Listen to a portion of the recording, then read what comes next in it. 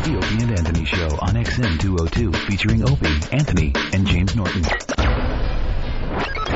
That sucks. Lesbian. I like that in a woman. And every other kind of deviant. I love paying for sex. This moral decay weakens our resistance to the onslaught of the communist masters of deceit. We're a bunch of scumbags. These abnormalities are corrupting the minds and the hearts of our children. Jackass. And yeah, we're back. Where have you been? It's depressing and horrendous. It's awful. A bunch of idiots. Perversion for profit. Here it comes! Here it comes! The Opie and Anthony program. El virus de Opie and Anthony. God, that irritates me. Just like somebody took a bat to my brain.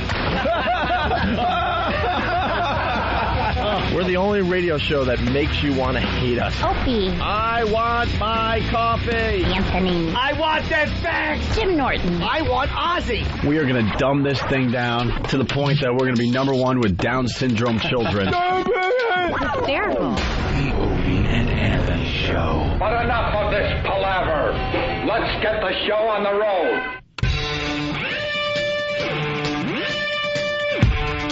I know a thing or two about a thing or two. Shut your goddamn pie hole. Liar, whore, and you know it. Fancy talk for a whore. A whore.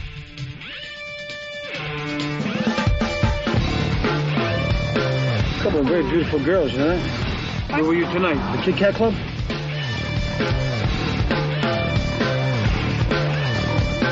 Hey, are you about a size 14? About a size 14. Where'd you?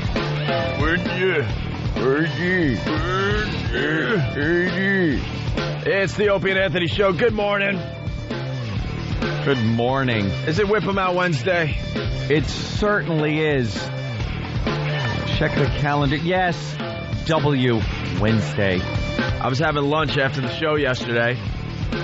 Just hanging out, having a burger. Out in the Hamptons with anyone special? Just in my hood, a little burger joint. Oh, okay. No big deal. But maybe you would be in a big shot. One of these places that has like a menu that's like this thick. Opie just held his thumb and forefinger about an inch apart. So many choices. What do I do? What do I get?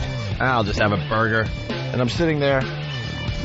And all of a sudden, these guys are talking about the Opie and Anthony Show. No clue that I'm sitting right there. Oh, that's dangerous. You almost want them to know you're there.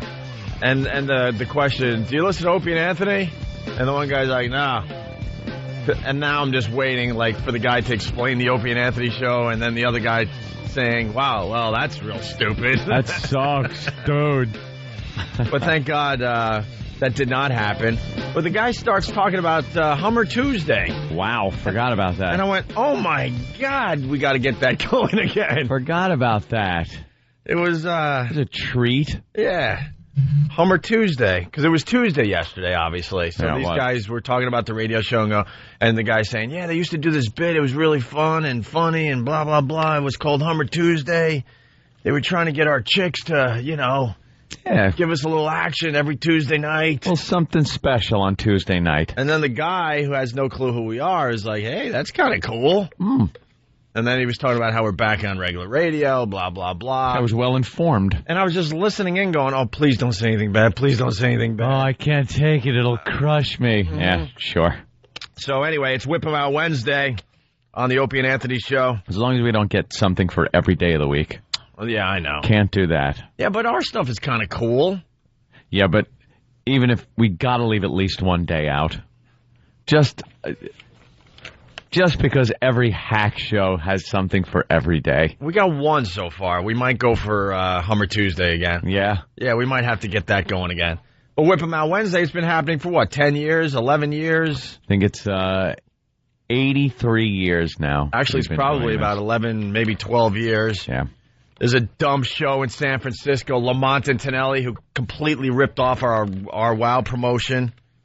Completely ripped it off. Didn't even change the name, really. Well, then they move on from the station they were on to another station, and now it's property of their old station, even though it's our bit. How is that? So they had to go to another radio station, and they changed it to Tata Tuesdays. Bit Court. Tata Tuesdays. I got to tell you, this business is filled with scumbags, filled with guys that don't come up with any of their own stuff. They just, and now with the internet and with everyone having a website, they just troll the websites, they troll the popular shows, and they go, "Whoa, that's good. I want to do that. I want to do this." It's like a menu. And how thick is that menu, Opie? Could you show me? About this thick. Again, 1 inch. But it's like a menu. These guys don't even have to show prep anymore. But the point I'm making, it's always been known that radio's filled with guys that just rip off from other guys. But with the Whip 'em Out Wednesday thing, in general, radio has left that promotion alone. In general, there's been a few. Because it's one of those benchmark things that we did that really got a lot of attention, especially up in Boston when we were up there. I mean, it was all over the news and everything, and it really was tied into this show. So to take it word for word, would seem a little silly, and everybody would be onto it, and they were. Right. Well, Lycus grabbed it. Mancow grabbed it in Chicago, but he was calling it Whip It Out Wednesday. There you go. I don't know what he's into. Oops, but, I saw some things I didn't really like. I should have named it something else. He's either into Olivia Newton-John or guys. We're trying to figure it out. And then Lamont Antonelli there in San Francisco, completely taking the bit. Completely. But then they, like I said, they leave their one radio station. So I guess all the bits they did at this radio station, they're not allowed to do at the new place? I guess not. So now, this obscure radio station in San Francisco owns Whip 'em Out Wednesday for San Francisco, even though it's our bit. That just amazes me. Good luck trying to hold on to that one, because we are saying that we are doing it. And we're finally being heard in San Francisco, so we can tell a lot of the Lamont and Tonelli listeners where Whip 'em Out Wednesday came from. Sue us. We had a girl flash her boobs on the Today Show years ago. You might be able to find it online somewhere. Good luck. You can maybe find it on opieandanthony.com. And they were panning the line like they do every morning on the Today Show. She lifts up her shirt. There's her boobs. Big wow sticker. For everyone to see. This was before Janet Jackson, by the way. And right below the boobs was one of our Whip 'em Out Wednesday stickers. Mm-hmm. Do you know that Lamont and Tonelli went on their show and said that one of their people flashed on the Today Show and their listeners bought it? But she was in our studio. We were talking to her about it. Yeah, but see, we were separated because no one heard us in San Francisco back then. Yeah. So they didn't know any better. And we had done it years before in Boston, too. We got proof that it goes back to, I don't know, like 94-ish, 95, somewhere around there. And we still do it. Yeah, absolutely. It's Whip 'em Out Wednesday. It's very, very simple. We're on a lot of radio stations. Some of the radio stations very aggressive, and they're handing out wow stickers at events, or they got an area on their website where you could mail in for your wow sticker. And other stations, they're just hanging and just taking the show, and that's it. So I don't know what to tell you. You could either get an official wow bumper sticker if the station you're listening to us on is aggressive. Go to their website, see what they're doing with the wow stickers, or you can make your own wow sticker. That works well. Yeah, whatever works. And basically, there's women out there. Not basically, we hear from them every Wednesday. They will flash you if they see a wow sticker. See the wow sticker? They pull up next to you, get a little flash, a little something to break up the monotony of your drive home or to work or wherever you're going. It's a beautiful thing. Right, and all we ask, and it's been working like this for many, many years, don't harass the ladies. No, once they flash, it's over, Johnny. Just let them go. Or if a woman doesn't feel like flashing, then just move on. Yeah. This is the greatest radio contest because you got lots of winners every Wednesday. All you do is put a sticker or a wow somewhere on your car. That's it. Your job is done. And we hear from people every week. I had the sticker on for months and months, and I thought, oh, this is a bunch of BS. And then all of a sudden, it happened. Like fishing. It is like fishing. Always said it, like fishing. And, that famous phrase, you got to be in it to win it. So get a wow sticker on your car or a homemade wow sign and see what happens, okay? Right. All right. So welcome to Whip 'em Out Wednesday on the Opie and Anthony Show. Almost there. The phone number is 1-866-313-FREE. That's 1-866-313-FREE. Let's say hi to James in New Hampshire. What's up, James? How's it going, boys? All right. I'm very nervous. I'm on the air. Oh, don't be. Calm down, sir. You'll be fine. Just wanted to let you fellers know that driving up there in New Hampshire, I drive around all day. and I saw my first 2 Wow stickers yesterday. So, if you get up here to smash the Morning Buzz eventually. The Morning Buzz we're up against? Greg and the Morning Buzz. You guys aren't up here yet, but all right. you come up here to smash the hell out of them. I thought we were up in New Hampshire. Oh, no, we're in Providence. Okay. We'll look to smash them, sir, just for you. Thank you, James. Fantastic. Thank you, fellers. So, basically, you called to say that you saw Wow stickers. Pretty much. I'm a useless loser. Well, that is a prelude to wowing. Is seeing the stickers. So. All right, James. Thank you. I apologize for wasting your time on this fine whip about Wednesday. All right, no worries. I don't know if that word's legal. What? I thought you were going to that guy. Oh, I know. That was another thing we did. We did it 6 o'clock every afternoon, early evening. Yeah, it was another great thing. It was a release of gases. A release of air. A release of air, let's say, from an area where you're not used to really hearing air be released. And we do normally. Every day, and maybe we'll do it again. Who knows? Stop the crying. Who cares? Can you just do an entertaining show without bitching or talking about Howie? No. What? Bob Barker has written this 100 times. We haven't even talked about Howie today, you dope. Now I'm just going to have... There he goes. Goodbye, you're banned. Bye, Bob. We haven't even talked about Howie. What are you talking about, Bob Barker? Oh. And why are you listening then? Just stop. We want everybody that doesn't like the show to go away. We chase listeners away. No, I like them listening. Yeah, sure. No, I really do. When we go over to the XM show, it's everybody that just loves us because they have to pay to listen to us. Over here, it's nice that you come across people that absolutely hate us, and they call in or they write instant feedback to tell us how much they hate the show. It amazes me that they listen at all. What is he listening for? I don't get that. I don't know. I've never listened to a show I couldn't stand. Just like more than a few seconds. Sometimes it's so bad it's good. That's always fun. I get off watching TV shows that I don't like, and I get angry just watching them. I don't know why. Get mad watching them? Yeah. It's kind of fun at times. But to actually, aggressively call that show. No, it ain't or listen to it or watch it on a regular basis. No, I'm with you. Why bother? After a while, you're like, all right, I got to move on. This isn't for me. I'll find something I like. Yeah. So anyway, in other news overnight, it has been brought to our attention that the Opie and Anthony TV commercial is out there. It's running. Yeah.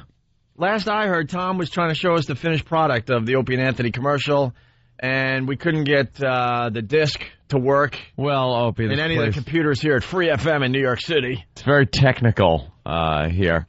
And, oh boy, there's Imus, I guess, showing our pictures up on MSNBC. Did you see what Imus is doing today? What is he doing? He's talking about us again today and he's laughing really hard. For some reason. He's laughing at us. Well, he loves every time we go after Howard. He really, really loves that. So we'll get the audio and see what that's about. But Imus just had our pictures up on MSNBC, and now he's laughing his ass off. Calling me a terrorist again? Who knows? All right. Well, yeah, Tom walked around yesterday, and we had to follow him like the Pied Piper with this DVD. And for some reason, we couldn't find anything that would play a DVD in the building. No. All the computers wouldn't recognize it. It's one of those things where I don't know what's happening with burning DVDs. Sometimes you get them burnt, and sometimes they're movies that you really want to see and don't want to go to the theater for. And they don't play, and one player it'll play, and another one it won't. It's annoying. I don't know what the hell it is. Is it the burning speed? What is it, Dan? You know about that, don't you? You're always burning stuff. Major Motion Pictures. No, I'm not. No. Steve always recommends not using the maximum burning speed. Don't use that. That will compromise the integrity of the DVD. And it uses up too much fuel. It's global warming. Right. Slow it down, people. Yeah, that really is annoying, though, because I get certain movies sometimes. Mm-hmm. We'll just leave it at that. They could be old movies that are out already, but I prefer them burnt. They're very old movies. They've been out 2 weeks. 2-3 weeks. 2-3 weeks. And now he's got an action figure that...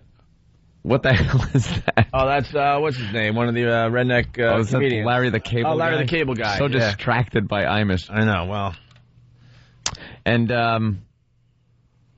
yeah, I get these things, and I pop them in, and it's like a crapshoot. You feel they're like, oh, good, I can watch this tonight. And I pop it in, and it says, cannot read disc.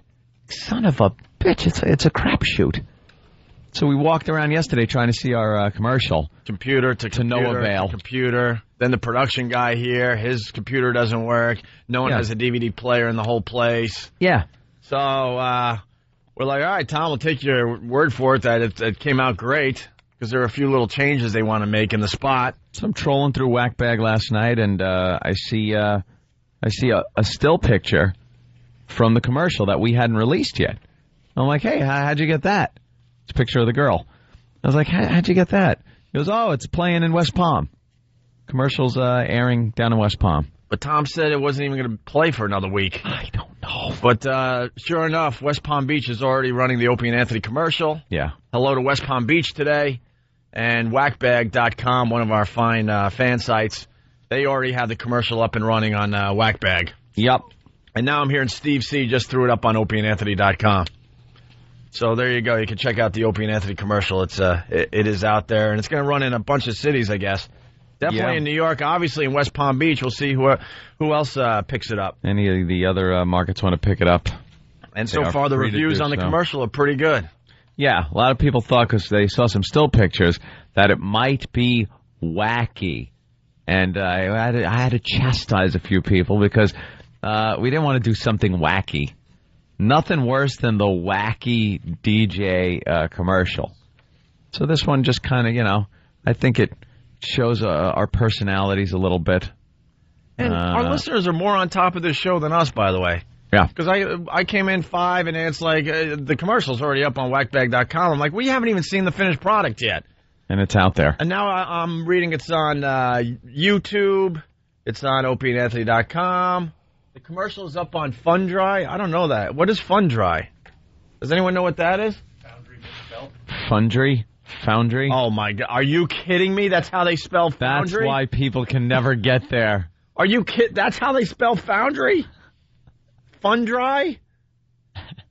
Oh, he's got it spelt in the link. All right, well, I thought there was another great website out there like YouTube called Fundry. I was ready to, Google it and see what it was all about. YouTube is great, but there is so much crap on there. I put in yesterday because I wanted to see, what the hell is that? Riding the Whip? What? Oh, Ghost Riding? Ghost Ride the Whip. Because I wanted to see some people getting hurt and really screwing themselves up. So I put that in on YouTube and got 2 videos of destruction. One guy, it was something I had seen a while ago in his red pickup where he climbs out and he's trying to steer with his foot and he's on the windshield. And then he pops up on the curb and he can't get his foot on the steering wheel. So now he's laying on his hood and the windshield and realizes, uh-oh, I'm in big trouble. So he bails out. He just falls off his truck. His truck hits a fire hydrant and a telephone pole, and it's hysterical. So you can see these videos up there? Yeah, on YouTube. And then the other one was some guy in a little, looked like a Toyota or something, doing donuts in a parking lot of a mall. And as the car's doing donuts, he steps out, and it's still revving up. Rear wheels are screaming, smoke's pouring off of him. He opens his door, and now his door is acting like the pivot point, and he's holding on to the door as the car circles him until he falls down and the car runs him over, and he's pinned underneath it.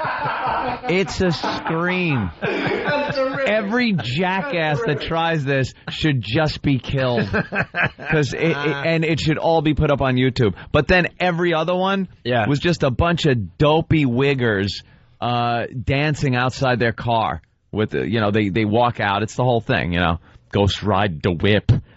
They step out of their car as it's rolling and dance around and then jump back in. And that was boring. No, I want to see wrecks. I want to see I want to see them surfing on the top of their cars and stuff. Yeah. This guy got so screwed up. The front tires run him over. He rolls, like the car starts rolling him, and then he's stuck between the road and the bottom of the car as the car is still at full speed. So smoke's pouring off the wheels, and it can't go anywhere because his body is jammed between the frame and the street. I'm looking at one, man. He gets out of his car. He's dancing on the side of the car. The car's still moving. Then he jumps on the hood, and he's dancing as he's sitting down. I think it's awesome. It is so dumb. Someone had to come up with this. It's all the rage. Who? I'm telling you, it's all the rage in the hoods, especially. I don't know. To me, watching the videos, it looked like a bunch of dopey white boys trying to be hip, trying to be cool. You know what? Yeah, leave it to the homies. I'm looking at a couple white boys doing the ghost riding right now. They're in a court. In a court? They're in a court. In an upscale neighborhood? Yeah, and they're looking with daddy's car. They're trying to look cool. There's obviously no traffic whatsoever. Yeah, there's huge mansions in the background. Even though they're trying to look like they're from the hood, they got the hat on the right way. Just stop. They got their collars popped. You're not doing... Look at these huge mansions. Who are you fooling? Unless you've shot someone and stolen the vehicle, it's not really authentic. Right on. Also, this communique, God, I'm so glad we're in the loop. The TV spot is also up on the Buzz's website in West Palm Beach. That's buzz103.com. All right? And we got the Imus audio? All right, cool. We got lots to do today. It's the Opie and Anthony Show. The One virus is definitely spreading across America, and we couldn't be happier. Thanks for checking us out today on this fine Whip 'em Out Wednesday. Mm-hmm. More in just a bit.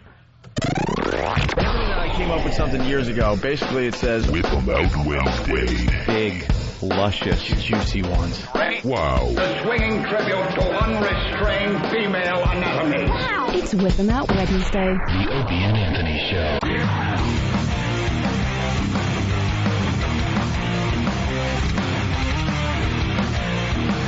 You're checking out the Opie and Anthony Show on this fine Whip 'em Out Wednesday. We just did a search.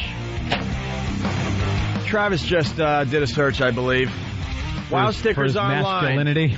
Wow stickers online. Still missing. Because people want to get their Wow stickers. New York City, yes, 92.3 Free FM. You go to their website, you can get Wow stickers. Boston, WBCN's website, yes, you can get Wow stickers. YSP. Yes. Yes, Philly, you can get your Wow stickers by going to the radio the website, excuse me. Pittsburgh, of course. Pittsburgh's loving the Opie and Anthony Show, and they're very aggressive.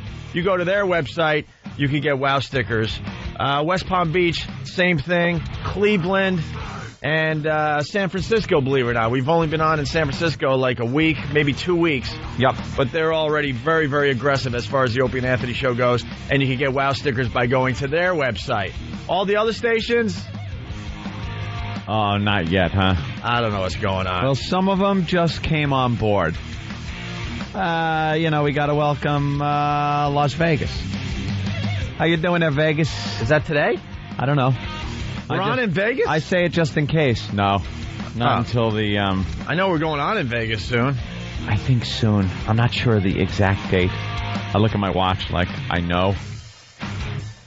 All right, so there you have it. For the other radio stations you're listening to us on, I don't know how you're going to get your Wow stickers at this point. We got to figure that out. But it is Whip 'em Out Wednesday. Get the sticker on your car and enjoy. We were just saying a few minutes ago that Mr. Imus was giving us props once again on his radio show. Yes, he was. We got MSNBC on in the background here. We got a lot of TVs here in New York City, so we could keep an eye on things. And one of the TVs is dedicated to Imus and MSNBC. MSNBC. He's broadcast on there in the mornings. And he had this to say about us about 15 minutes ago. I was listening to Opie and Anthony yesterday, and little Jimmy Norton, he was there. And I don't know where they were. They could have been in Chicago, but I'm not sure. That guy Norton is a riot. Oh, man, they are Norton screaming. Crazy. So anyway. You thought we were on in Chicago, broadcasting from Chicago? See how good we are? See how good we are? See how good we are, Phil? At sounding local, no matter where we are. Even Imus thought we were in Chicago yesterday. And where are they? Alaska? What planet are they broadcasting from? Is it really tough to fool Imus, though? I know. Let's be honest with each other. He's a legend, but he thinks we're broadcasting from Chicago. Chicago? What an idiot. So anyway, they're playing these public service announcements that run in Chicago for handicapped people. Oh, God. Sounds like a scream. Yeah. Well, I mean, it's always good for a laugh. There you go. We played PSAs for handicapped people? I think he was referring to the woman, what's her name? I'm sorry. Karen Meyer. Karen Meyer. Yeah. Who, she's deaf, and she does all the handicapped segments on the news. And whenever they have a handicapped news story, she's the one they pull out, and she does it in her inimitable style. And that's what we were playing, and I guess Imus had heard that portion of the program. All right, they're not PSAs. It's PSAs or something. It's a I just laughing. It's a deaf newswoman that does these pieces on the handicap. Yeah. I guess. Yeah. Well, I mean, it's always good for a laugh. There you go. It's nothing you can. It's nothing that you should do. What they do, but nothing like making fun of the less than fortunate. Handicap runners deal. No, it's too funny. I mean, it doesn't get any funnier. Did Jeffrey happen to hear that yesterday? That's what I'm saying. It's not something I would do, but I mean that doesn't mean I don't think they should. That's just maybe I was tired of it. I was screaming, laughing. Yeah. Maybe it was the OxyContin or something. Well, yeah, if I could get some. He doesn't even know what he was listening to yesterday. He was laughing, though. Yeah, he was laughing. That's good. It's nothing he would do. Nothing I would do. You gotta goof on it, though. Yeah, someone's got to point these things out. We're sorry that we have to be the people that do it, but if there's a deaf reporter and they only give her the handicap stories, right? Someone's got to point that out. Yeah, absolutely. Matter of fact, we got one more segment from her if you want to go there. Great. Well, for Imus. He seemed to enjoy it for so Imus? much. Yeah, why not? Well, he listens to us on the Albuquerque station, so yeah, because he's still down there in New Mexico. Down there in New Mexico. At his ranch, so I guess he listens to us in the afternoon or something. Do my show on horseback. I think they rebroadcast the show in afternoons. Yeah. I don't know. So that gives him the chance to, is it? Or is it? I don't know. I'm learning all the stations we're on. And we're figuring it out. And when they play the show. Most of them pick it up in morning, so. Well, we could do it again. It's Karen Meyer. Mm-hmm. We got one last segment from her. We were going to save this for another day, but now that I'm just talking about it, maybe we should give him a little more. That we shouldn't do it, and I wouldn't do it. Well, this is the worst one, too. Uh-oh, what is it? It's Karen Meyer. The setup, she works there in Chicago, and she's deaf, and they throw her on the news, and she does these cute little stories about the less fortunate. And the one I'm about to play. Oh, no. Oh, no. What? Teaching Down syndrome kids to read. Oh no. Okay, maybe we shouldn't. What? I want. You know something?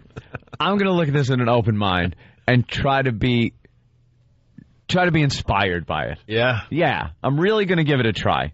I'm going to look at this like human beings look at it. This is a stretch for me. It's really a stretch. But like human beings, the people that tune in and go like, oh, that's sweet. I'm going to try to look at it like that. But in all fairness... Don't look at me, because I'll laugh. When we played this audio yesterday, it wasn't about what she was talking about. It was how she was talking. It was how, because you can't really understand her. She's on the news in a huge market, and you can't understand what she's saying. Mm-hmm. But we learned yesterday they have subtitles or something? Yeah, they have to put subtitles under. If you got to do that, well, no, I'm going to try. I'm going to try. You're going to try not to laugh? I'm going to try not to laugh and to really look into the story and be inspired. All right, it's Karen Meyer from Chicago, teaching Down syndrome kids to read. Mm-hmm. Children with Down syndrome learn to read in a different way. ABC 7's Karen Meyer joins us with more. So far, so good. with a stick. I was like, wow, she's really learning how to talk. Sorry. I can't. I'm hearing it already. Learn to read in a different way. With a boot to the chin. It's the stupid. Children with Down syndrome learn to read in a different way. ABC 7's Karen Meyer joins us with more about that. Karen? Philadelphia, children with Down syndrome can learn to read as young as preschool age. Once they start, the results are incredible. 3 days a week at GD's Playhouse in Hoffman Estate, children are taught reading. And which one says jump? Nice job. The easiest way for them to learn to read is to teach them whole words first. Okay, so which one of these says cut? Sherry Andress is the literacy program director and mother of a child with Down syndrome. I can't. I say we just stop here, man. I can't. What a mess. What? I can't understand her. She's talking about a subject that I could just go off on for an hour. Who is watching this in Chicago and taking it seriously? Well, there it's are a people freak that show. They're the awe people. There's not many awe people out there. You see them on talk shows and stuff sometimes when they bring out or these other entertainment shows, when they show something and the whole audience goes, oh, they're the awe people. You want to just drop gas into the building when people go, oh. You remember when Rosie O'Donnell did the retard movie, Riding the Bus with My Sister? And it was just a scream. It's a comedy. The thing is a comedy. It's Rosie O'Donnell going so over the top playing this retarded woman. Well, she sounded like Pee Wee Herman. Yeah. I gotta get on the bus. Get on the bus. Just over the top. And Tony Danza, during his show, when that was on, he showed a picture of her. He goes, hey, let's look at Rosie in the see what she looks like in costume. Just look at this because it's adorable. And they showed her, and the audience went, oh, she's wearing like this Shirley Hempel wig. She's got one red and one blue sneaker on. You know she's like wet her pants. She's just a mess. And the audience goes, aw. And it gives me like goosebumps, the awe audience. But Tony Danza doesn't mean that. No, I was making fun too. Of course, as soon as the camera stopped rolling, he's Did you see her playing a retard? He's making she fun. plays a great Todd, huh? He's just playing his role on stupid morning TV.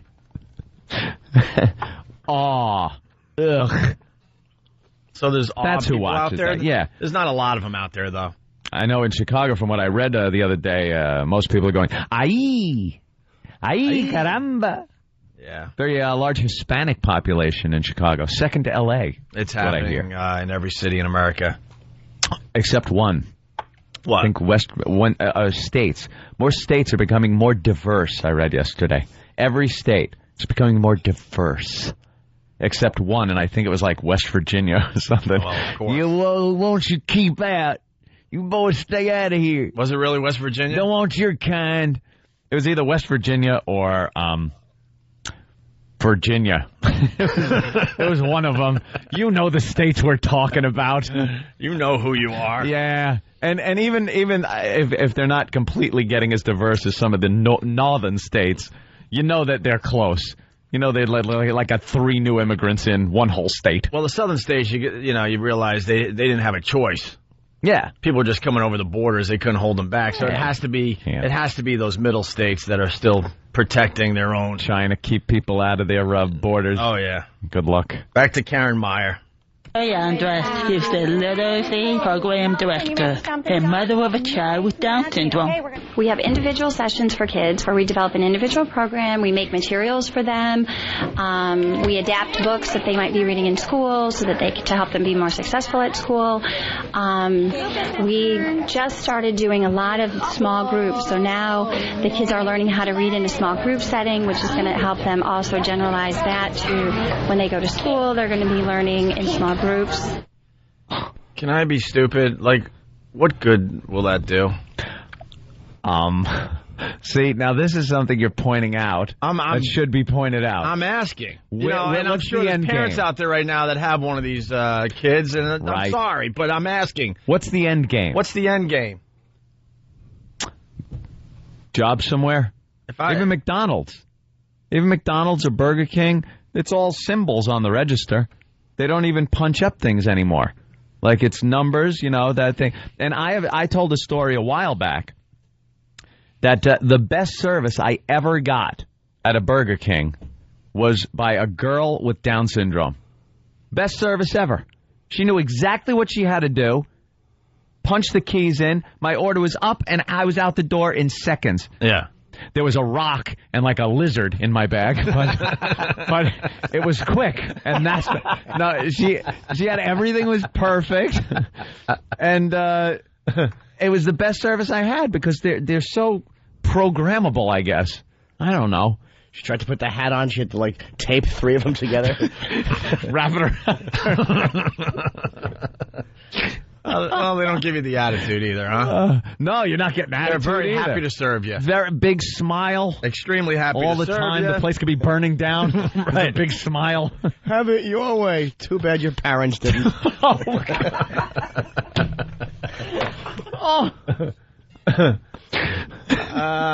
Let's go to Chris on Long Island. Chris, what's up? What's going on? I just wanted to tell you, you're all going to hell. And yeah. 90% of the listeners, myself included, are going with you, bro. We know. We're just asking the tough questions. The questions no one really wants to address. If I had a waterhead baby, I would teach him how to play video games. Yeah. Something useful that would make him very, very happy. Or point to a railroad crossing sign and say, look, that says meet Santa here. You guys are too much, bro. You guys are awesome. You guys are awesome. All right. Well. You ever see a story in the news that you want more detail on? But they don't give it? There's stories about sex or some kind of story about it's supposed to be a touching story about the handicapped, and there are so many questions you want to know, like, well, how do they go to the bathroom? How do they do this? But no one ever wants to address that kind of thing. And everyone that's curious, everyone's curious about it and is running through it in their head. The second you see somebody, like once on Maury, I believe I saw a torso with a head. Something happened. There was no arms, no legs, nothing. And they propped it up on the chair, and Maury, of course, gave it the "You are beautiful. Let me tell you something. As a person, you are beautiful. Don't let people make fun of you." Oh, Maury. Okay. All right. Shove this freak off. Bring on the next freak. Bring on the next freak. And I just sit there wondering, and I don't care what questions they're asking. But no one calls Maury out on that. It's the modern day freak show. Yeah, under the guise that he's helping these people. P.T. Maury. The person has no arms and no legs, so Maury, after exploiting them for a half hour, then brings on a boy band to sing to them, and that's supposed to make this person's life so much better. And it's like not even in sync. It wasn't even one of those like name ones. And all those people are in the audience, they're at home, but the reality is... She'd be clapping for you right now if she had arms. Right. The reality is Maury's just showing off a freak to everybody. Freak show. It's always that. Because you're not allowed to do it anymore at the circuses. It's under the guise of... I'm different, don't laugh at me. I'm different, don't point. Today on Maury, I'm different, don't point. And then what does he do? Put him in front of a television audience where a bunch of people can go, hey, come here, you got to see this, and point. And that's asking too much from humans in general, because if you walk down the streets in New York and someone has like a mole that's a little too big, you're staring at that. Yeah, one of those big Aaron Neville things. You're trying to tell us not to stare at the lady that's crawling to work on the sidewalk because she has no legs. Skateboard guy with the 2 irons in his hand going down the street because he doesn't have and you wonder, like, where does that cut off from? Just under the lungs? Or does he have, like, a private area? Is it just his legs? I don't know. I want those questions answered.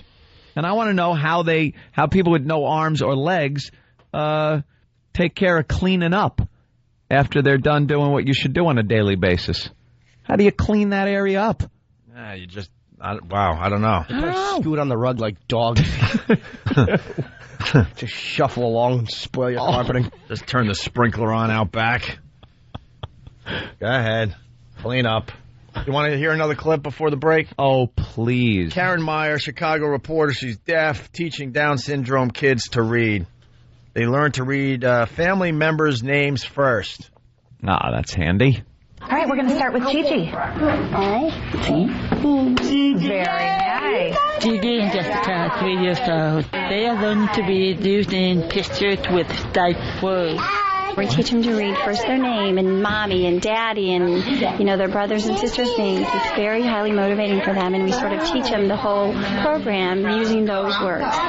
Jessica's mom, Gail Gina, says her daughter is doing great. Mommy. She wants to read all the time. Her favorite pastime really is pulling out the books from her bookcase and reading. Allie, good pointing. Is that her favorite pastime? Is it? After she reads it, she eats it. Okay, terrific. Bite marks. The pages are falling out because stupid licked the glue and ate it. The glue is tasty. Give her the latest Harry Potter book and watch her head explode. Mondo chromosomes. Unrestrained human oddities. Next, Maury. Wow. Yeah. Well, we got 2 more clips. I don't even know if we should play the last 2. We'll think about that as we take a break on this fine Whip 'Em Out Wednesday.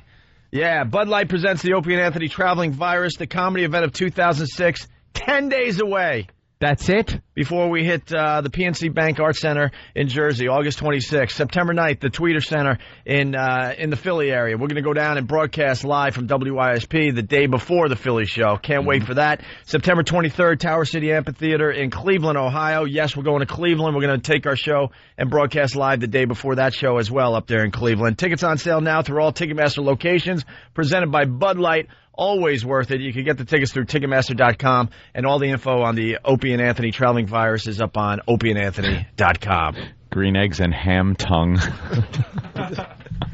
People are awful. I love showing my introverted fat guys. Whip 'Em Out Wednesday. Whip 'Em Out Wednesday. It's the Opie and Anthony Show. You ready?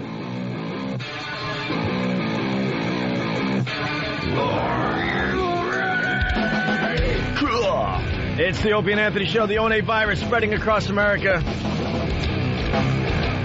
Thanks for giving us a listen. What's up, Ant? Well, we're pointing out some things with some mentally handicapped people in the break we just did. But I'd like to take this opportunity to prove that with a little alcohol, anybody can be a complete retard. This one, I don't know. I was 21 once. I used to drink. I did some things. You used to drink? Maybe. Yeah. I used to drink a lot. Used to. Now an occasional wine. Used to. Yeah. Used to. Used to. Although, relatively speaking, I guess. You know something? I'm thinking about this now and thinking, there, but for the grace of God go I. 21-year-old man in Indiana suffered burns and lacerations, and well, here's what he decided to do. He was drunk at a party, and I guess left over from the 4th of July, he had one of those big-ass 6-inch mortars. Nice. You know those things, you have to bury a pipe in the ground, set them off, boom, and it makes an explosion like you see at Disney at their fireworks display. What do you think this guy decided to do with it? Okay, let me give you the ingredients to this disaster in the making. 1 6-inch mortar, a lighter, duct tape, and a football helmet. I think he did not. It's not that hard. He tried to propel himself as a rocket. Let's just say he duct taped the mortar to the football helmet, put on the helmet, what an ass, and lit it. while being drunk, because why would you do this in any other state? Please tell me his neck snapped in half. Well, his girlfriend said Spangler decided to duct tape the firework to a helmet, lit it. She told police she saw a large flash, then saw Spangler on the ground unconscious, bleeding from the head. The helmet was destroyed by the blast, and he's being treated for lacerations, he's still alive? Burns, severe burns. For now. Whew. Is there a picture of him? No, I would love to see that, though. Boy, that'll teach you. Very, very good. But that kind of, I was ready to just rip the guy, but I remember being that age, and my brother's Army buddies coming back, and they came back with this tank simulator. Simulated the blast of a tank shell hitting, an Abrams tank shell hitting the ground without the shrapnel and whatnot, but the same concussion and blast. And it was in a green canister. Looked like a big, thick Foster's can, but only military green and had some numbers on it and stuff. And 2 wires, like you'd attach a dry cell battery to. So got some wire from the hardware store. The whole time holding this thing like a beer between your legs while you drive and drink and drive back in the old days. Holding it between my legs. Because I thought, it was just going to be like this little thing. Got the dry cell, got some wire, went to the football field down at John Glenn with a few friends. Rolled the wire out, had 50 feet of wire. Thought that was plenty. 50 feet's pretty far. I figured I'd put one on the negative contact of the dry cell battery, make a hook with the wire, and then just drop it on the positive terminal, turn and run. Get a few extra feet. Running faster than electricity can travel through a wire. Well, you didn't realize that at the time. I was young and drunk. You had a good plan, and it was going to work. Young Mr. Spangler here. Yeah. Yeah, I had a great plan. So set it all up, got ready to go. The second that wire hit the contact on the dry cell, this thing goes off and makes a flash and a blast like I've still yet to ever see, ever again. Blew me back on my ass. I wound up, I couldn't see for like a second or two, and I got up counting my fingers, seeing that they were all there. It was such a concussion, and all my friends are laughing at me because they were sitting up on the bleachers really far away. They're laughing. I thought I was a goner. That was it. Blew me. What did it feel like? It blew me back. How many feet? Say like 10 feet or something like that, but it wasn't that far. It was a couple of feet back. Just blew me flat on my ass. I was down for the count. Woke up shaking my head.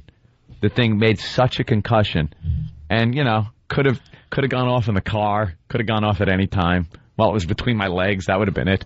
I'd have been on Maury with the skateboard under me if I was lucky. You're a very special shock jock. You were stupid back when you were a kid, but you know something?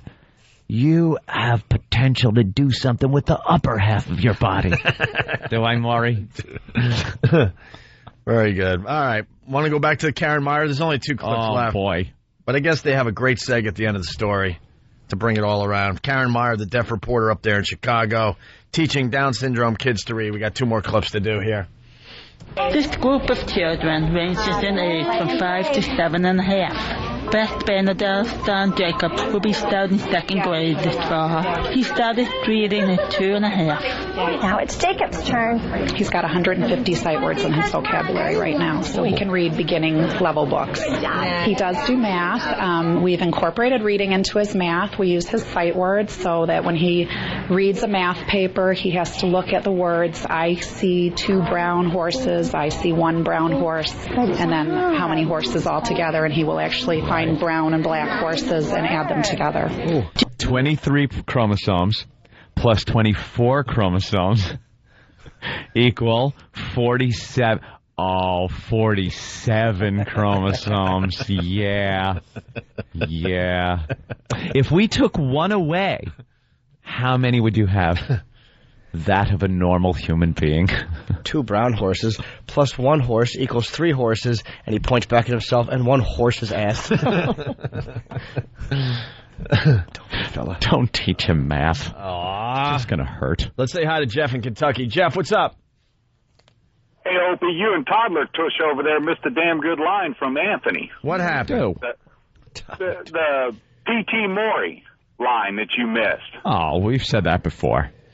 Wasn't really a great line as much of as a accurate observation. That Anthony like has used that line Maury. 100 times to the point I can't laugh at it anymore. I know. I didn't even want to say it, but it invites physical revulsion from everyone around. Exactly. Absolutely. That old gag.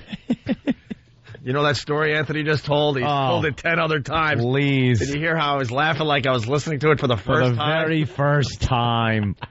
That story was for you new markets. To show what a horse's ass I was when I was a kid, but everyone else knows already.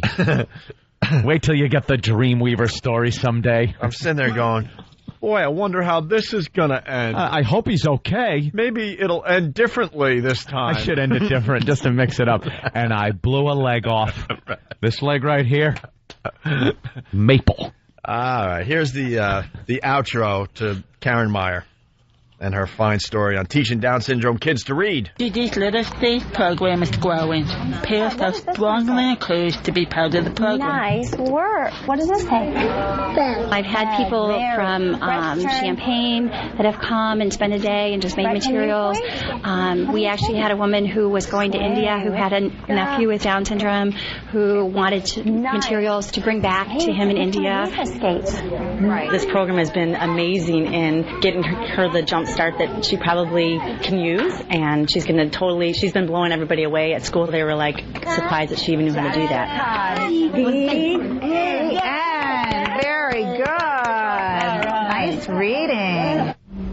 TD's literacy program is free. For more information, call 847-885-PLAY. Or go on our website, abc7chicago.com. Look, you can. That was such a nice thing, too. All right. Oh, it's such a nice thing the anchors have to get in there. Except hooking up your pizza. Except what?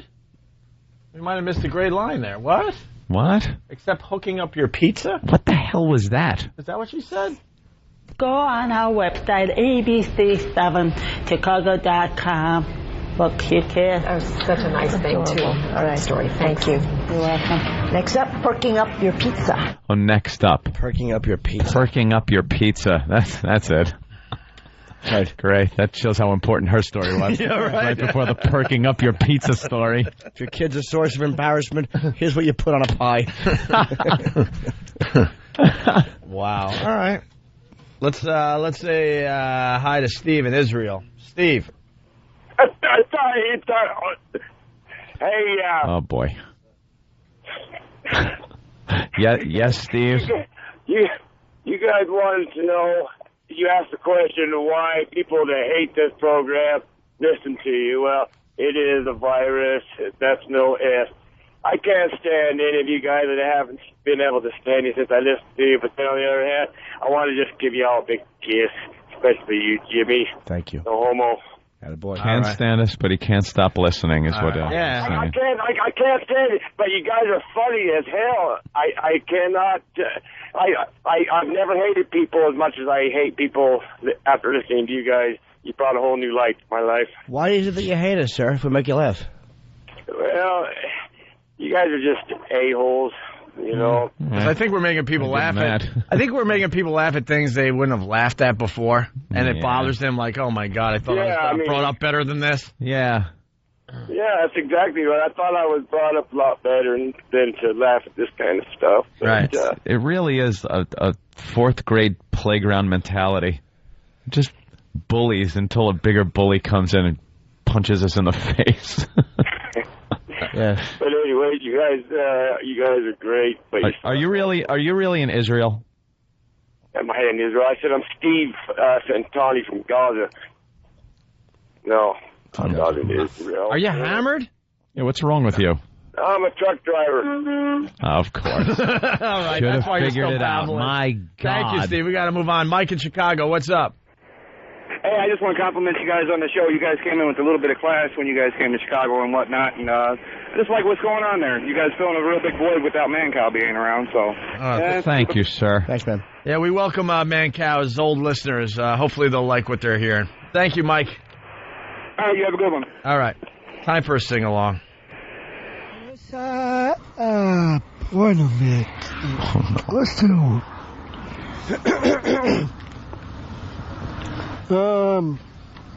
Let's start again? Yeah, let's do it. Okay, go ahead. Is this Jimmy bringing us back into the show? God bless America, the land of all the more. Set aside her and guide her. Her's the land of all the above. Set aside her and Guide her a little more. Her's the land of the sun. Come on, God bless. God bless America, my home, sweet home. God bless America, my home, sweet home.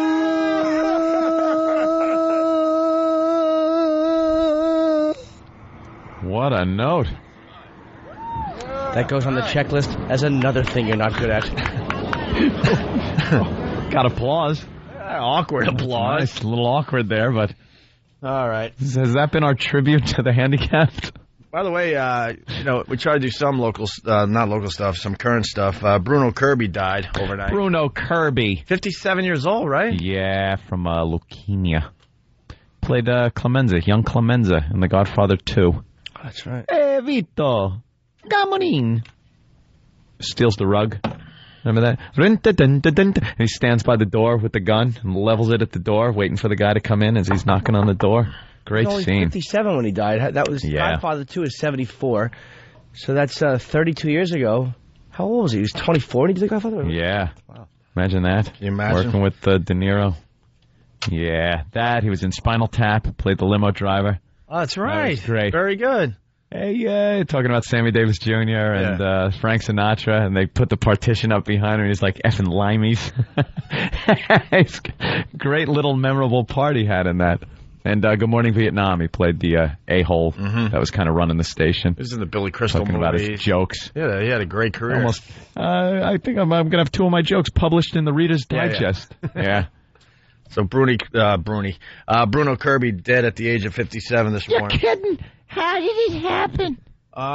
Moving on, Dan, help me out with this. We saw this yesterday as we were leaving the program.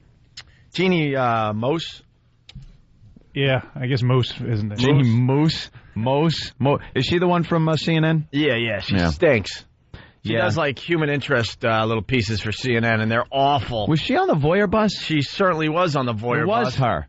She ratted us out. She jumped on the Voyeur bus with her CNN crew, and she thought it was the greatest thing. Ended in like 20 arrests. Once again, we were really stupid. We didn't see the big picture, but she was on the bus filming the whole thing going, wow, this is great. Look at all the excitement in New York that you guys have brought. And then next thing you know, in front of the mayor's mansion there, whatever it's called, she jumps out to talk to the mayor about what we were doing. Yeah. And blew up our spot. You think we're publicity whores now?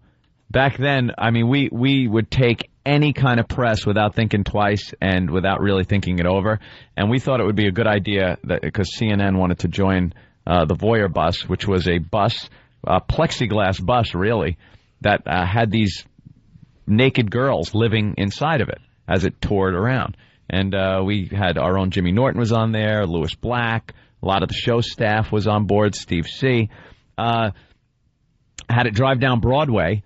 And CNN wanted to do a little story on it. So they hopped on board, and not thinking that CNN might think, this is a good story, but what would be a better story is if we cover this, get off the bus, and rat them out to the mayor, and then cover the subsequent arrests and whatever happens after that. And that's exactly what happened. Yeah, we have audio of Rudy Giuliani calling us stupid. Mayor, what do you think about that bus that was Voyeur driving bus up on the Opie and Anthony show? That's stupid. They're just stupid. That was pre-September 11th when everyone hated Giuliani. Yeah, now he's a hero. America's mayor. He's now a hero to everybody. There was a time most people hated him. Oh, please. Anyway. Right until September 10th, he was hated. Well, Jeannie Moose. It looks more like Moose. Moosin! Jeannie Mose reporting, human interest piece on CNN. It's a carry-on quiz she does for everybody. A what? Oh. She hits the streets of New York because of all the stuff you can't bring on flights, so she does a piece on that. it's all cute and fun and Sure it and is. just flat out dumb. Contact lens solution. No. Oh, what am I doing? Well, there was an answer right there. No, I know. Jumped right into the quiz. Here we go. Is it okay to bring lipstick? Will gel shoe inserts have security following in your footsteps? Even airport employees have trouble keeping up with the latest rules. I'm not an expert on that. Place it in the bin. Place it in the bin when you go through. No. We invite you to test your knowledge. No. It's the carry-on quiz. What's allowed and what's not allowed? Bug spray. No. Gel deodorant. Sorry. Jello. No. Lip gloss. Yeah. Yes. No. Knitting needles.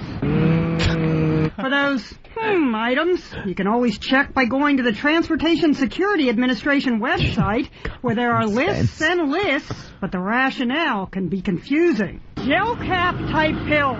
Not allowed. All right, Now they how about 4 ounces of NyQuil? Not allowed.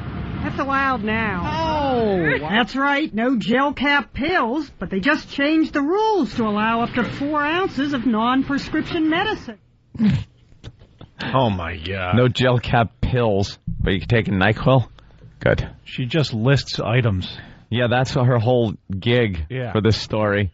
Let me list some items. And what about the knitting needles? Do we ever get back to that? We do get a ruling. Oh, good. Yeah, I can't wait. Boy, I really wonder what the answer is there. It's going to have to be no.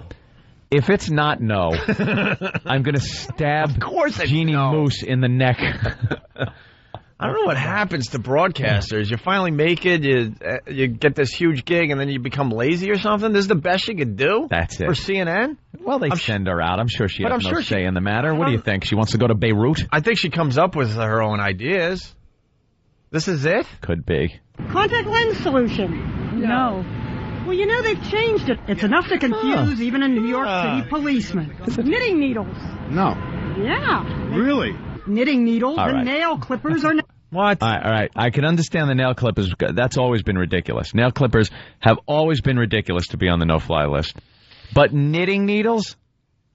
Is there a size thing? What if you bring in, like, knitting needles like a fencing foil? What? I don't know what the length requirements are. Why am I yelling at Than about this? My policy, sir. Because it's like you brought us the audio, so I'm blaming you for They can the obviously do some... FAA allowing knitting needles. Do some major... What? Doesn't make sense. You can knit like handcuffs and secure the entire staff. You can make a shawl Like and crew. hang it so they can't see what you're doing in the front of the aircraft. Right. Very dangerous. Knitting needles. How about a hammer? No. How about a dildo? No. How about a bagel? Pot holders. All right. We get it. Keeps going. We get it. Yeah. Really? Knitting needles and nail clippers are now allowed. Mascara. Yes. It's no. We asked a spokesperson for... Mascara's more dangerous than a knitting needle? Yeah. Oh, we're doomed. You could put an eye out with mascara. I don't... People putting on mascara with knitting needles, that could be very dangerous on a plane. Yes. It's no. No! Spokesperson for the Transportation Security Administration. What's wrong with mascara? Why can't you take mascara? He said, we want people to look as bad as possible. That's cool. Good work. Lipstick. No. I hope Jeannie Mose You're is a allowed. no. Not today. You can't bring her. No. Some lipsticks yes and some no. That's correct. Lipstick is okay. Liquid lip gloss isn't. Mascara, not allowed. Wrench under 7 inches, allowed. Now, which one do you think I could do more? A wrench under 7 inches. Well, this story's getting better allowed. now because this is ridiculous. Can't you start slowly disassembling the aircraft with a wrench? Like, I know damn well I've looked under that seat, and with like a 6-inch crescent wrench, I could take that seat out. Yeah. I could remove seats. I think if somebody sees an Arab by the emergency exit door with a wrench, though, someone's going to go, could you not do No, that? they're going to bring a tape measure and go, 6.5 inches. That's all right. It's good. It's allowed. Wrench under 7 inches, allowed. Now, which one do you think I could do more damage with? Lipstick? If only Damn it it. were as easy as this cartoon. Another brave soldier in the war on terror throwing out Chanel number 5. Forget Chanel. What about shoe gels? No. You have to surrender your gel Boss. inserts. Wow. Jeannie Mo, CNN. I think those socks should not be allowed on the plane. Oh, the SpongeBob? Do you? New York. Oh, wow. She has that teeth thing. I think those socks shouldn't be allowed. Teeny most. Suffering succotash. Teeny. Can't bring that on board. Oh, we learned a lot there. She's really good. The knitting needles was surprising, though. Yeah, definitely. Speaking of that, let's go to Bob in Florida. Bob. Hey there, Bob. Hey, thanks, Pat Fuminaki, but they don't want her to take on knitting needles because they don't want her to knit an Afghan. And then an Afghan. That isn't even the... Yeah, I know what okay. She might knit an Afghan. Oh, Afghan, right. Afghani. It's actually a good line if he would have delivered it properly. Yeah, well, that's not bad. Wow. To George. I mean... Oh, hold on a minute. Let's go to George in California. George? Yo, what's up? Hey. Hey, I think it's pretty bad of the airline. It's not allowing knitters on the plane. Knitters? Nothing? Oh, I gotcha. You thought maybe they misunderstood. All right, with that, we're going to take a break. It's Whip 'em Out Wednesday on the Opie and Anthony Show. The O&A virus spreading across America. Prepare to be wowed. Knockers. Whip 'em Out Wednesday. Okay, fine. Wow me. The Opie and Anthony Show. All right, lots of shows still to do. It's the Opie and Anthony program, the Opie and Anthony Show, the O&A virus spreading across America on this fine Whip 'em Out Wednesday. Make sure you get the wow stickers on your car. By the way, if you like mediocrity, my stupid Hammerstein Ballroom tickets are now on sale on Ticketmaster, and it's for November 10th, part of the New York Comedy Festival. They've been on sale for a few days, so sorry about the misinformation. Get them now. Yeah. Now. If you want, and if you don't, well, okay. I accept that. All right. Quick, cute little story here. Breast implant save woman hit by shrapnel. In Jerusalem.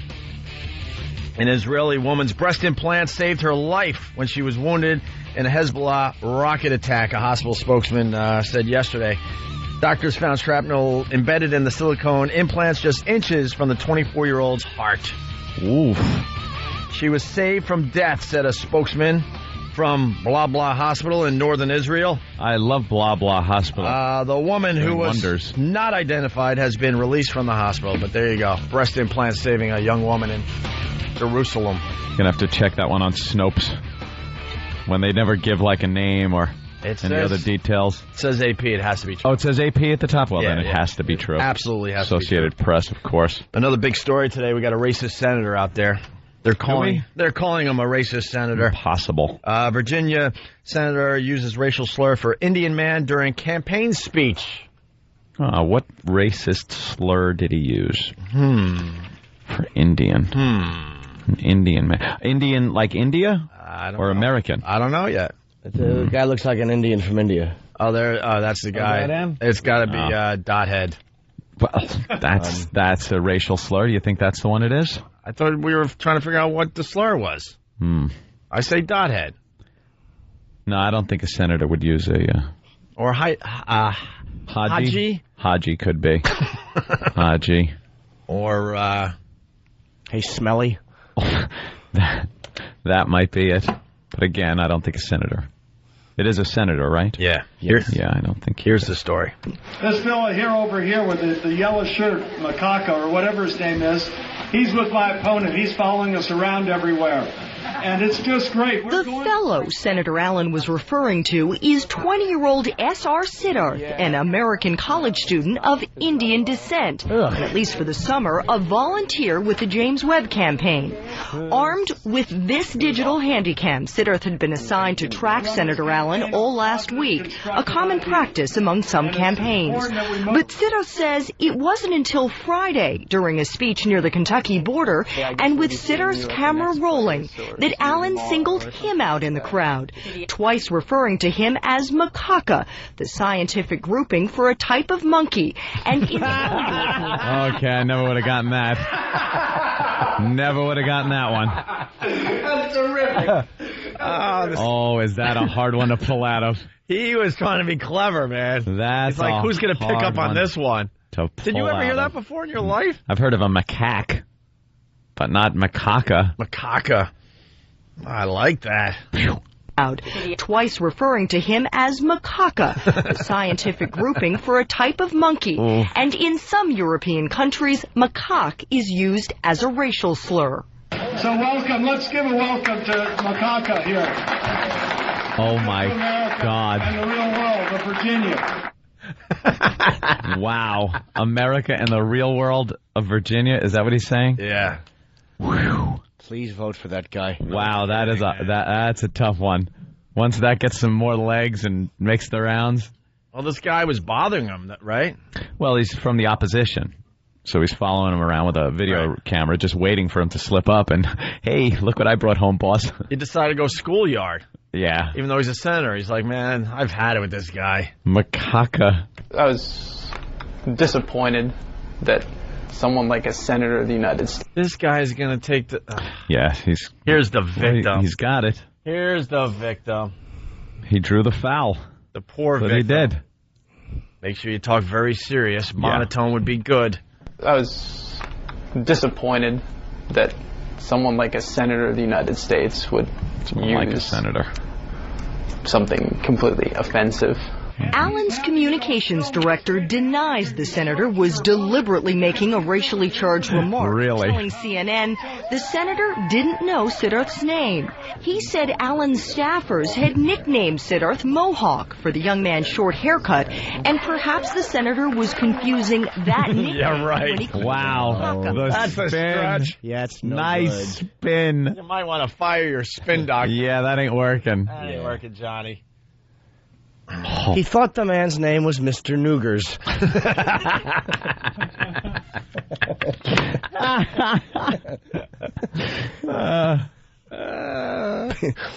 People had told him that the woman's name was Fat Cant.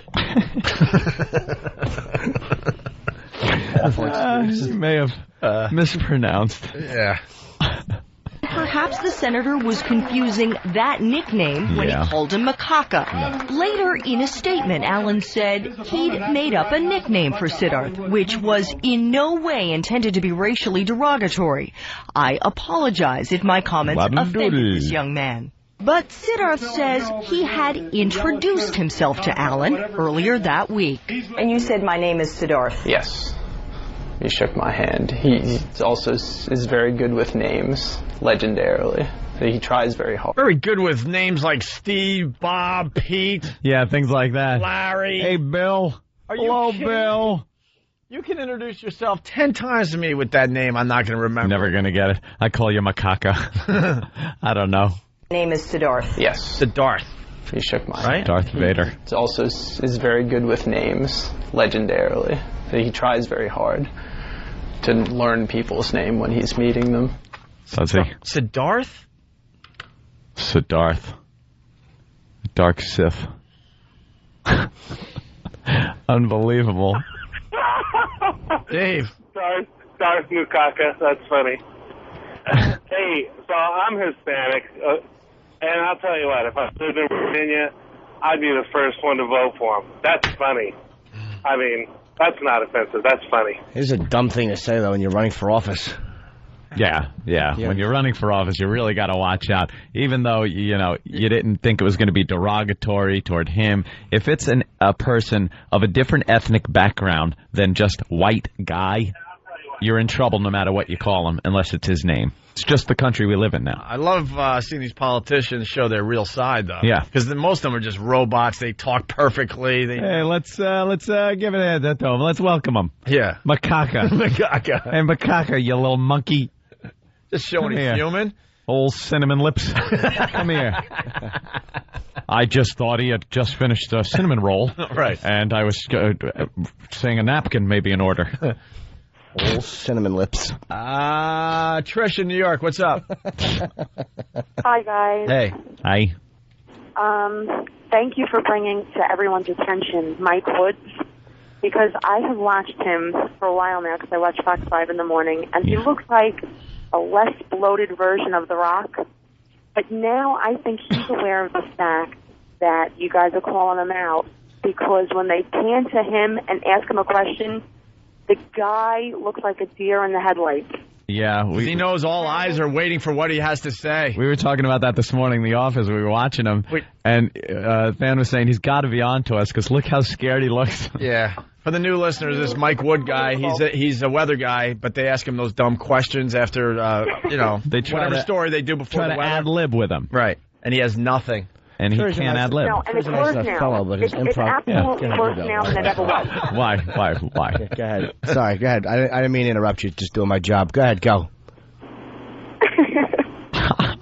Trish, what did you have to say? That was it. I just can't get over. It's absurd that he's just a deer in the headlights. That was it. And thank you for calling it out and bringing it to my attention. Sam in Virginia, what's up? Hey, how are y'all? All right, Sam. This thing's all over the news down here, and the awesome part is the senator's talking about running for president. Yeah. Oh, boy. And the big spin on it that they're going with here is when he said, "Welcome to America," the kid got all upset because he's an American citizen already. Yeah, that kind of... He said a few things that got overshadowed by the macaque line. I love this guy. Political career. He just ruined it. Macaca. I love this guy. Yeah, he really did just wreck himself politically. You think? Yeah. Yeah, too many minorities vote, right? Yeah. It's a rough one to pull out of. They're the only ones that have time to vote, so of course they're voting. Obama, what's his name? Obama? Yeah. He had a little slip up yesterday. Barack Obama. Or was it Obama? Barack Obama. I don't know. All the liberals loved him after one good speech at the Democratic National Convention. That's this it. guy should run for president. That's shitty. He gave a speech yesterday, I think, and it was all about global warming and the impact that large vehicles have and how America has to cut down on its fuel consumption and start looking toward vehicles, different fuels, blah, blah, blah, blah, blah, blah, blah, blah, blah. He leaves, hops into an SUV and pulls away. You can't do that. You just can't do that.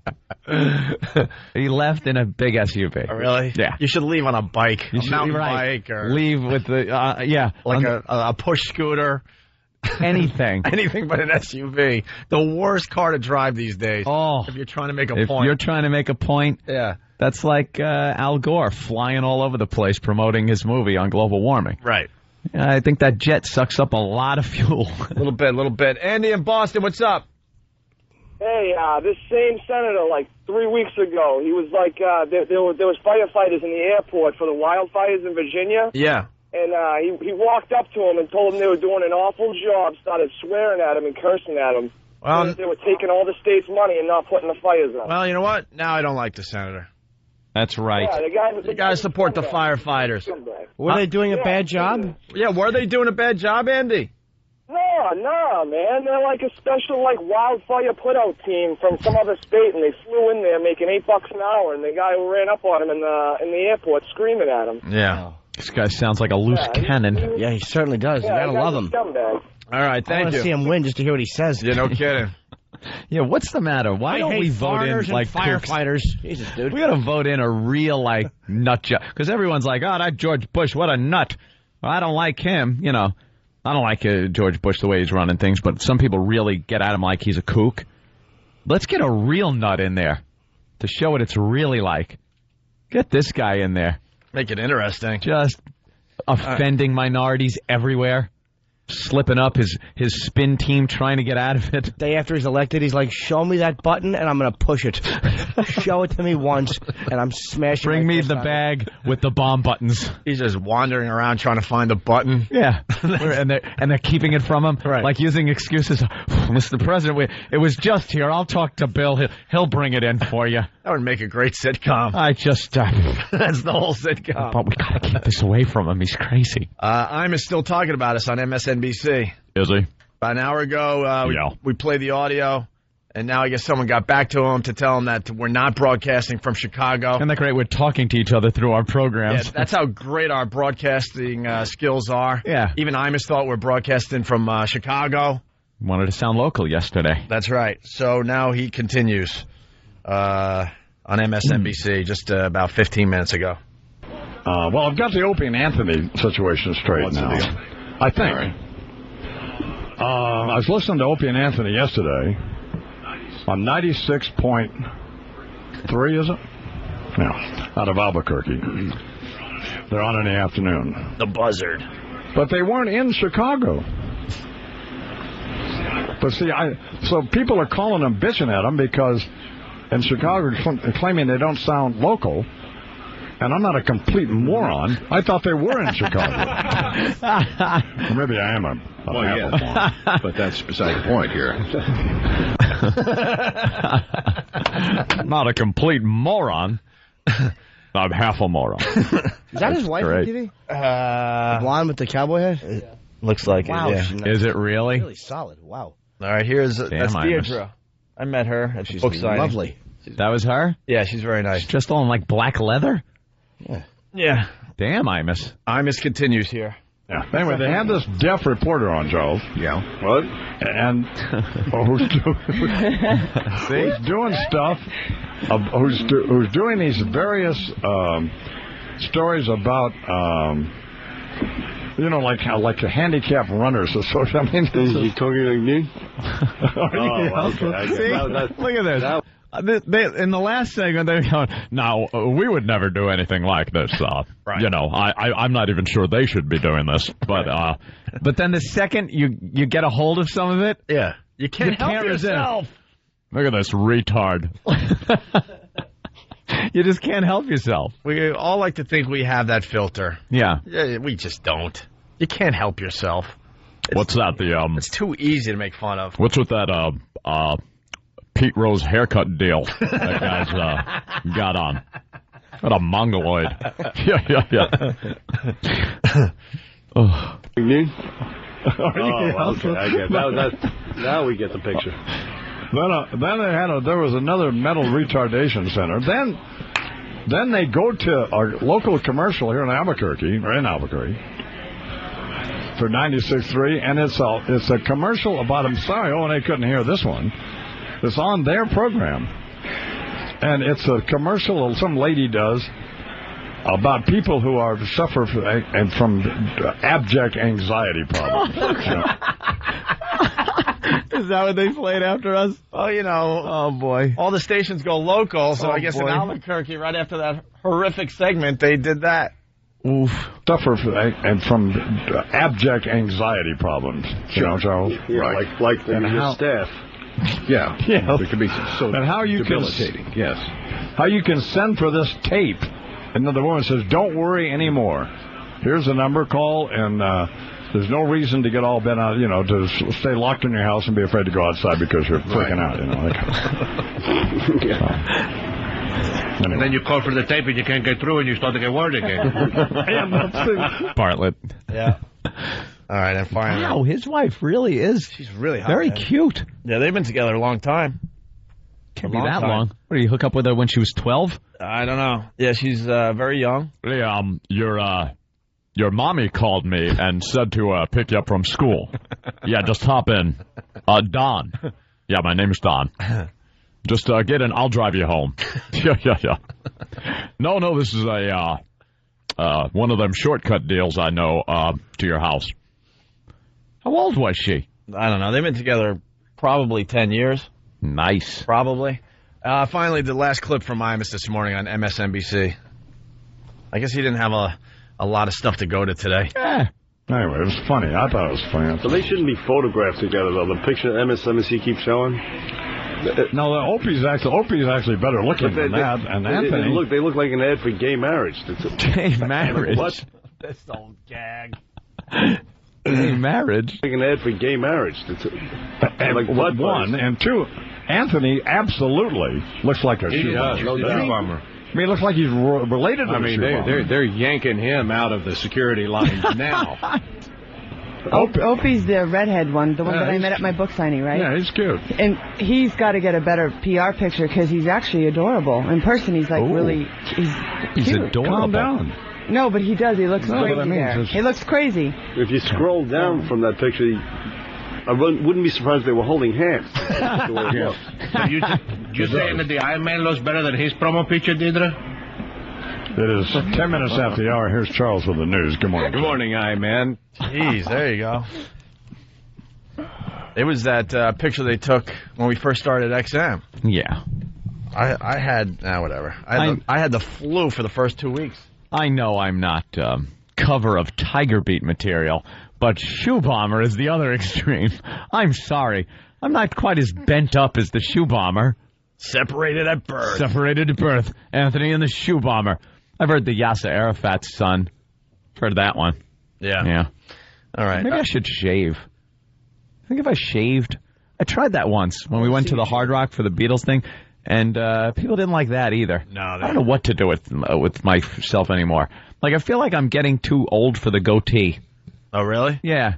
It's going to be a Billy goatee. Do what you really want to do, and bring it back. The Bandito mustache? Be the guy that brings the it Hitler back. Mustache? Be the guy that brings it back. I can Make a never statement. single-handedly bring back the Hitler mustache. Like we say from time to time, there were a lot of guys out there they didn't believe in the cause, but they knew they looked good with that mustache. And you talk about getting stopped at the security on the plane. Bring it Anyone with a Hitler... I bet there would be profiling for people with Hitler mustaches. You could send 20 people with Hitler mustaches through. Yeah. They are all getting checked at security. Yeah. Guaranteed. You get the mustache, and then you just stand on your front lawn with, like, beige shorts and no shirt and just, like, kind of water your lawn all day and just look menacing. How about in lederhosen?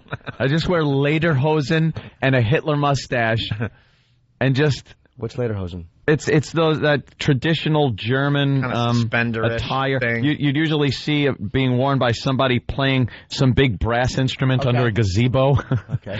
That kind of thing. And water my lawn like that and just, talk to people. Guten Tag. By the way, Deirdre is 42. Really? Mm. And speaking of homosexuality, I want to thank my friend last night. She brought me to a play. I went to a Broadway opening of...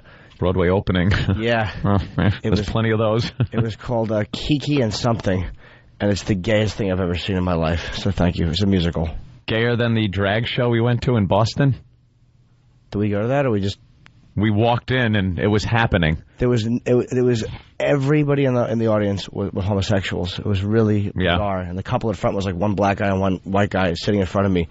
And the part that bugged me, or made me uncomfortable, it wasn't the fact I knew what they were going to do later.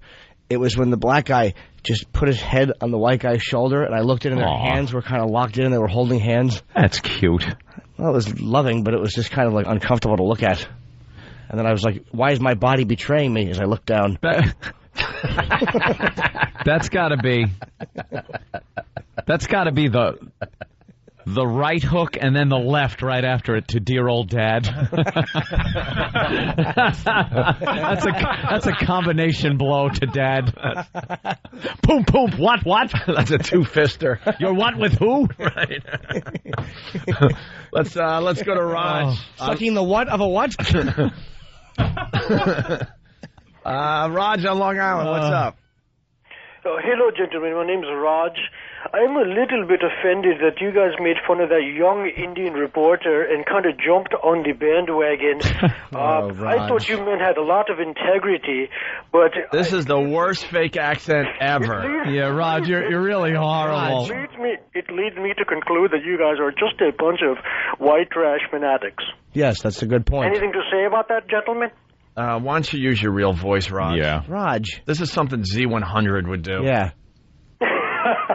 You guys rock, man. Right. I was trying to get you guys. You guys are great. Keep on. All right, Raj. I always had suspicions my son was but to bring home Jesus. Just to, bring home a good-looking kid. Someone maybe we could all go fishing without me thinking about a big going into... God. I used to powder his and now a big is going... In his... And his... Yeah. Nothing worse than thinking of your boy. The boy you raised since childhood. You used to take him out, play baseball. And now some big takes his and puts it in his... And his... Up his... Through his... And then all over his... If you want to powder that bottom now, you just got to open a bag of dry cement, scoop something, and just throw it on. Anything but a...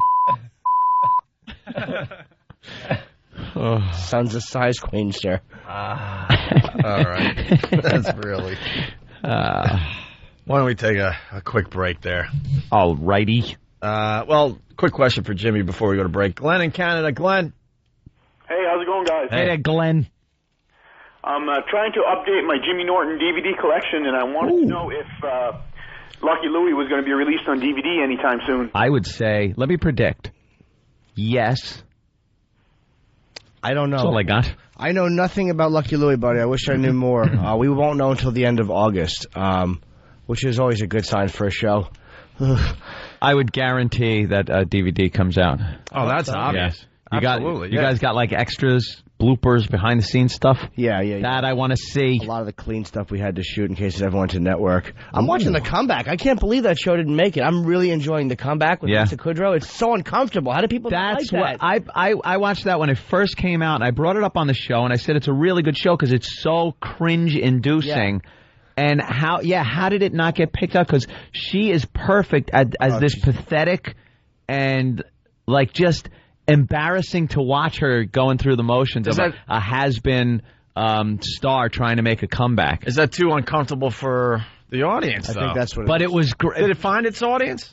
No, I think it didn't. They canceled it. I think there's a lot of people out there, they don't like watching that uncomfortable stuff. Oh, it was so like, oh God, she's not doing this. She's like crying on the inside and trying to keep a stiff upper lip, and it's just horrible. And all the inside show business people are all cut out of the molds that they belong. And they have the writers pegged. I mean, they're not as I've never met writers quite as arrogant as the one guy they have in there. Like, you're not going to be that effed up to a cast member. Right. It was a little over the top, but the attitude, they captured the attitude of the writers. Like the one guy who the whole crew, like everything, right down to like gaffers and stuff, all were perfect. Yeah, it's exactly the way it is. I mean, my minimal experience, you really feel bad for it. I don't laugh watching it, but I loved watching it. Like, it didn't make me laugh, but it's like still enjoyable and everything. Because it's different, too. Yeah. Yep. Dumb public didn't like. How do you not like The Comeback? I love that show. Yeah. All right. There's more than 6 of them. Let's say hi to Dave in the Bronx. Yo, O&A, Jimmy, good morning. Good morning, Dave. Here we go. What's going on with all these bleeps? I pay my money for my XM and getting bleep. Here we go. Dave, please tell me that you get what just happened there. Yeah, could you please be honest? I'm playing with you guys. I got you on Free FM and on XM all the time. All right, thanks. So you're not upset. Take it easy. Good morning, guys. Yeah, we don't want anything bleeped, but that's the bit. The bleeps are the bit in that case. See, watch. I could talk right over the bleep. See? No one's bleeping us. I bleep. I have a button with a bleep sound effect. So I could say things that are awful and talk right over the bleep. But it's funny to go, you take my son, got his sucked that, took his and put it. To me, that's funnier. Of course it is. Not just saying it. All right, we got to take a break. It's the O&A virus spreading across America. Who are these two people just staring at us? Who are they? They look like friends. Who are they? Of course they are. Who are they?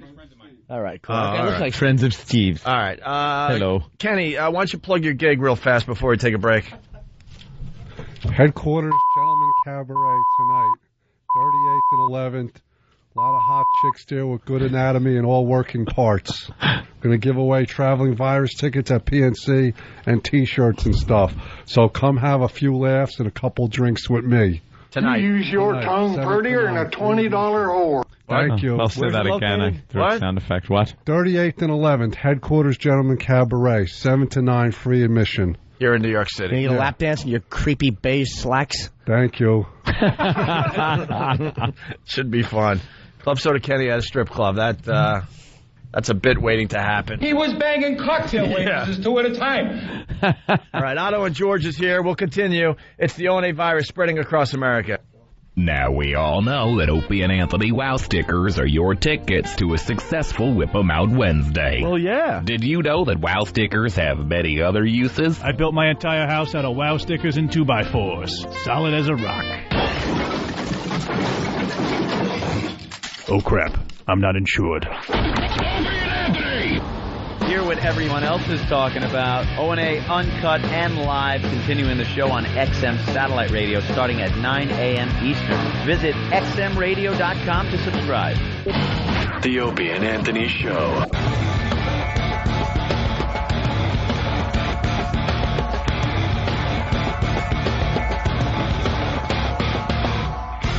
You're checking out the Opie and Anthony Show, the O&A virus spreading across America. Good morning. It's Whip 'em Out Wednesday. Let's not forget that. Yeah, that's fun for you guys just driving around. You get a sticker on your car, and you never know. It's one of those things you never know. You drive around, you get the sticker, and before you know it, you drive, some girl flashes. Just shows you, and you go, what the hell? Why is she doing what? Oh, that's right. I had a wow on a vehicle. It's easy. That's very easy to play along. You don't have to wait for a radio station van to pull you over. Ooh. Oh. For concert tickets to see, yes. Wow. Where coincidentally enough, the guy's last name is Van Driver.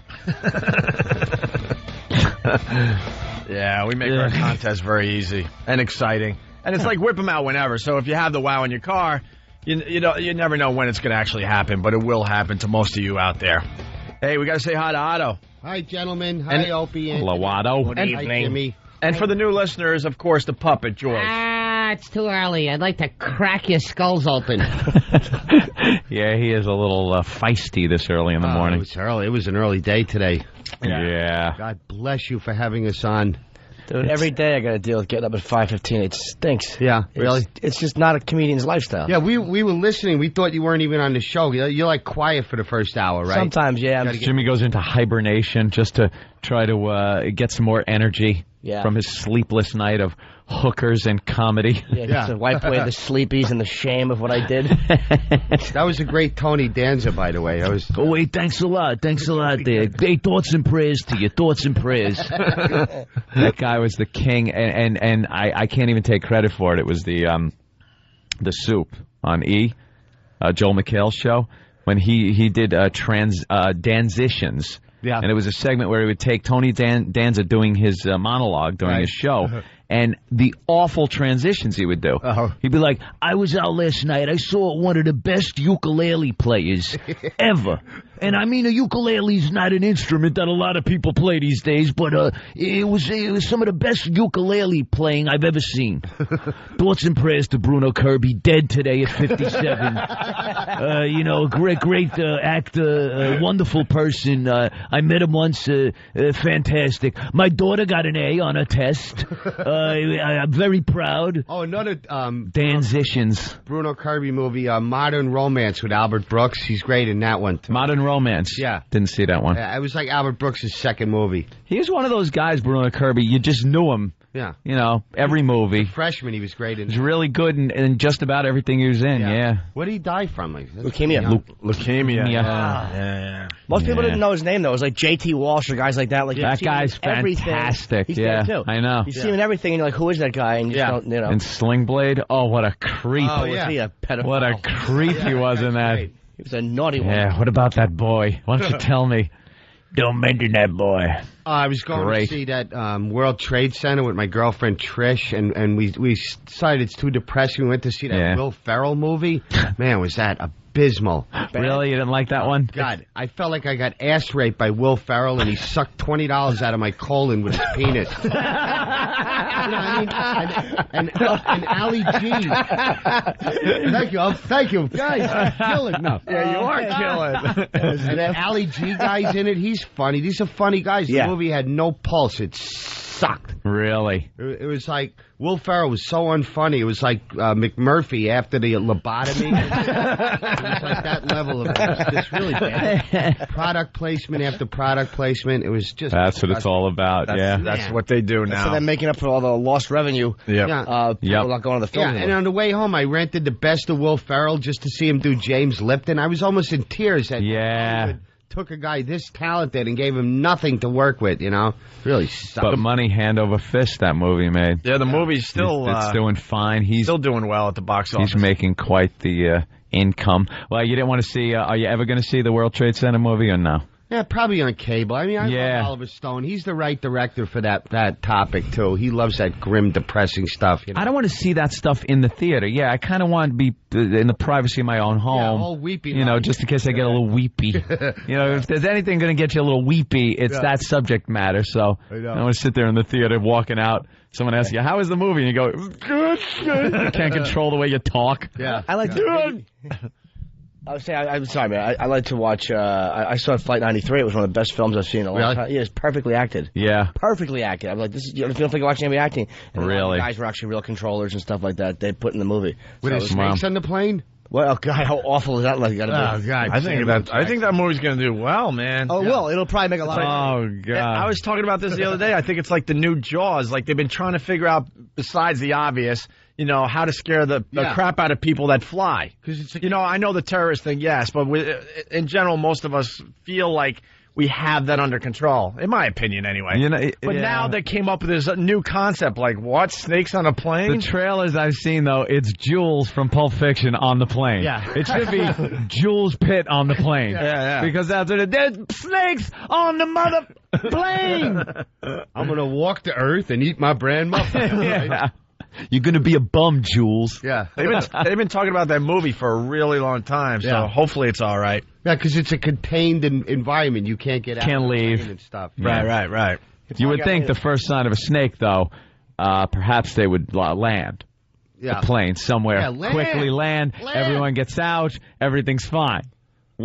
Movie over. 10 minutes. And of course, they probably have to go from L.A. to New York. It's got to be a long flight. Long flight. I can't believe I'm in the studio. Wait, Otto, what's going on over Otto's there? got some of his buddies in. Thrilled to be here. If they had to sit on the windowsill of the Chrysler building outside in the rain, they would have still signed on. He took a day off from work. Holly. Don't pick on us. Oh, okay. Holly and that young, strapping Rutger Hauer boy she has with her. Got her white hair, very tussleable. Yeah, Otto brought some friends. Hey, Otto's playing Mr. Joshua from Lethal Weapon. Oh, how perfect. Yeah, there you go. Your arm, please. The most overacted scene ever by the Colonel. You give me your arm, Mr. Joshua. Who was that? Buddy, you guy play Buddy Holly? No. Yeah. That's who was Mr. Joshua. Yeah, Gary Busey. The guy who overacted was the guy who played the Colonel. Oh. And the guy's going, where'd you get him from? Wackos or us? Which is such a bad 80s line. And he goes, your arm, Mr. Joshua, please, your arm. Good evening. Good evening. Hello, Frank.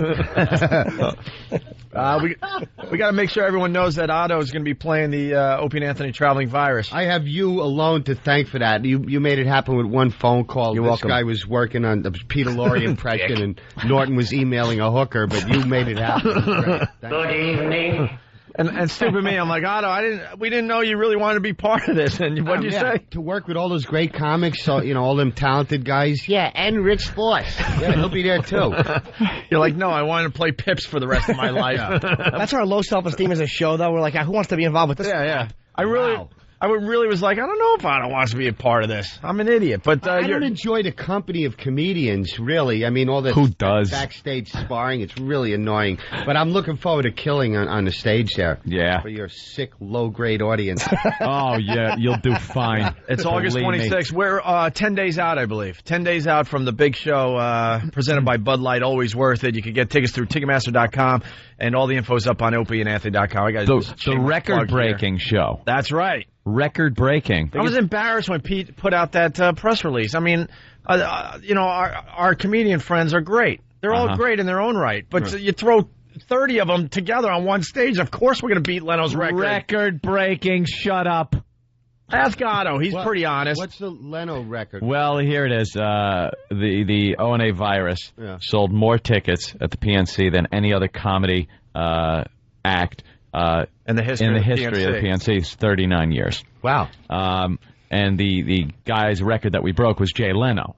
And Opie's saying, well, we got like 800 comics on the bill. Yeah. So, it's easy to break the record. They all have a huge fan base. I mean, I never see comics advertised for there. It's always Steely Dan, Ringo Starr. It is all-star band. Ugh. Yeah. Oh, God. Yeah, this show's got Otto and George on it. It's got Voss, myself, Patrice, Bill Burr, Carlos Mencia, Tracy Morgan. It's a great show. Bob Saget. It's going to be amazing. Oh, I say a laugh fest. Yeah. Ooh. The first show in Worcester was great. August 26th, PNC Bank Arts Center. That's going to be great as well. Presented by Bud Light. Always worth it. Wow. There you go. There's the second plug of the day. My God. What do you guys do? You just host like hand? Yeah, we just look silly. We host. We look silly go up between comics. Come out, introduce a couple of the comics. Yeah, it's not our thing. No. Although Ant did Andrew Dice Gay. I do Andrew Dice Gay, and he did kill. They made up the jacket for me. It says Dice Gay on the back, and it's the sunglasses. And I come out and do rhymes. Where's my little sheet? Your sheet. I remember when you busted your lip open with the water. Oh, the water bottle, constantly. great. I do it every time I have to do the... Yeah. So, and we make little cute videos, Otto. Oh, yeah? We made like a shower rape video. Really? Yeah. That was cute, yeah. And it got a huge laugh. It's on opieandanthony.com. Wow. Yeah, it's me cowering in a shower in little Calvin Kleins. That's all I'm wearing. And just when you think it couldn't be more horrific, well, should we give it away or should people? No. Yeah, we've talked about it on the air. Jimmy comes walking in a frame completely nude. He's completely nude, and he's yelling at Opie to just shut up and take it like a man. Wow. Yeah. It got a huge laugh. Yeah, I did get a nice response. I have a very smooth, lovable ass, though. You're going to be impressed. Oh, Oz wouldn't have aired that scene. Yeah. It was that bad. We'll bring that video to the PNC as well. We'll show the people that haven't seen it yet. Or you could go to opieandanthony.com, all right? We're also talking about Imus today, terrorists a little bit, a racist senator.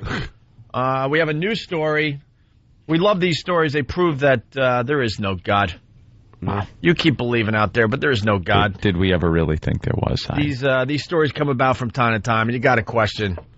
You got to question this God thing. What horrific thing happened to a decent person? Well, because that's always, nothing better than when those church buses are driving down the thruway and a boulder that was sitting there for 18 gazillion years decides that's the moment I'm going to roll down the hill and wipe out these church-going people. Right, after they're coming back from some retreat where they I don't know, cured some rare disease and raised $1 billion. A rock that overlooked the plains as dinosaurs were walking around decides, now I'm going to roll down the hill. Yeah. And pick up this 710 split of bus full of religious people.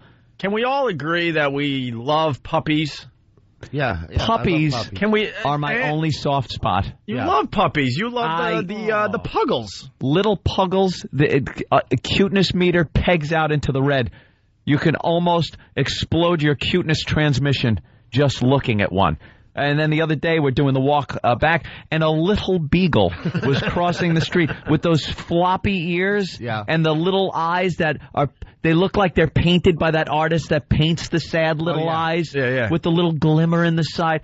Just adorable. I gotta look. And, just cute. That's the only way to describe Hitler the little loved guys. Puppies too. Hitler loved puppies. Come on. Yeah. I was the most evil guy in the world. Yeah.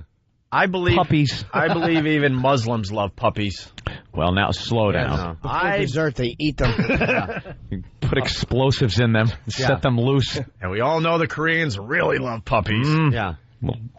Panda block. You ever see what the Germans do with them on film? Very impressive. Oh, God. Oh, what breath she must have after that. Oh, Jesus. Well, dog's confused. Legs are propped up. So in general, we could agree we all love puppies. Yeah.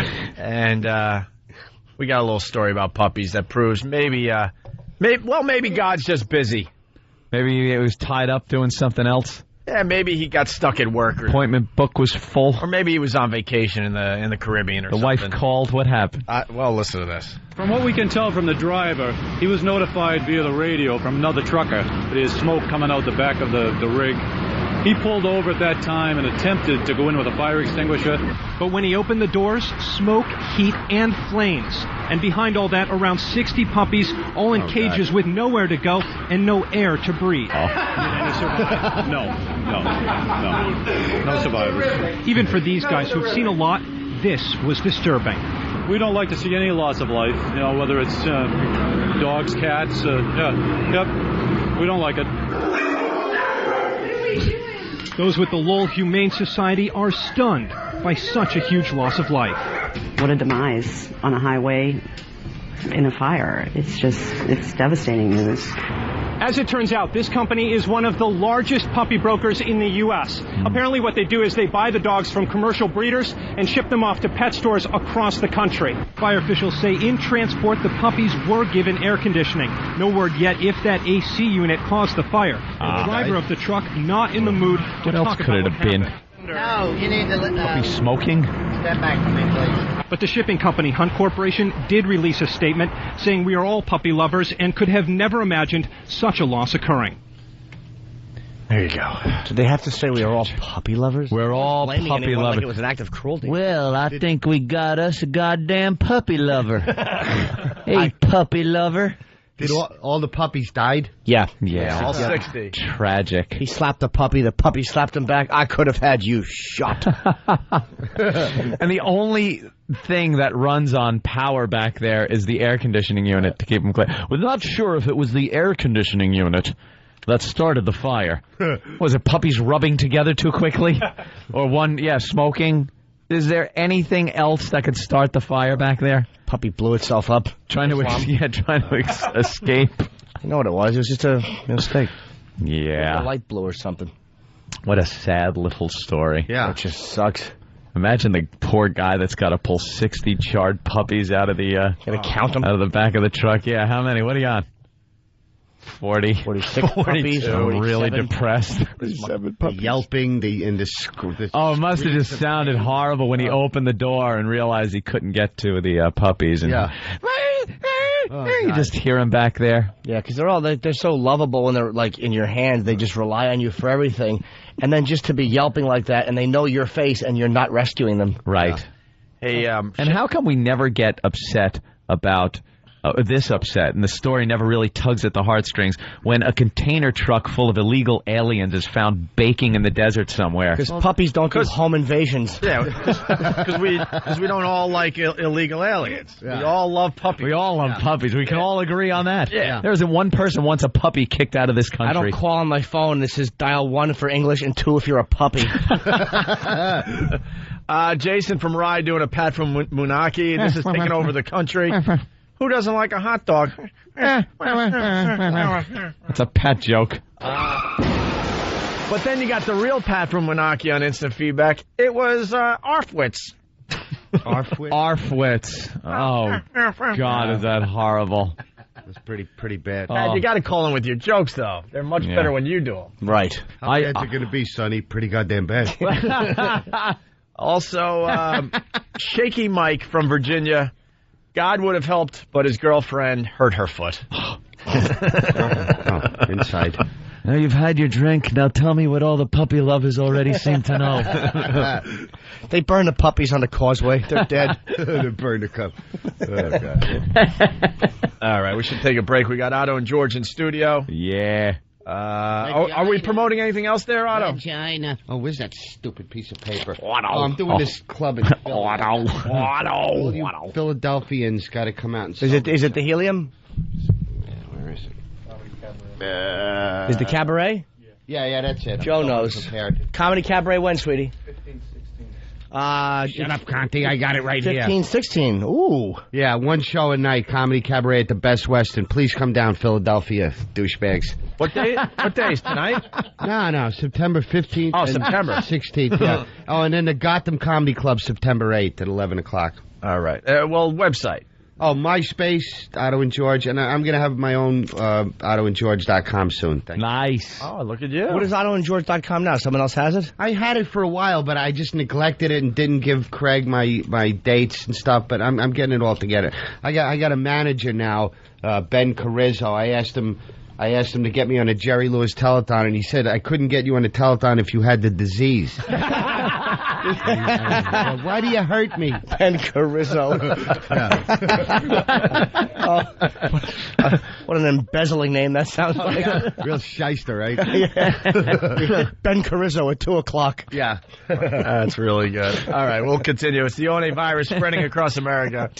Now we all know that Opie and Anthony Wow stickers are your tickets to a successful Whip 'em Out Wednesday. Well, yeah. Did you know that Wow stickers have many other uses? I sliced out both my kidneys, and I patched up the wounds with Wow stickers. But dude, how do you pee? Oh, boy. Can't pee. This was incredibly nearsighted. Gotta go pee, pee dance, gotta go pee. Opie and Anthony. The Opie and Anthony Show.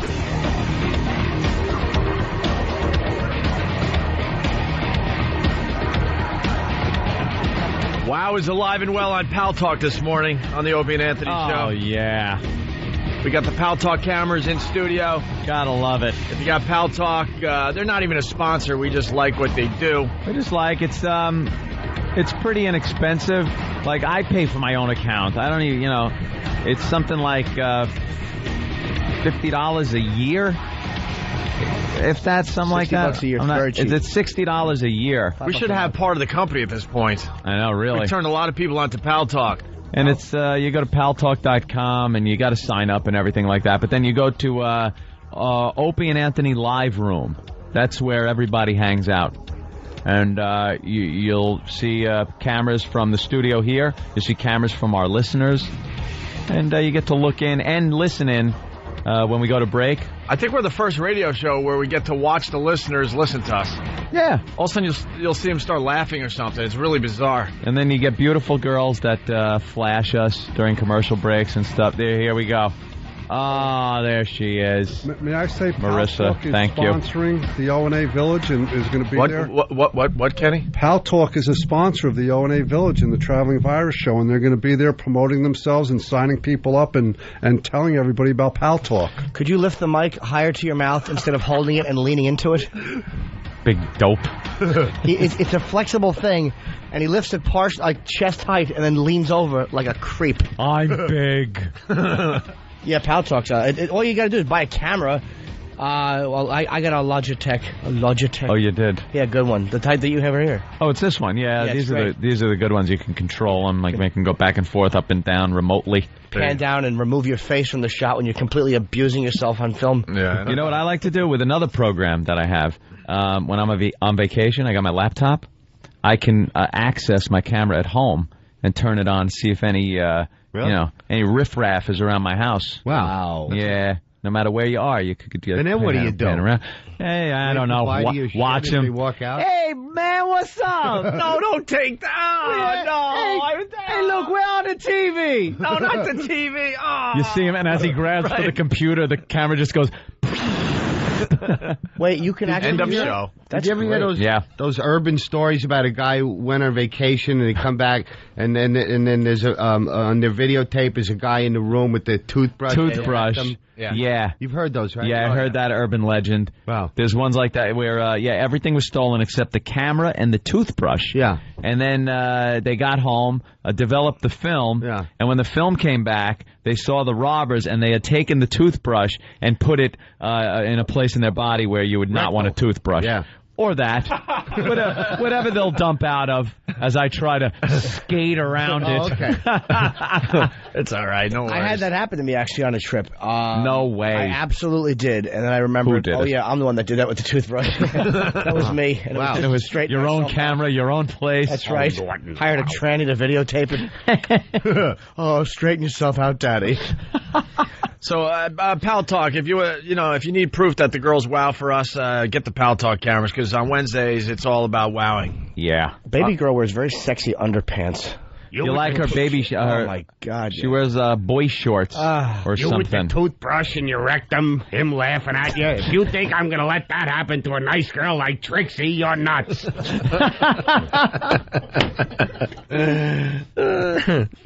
Hey, I thought we'd go. You can't treat Mo Green's toothbrush like that. Tom, you're a dentist. You talk to him. Oh, man. I thought we could go a whole show without making fun of Mike Woods. Oh, he did it again. Mike Woods is our favorite weather guy. He's right there on TV right now on Fox 5.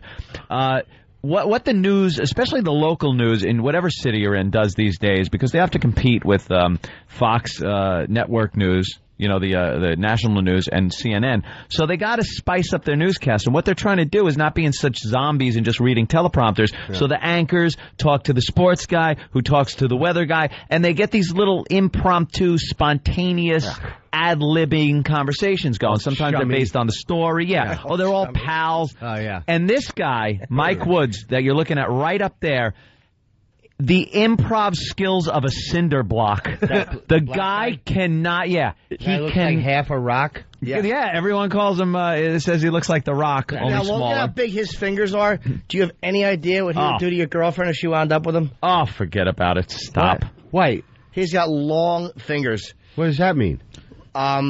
It means he would do a lot of internal damage. With his fingers or whatever. He could. Yeah, not just with his fingers. I think that might be a reflection of other things. Right. Maybe. How big his hands are. Oh, God. So he just can't improv. If you got one of these dummies in your city, by the way, we need tape. One of these dummies. Send it in to Danny at foundrymusic.com. Should run for Senate. Yeah, and you could get, well, and we'll give you a prize for helping out the radio Club show. Soda Ken has another announcement. God, there's a Tropicana truck outside. What should I do? Stupid. So you want to hear the latest Mike Woods? Please. Well, they were playing a game called Where Are We with Mike Woods. Oh, great. And basically they show a picture of a skyline, and Mike Woods has to guess where it is. Now they're quizzing him. The guy can't even improv a question like, Mike, so what'd you do last night? Nighttime today now. Did. Guy's a moron, and now they're going to quiz him. All right. Well, here we go.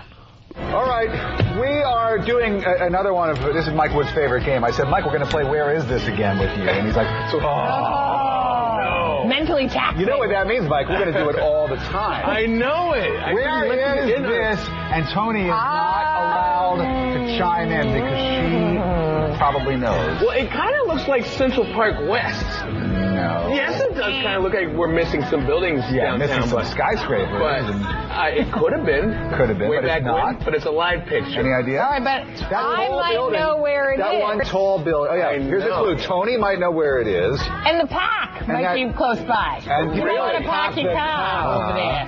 Oh, really? Because it's wicked awesome. Really? Mm-hmm. Bostonish? Boston. Perhaps. How about Boston, period? That's the John Hancock building right there. Empty babble. I'm not completely inept. It only took 42 clues. They just want to be like New York. Yeah. That's what I get. Hey now. Hey. Simmer down. Simmer down, my boy. I had to go there. I know. Mike's a good guy, but, you know, when all is said and done, he's just as stupid. Yeah. Jesus. Weatherman should shut up and just talk about the weather, you know, really. Yeah, that's pretty much Remember that guy? The deal with Mike. Tex Antoine. Tex Antoine. Remember that story? He was the guy with the big controversy because... I don't remember. He had a long time ago. Yeah, a long time ago. He had gotten on, and they had gotten through this awful news rape story. Yeah. And they went right to him with the weather, and him trying to ad-lib. He said, when it gets to that point, the woman should just lay back and enjoy it. Right. And, ooh. Wow. That was... Oh, the letters. This was before email. You're fine. Yeah, the letters came a-rolling in. The whole city went ballistic Just on him. went crazy on him. New York? Yeah. He lost was like his the job. most popular weather guy at that time. He used to have Uncle Weatherby. Yeah. That cartoon character with the big light bulb I knew you head. would know that story. Oh. He knows all this. I used to sit in front of a television from the time I was 3 till last night. What year was that? I did till now still. Yeah.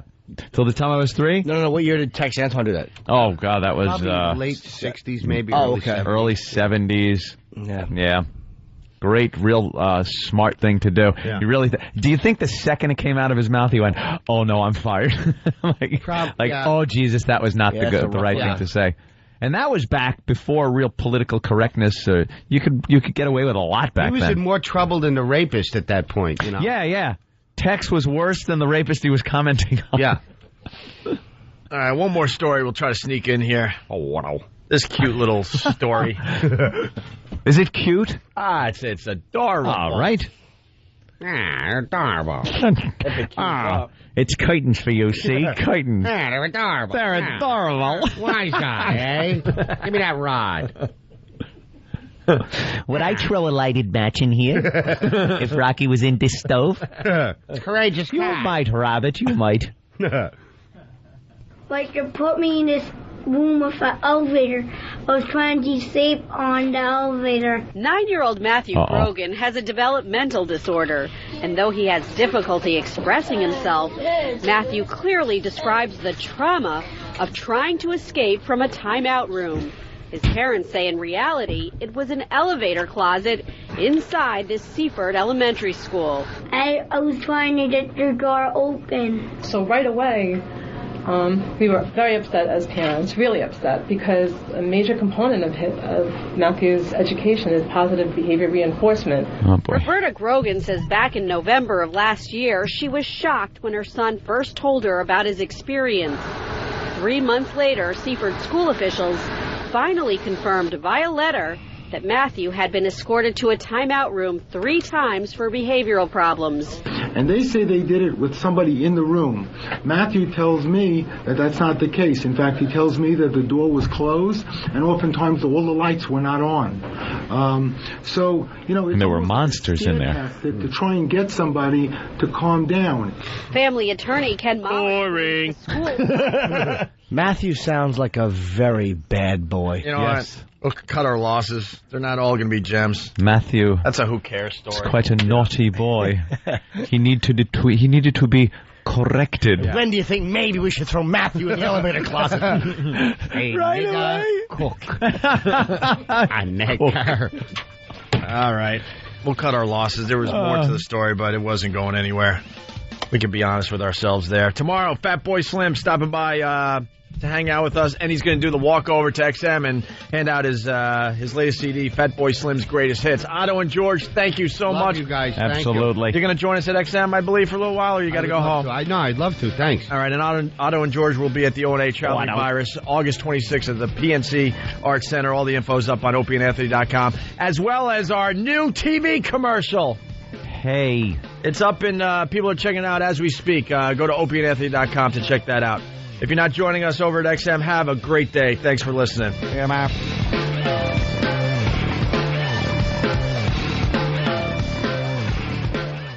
The Opie and Anthony XM walkover begins now.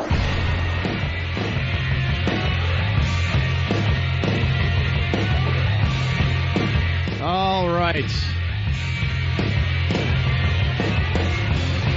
We're outside Free FM in New York City.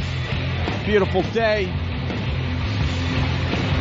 Getting ready for the walkover. Otto and George joining us for the second half of the show on XM Satellite Radio.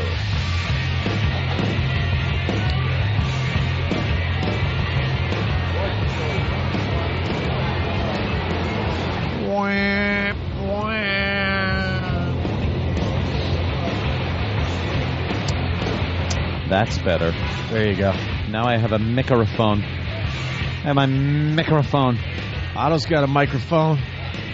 Well, it's not on, but you got a microphone. Why would it work? Why would it? Why? Your mother's cunt then. Is it working? Yeah, now it's Why? There you go. All right, why don't we just walk?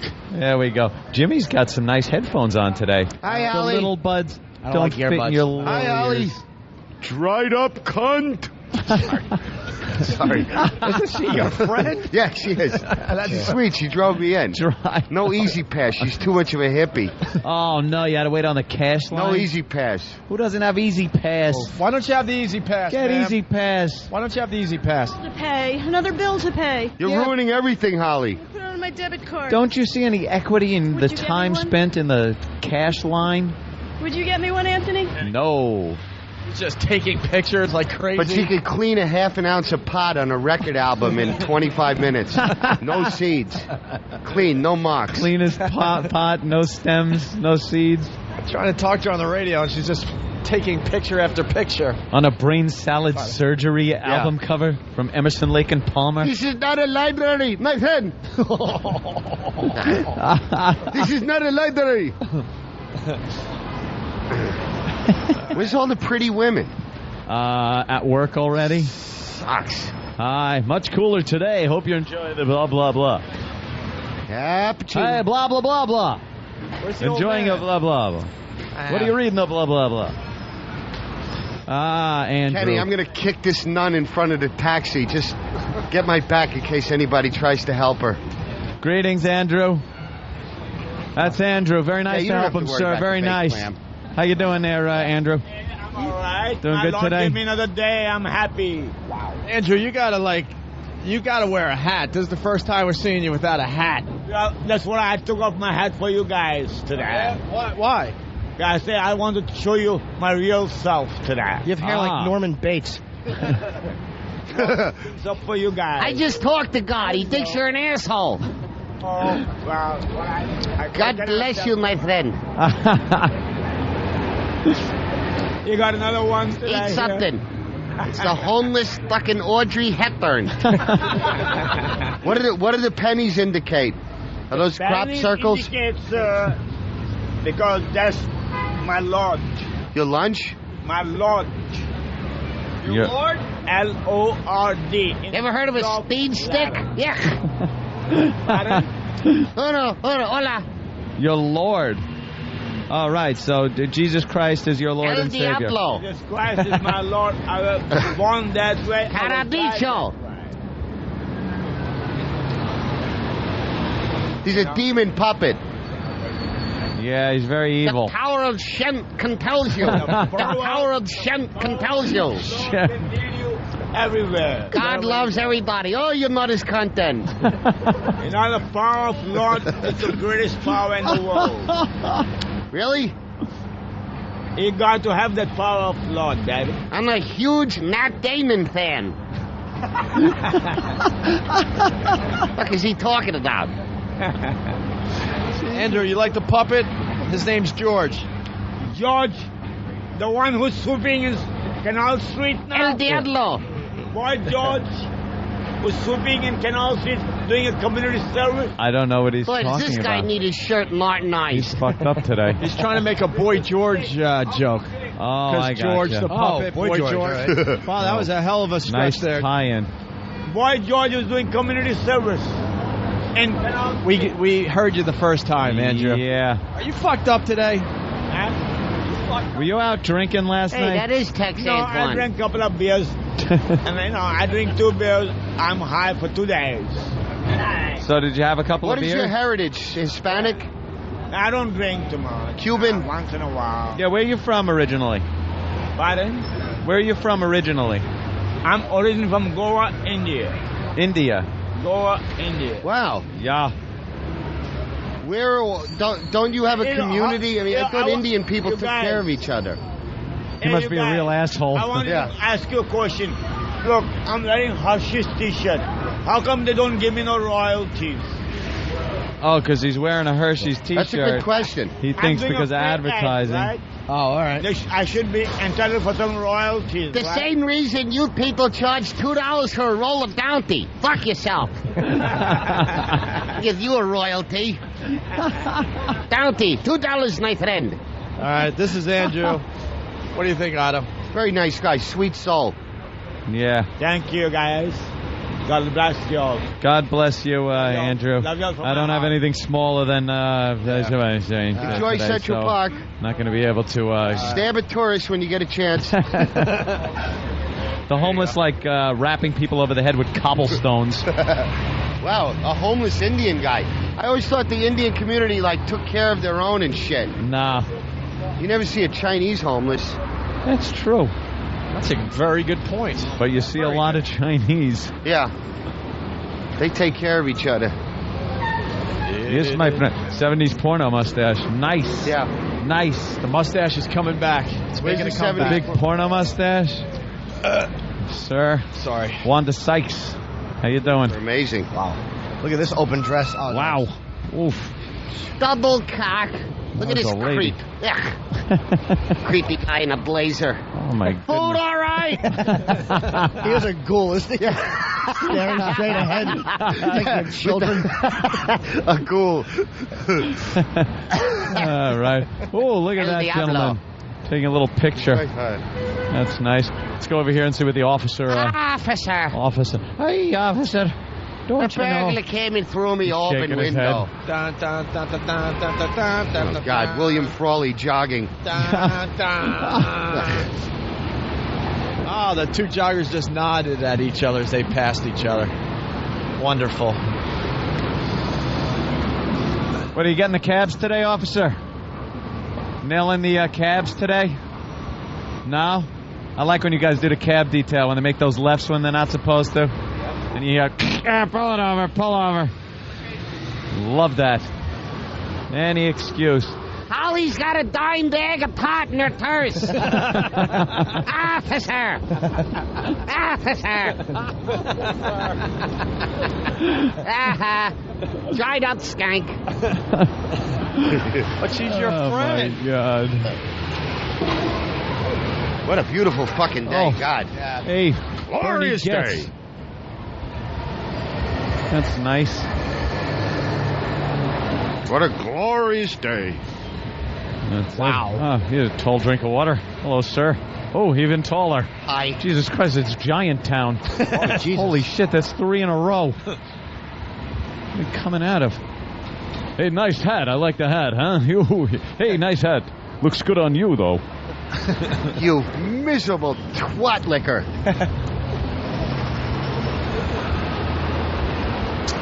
Oh, look at the disaster that just walked out of the Steinway Goddamn building. rich cunt. It's a piano wearing pearls. Oh, little fat Holy lady. Jesus. Miss, what are you doing to stay cool besides eating everything? Heard of a diet? Oh, is she turning around? Thought she was going to come after you, How James. nice of the piano store to put the spiky thing so nobody can relax and having a heat stroke. That's what everyone does to the buildings. You can't sit anywhere outside. They put spikes on New them York City. so you can't sit down on a... Oh, Peter really? Boyle coming through. Coming through. We're allowing everybody in Red today. blotchy head on him. That was good. That was fun. I guess that's it, right? I guess. That guy likes you. George chatting with the homeless gentleman was very funny. Yeah. All right. Grinning nothing over there. Fucking creepy hairdo. Yeah. All right. Looks like a fat Frank Whaley. We'll see you all tomorrow, gentlemen. No ladies, of course. Big cock fest. Yep. All right. Again. Let's travel inside. Goodbye, sad public. Oops, there they go. Otto killed on the walk over today. Just following us. Continue in a bit. Opie and Anthony, XM202. Masochist. That sucks. Lesbian. I like that in a woman. And every other kind of deviant. I love paying for sex. This moral decay weakens our resistance to the onslaught of the communist masters of deceit. We're a bunch of scumbags. These abnormalities are corrupting the minds and the hearts of our children. Jackass. I can't believe it. It's pedophile humor. It's depressing and horrendous. It's awful. It's a bunch of idiots. Perversion for profit. Here it comes! Here it comes! The Opie and Anthony program. El virus de Opie and Anthony. God, that irritates me. It's just like somebody took a bat to my brain. We're the only radio show that makes you want to hate us. Opie. I want my coffee. Anthony. I want that fax. Tim Norton. I want Ozzy. We are going to dumb this thing down to the point that we're going to be #1 with Down syndrome children. Hysterical. The Opie and Anthony Show. But enough of this palaver. Let's get the show on the road. Look how fast. Look how fast. Who needs the music? Everybody else is stranded downstairs. It was like perfect timing. Walked in, the elevator opened, shut right away. No pain in the ass people hitting any of the other floors before he got to my floor. I felt so special. But then everyone cuts out and goes, takes a piss. I try to get my urination done over there, CBS. That way, when I'm here, I can come right in. Wouldn't that be the professional thing to do? I don't know. Opie's still zipping up as I see him through the window. You really do. I like your dedication to the show. You're willing to just piss and run down the hallway practically with your cock hanging out as you're zipping up and fixing yourself. You don't stay in the bathroom to do that stuff like buttoning and belting yourself. Well, let's be honest. It sucks to be on the air by yourself. Yeah. I did it for a long time. It's boring. And you just start babbling, and you're just looking at the door hoping someone's going to show up soon. Filling time with drivel. Crap. And I drink so much water in the morning, I take a leak before we leave for the walkover, and as soon as the walkover's done, I take another leak. You got to take another leak. Armin in Cleveland, what's up? Good morning, fellas. Good morning. To let you know, I just picked up the XM. I got my Opie and Anthony tickets for Cleveland, and just loving everything that's going on, guys. Punching out. I'll see you soon. Oh, thank you, sir. Short, sweet, nice. Yeah, we like that. We like that a lot. Otto, what'd you think of the walkover? I enjoyed it. It's such a nice day. It almost sucks to come up here, you know. Yeah, I know. It's kind of a nice little break, though. Yeah. Like, it was a pain in the ass when they said we'd have to do 2 studios. Yeah. But then you think, you know, we got a fucking break. If something's happening out there, sometimes we're out there 20 minutes. Yeah, you know, I'm exhausted from that walk. I want to sit down, but I would love to go to the park right now, you know. Yeah. Maybe later. Just wander around. Yeah. Watch people get assaulted. You did make a great observation. Because, you know, right outside the building, that's where I like to throw on my inline skates, and I skate home. Yeah. But you can't sit anywhere outside. Yeah. Because of the bums, so we all have to suffer. Oh, is that why they don't want bums there, right? Yeah, they don't want bums in front of their building, so any flat surface here in New York City, they put spikes and all sorts of things to make sure you don't sit there. Yeah. You have to pay for the privilege just to change your skates. That's why they sit on the fire stands, they're called. Yeah. Like the pipes that come out of the ground. Right. Sometimes they'll throw a spike on one of those. Oh, yeah. They really don't like the homeless. Why do we have to suffer, though? Yeah. All right. We got lots to do on this half of the show. Let's go to Jeff in Idaho. Jeff, what's up? I was just calling to remind you got to play for us the last NEW segment and the Remember O&A from Ron and Fez. Oh, yeah, where are those CDs? They're not in front of me yet. I'm glad you reminded me because I forgot, and they're not in front of me, so we'll get those, all right? All right, later. All right, thank you, sir. Otto, there's all this pussy outside. What am I doing here? I felt like a good ass rape. Okay. Oh, my God. Oh, where is it? Let's see. What, penis got dumped out? Holy shit, it's my left. That is, we would have had a clean show at Free FM today if Otto didn't come in today. What, rectum is a bad word? Wow, 6 dumps, all Otto. Nigger cook? Wait, no, we do a whole thing. Nigger's Otto. not a curse. Hold on, we got to get the compliment. We got to get the thing. Live from the Opie and Anthony Show studios, the Daily Dump Report. Well, folks, here it is. Notice no dumps before 8:16. God, I'm sorry. No, we like that. Oh. Trust me, Otto, we like that. When Otto said, I felt like I got ass raped, talking about going to see Will Ferrell's movie. I felt like I got ass raped. Yeah, for some reason you could say rape. Mm-hmm. You could kind of talk about rape, but you can't say where or who was raped and things like that. Specifics. Right. Yeah. That's where they get you now. It's dumb. Boy, no more than seconds later. Yeah. The minute didn't even change. It's 8:16 still. Pulled $20 out of my colon with his penis. I believe the implication of the penis being in the colon. Yeah, but it's not entering, it's exiting. Well, you got a would point. like that. We'll take that to court and see how it holds up. Yeah, we'll have a meeting after the show. We'll try to fight for that one. At 8:45, say goodbye to your shit as they walk out. Otto and George talking about Anthony and his surveillance cameras. Oh. Yeah, shit's a no-no. Yeah. At a minute later at 8:46... we have rectal. Otto and George, after Anthony was trying to talk around the issue of where they were putting the toothbrush. See, I had geared it. You could say rectal. Yeah. You could say the man went for a rectal exam. Okay. He was having rectal problems. But because I had already prefaced it with the toothbrush being shoved in somewhere, when you then told that it was the rectum. Ass raped with a toothbrush would probably not be good either. Right. Ass raped with a shitty toothbrush. Oh, man. And then, again, not even a minute later, still 8:46, you with a toothbrush in your rectum. And then one of my favorites at 8:54, the last dump of the day, a nigger cook.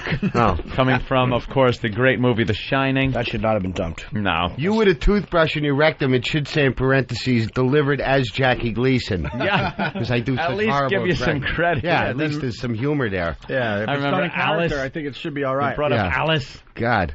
No, it's Flarney, Otto.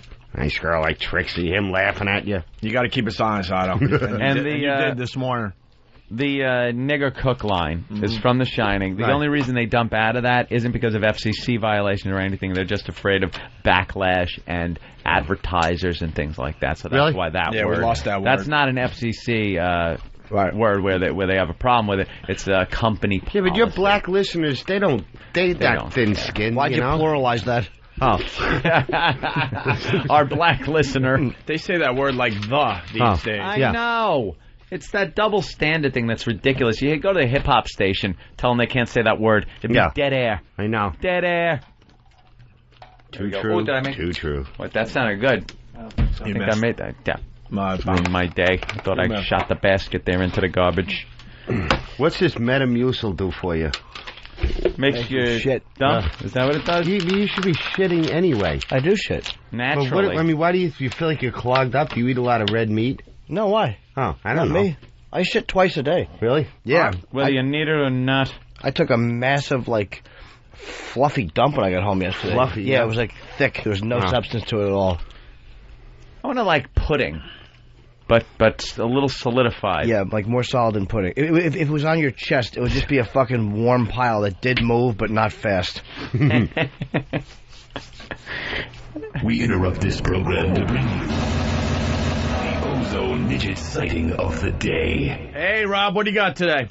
Who saw that? I got a midget sighting. All right. It looked to be brother and sister, possibly twins, Asian, which I've never seen before. Now, really, how can you tell? Walking down the street with their handler out of Northwestern train station in Chicago. What do you mean their handler? It's a person, possibly a mother, but they looked to be mid-20s or so. Yeah. Anyway, I'd never seen an Asian midget before, so. I've seen those. They were actually walking with a valid person, though? Yeah, a real person. Exactly. Valid person. An actual human being? And that's all you got on that? That's all I got. Hey, Jimmy? Go ahead, man. Yeah. Meanwhile, back at the show. All right, let's go to Bob in Philly. Hey, Bob, what's up? Hey there, Bob. Yeah, listen, hey, Opie, you running down the hallway tucking your dick away. When did you wash your hands? He doesn't wash his hands. I don't wash my hands after I take a piss. Oh, and he's eating blueberries right now. I don't know about that. I think you're going to the bathroom too much with Jimmy. Your penis is much cleaner than your hands. Yeah, unless you're waving your hand in front of the stream of piss. Why do you need to wash up? Stupid. Well, go over and shake hands with Anthony. See what he says. No. Kidding me? Most people don't wash their hands after taking I wash. Yeah, I wash my hands. You scrub. Scrub, Tina. Scrub, Tina. All right. Close it now, guys. All right. Bye-bye. That keeps you from getting colds, too. What? Because you don't want to be crazy wash your hands guy, because that's like, be like a lunatic. But if you wash your hands after you take a piss, it's not just the fact that you're taking a piss and washing your hands, but it's throughout the day you're cleaning your hands. I'll tell you why you should wash your hands. All right. I take a shower every morning. My penis is clean. No one has touched me. I'm the first person touching my freaking penis. Yeah. Yeah, but it's no one clean. I'll tell you why, though. What's more dirty is when you're pulling the handles and stuff. So that's probably why you should wash. Yeah. But not because you touched your own penis. No, out of common courtesy to other people. Oh, really? You're touching your penis. See what half these people do before they shake your hand? But then it's like... They're picking their nose, they're picking their ear. But it's picking hand job. shit out of their teeth, and then hey, nice to meet you. And those are the women. Wow. I add nothing to this show. That's not true. You were killed. Will you stop? It's the planet you add nothing to. The show you're very funny on. Oh, your mother's content. I'm kidding, Dolly. Carlo, bring some happened here. Get us a drink. You bums get involved with her. Make you cry. It's like a hand job by proxy, though. You know? No. Yeah. You're one. It's 1 degree of separation from your dick. Stop. When someone shakes your hand. It's no big deal. If you don't wash. It's no big deal. It's like when they leave that fifth of the top of the paper around a straw when they bring you your beverage, like it's a little condom for the straw. Yeah. So no bus fumes, a homeless spit will get on your straw before it gets to you. Meanwhile, they touch the part that now went in your drink. Yeah. Just give me the straw wrapped in paper. Yeah. Too early. Who's that? Me? Have mashed potatoes. Hey, too early. Yeah. Too early. We got a couple really quick clips from Flavor of Love Season 2. We mentioned this when we were talking to Flav on the phone the other day. The Flav. There's a wigger chick. You watch this show there, Otto? Yeah. It's like the ghetto prom. It's like the ghetto dating game. Yeah, I've seen it. It's like the ghetto bachelorette, actually. Yeah. Mm-hmm. And they got this one white girl. They have a few white girls in the house, but they got this one white girl. She's a wigger. Yeah. But now they're starting to say that she might be just, putting on an act. Because she has to talk over the top black. She's as white as can be. Yeah. White as can be. Of course it's an act. Nobody really talks like that. You're instructed, even black people. Black people should talk like this. Hello, how are you? I'm fine, how are you? All that other shit is just a masquerade like they're all rappers or something. It's bullshit. All hardcore hip-hop. Yo. It's bullshit. Yo, B. Or something, like that. Yeah, why should you be shocked when a black guy talks like he's not a savage and he's like, an educated, civilized person? That's like a shock. You go, wow, that guy just sounded like a human being. People are. Remember that? Like Colin Powell. Yeah. When he first got some popularity there, people were like, he's so well-spoken. Wow, look at that. And they were amazed. Yeah. Because it was like, yo, we gonna fuck them up. Yeah, because he's doesn't have to grab his dick to make a point, Yeah. Yo, we go into that country, buck. That's right, son. Let me tell you what I'm gonna do, partner. Yeah. Yeah, partner. It's true. We gotta back up a second. Jim in West Palm. Jim? Hey, guys. Hey. I listen on XM, but I'm in West Palm. Okay. I wanted to ask Opie if he thinks it's okay that the guy that cooks his dinner in a restaurant doesn't wash his hands after he goes to the bathroom. Yeah, would you go to Poppy's restaurant from Seinfeld? I don't want to know what the cooks are doing. Poppy! But those guys are doing a lot worse. They're spitting in your food because you're sending it back. I don't send it back. They're doing snot rockets into your food and mixing it into the sauce. They're picking scabs. Yeah, if That's you think all too a much, lot worse than if they just touch their clean dick if you before think they too cook much your burger. about it, you'll never eat out again. You'll never eat out again. Yeah, I'm never going to eat out again, is right. Hey, you guys said you were coming to West Palm. I heard you say you were... Yeah, we were lying. No, we're not lying. Oh, shit. Teasing, of course. What, for the coming. comedy show? Whatever, Yeah, the comedy show's going to have to wait till next summer, but... Here's when we'll be visiting West Palm. January 4th. Right. When it gets cold here in New York, we will be doing our show from West Palm. For a long time. Right. We want to camp out in West Palm for like a week. I want a condo.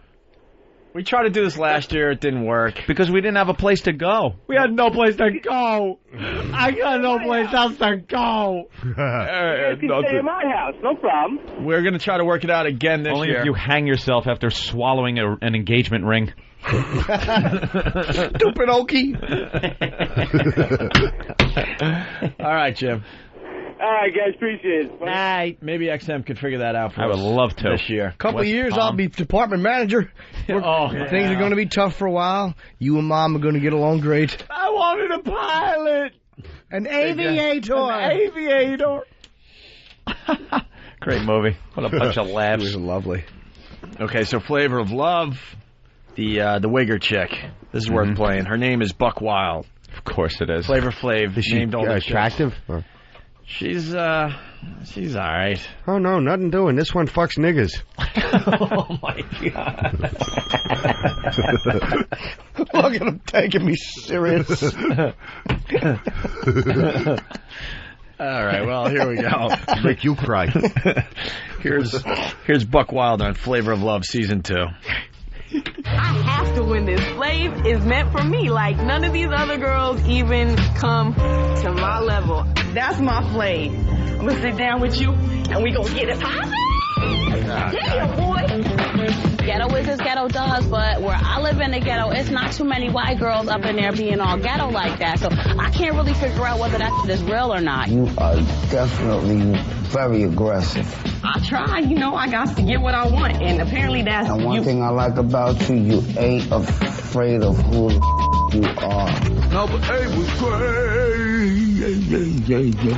So the other ghetto chicks are on to the white girl acting all black and shit. Oh, they're calling her out on it? Fine. Yeah, they're like, what? And then they asked her where she's from, and it turns out it's not even really a ghetto. Yeah. It's kind of like a, Greenwich. A basic suburb. I think outside San Diego or something like that. San Diego. We got more. Now this is Flav's romantic date with Buck Wild, the white chick. Roses is red, even though I'm wearing blue. But if I have to, I'll drink every drop of this water for you. Damn. I like buck wild. I ain't gonna lie. Wait until I throw my girl in the water. You know I'm throwing you in, right? That's cool. I'm down. You gonna throw me in the water? I can swim. Just let me take my Pumas off first, because they brand new. My Puma. I'm to mess them up for real. Saying she's like a country buck. I know you don't want me to open that up. We out in the water. I was feeling a spirit. Do I do it right? You do it right. All day and night. All day and night. Fucking macaca.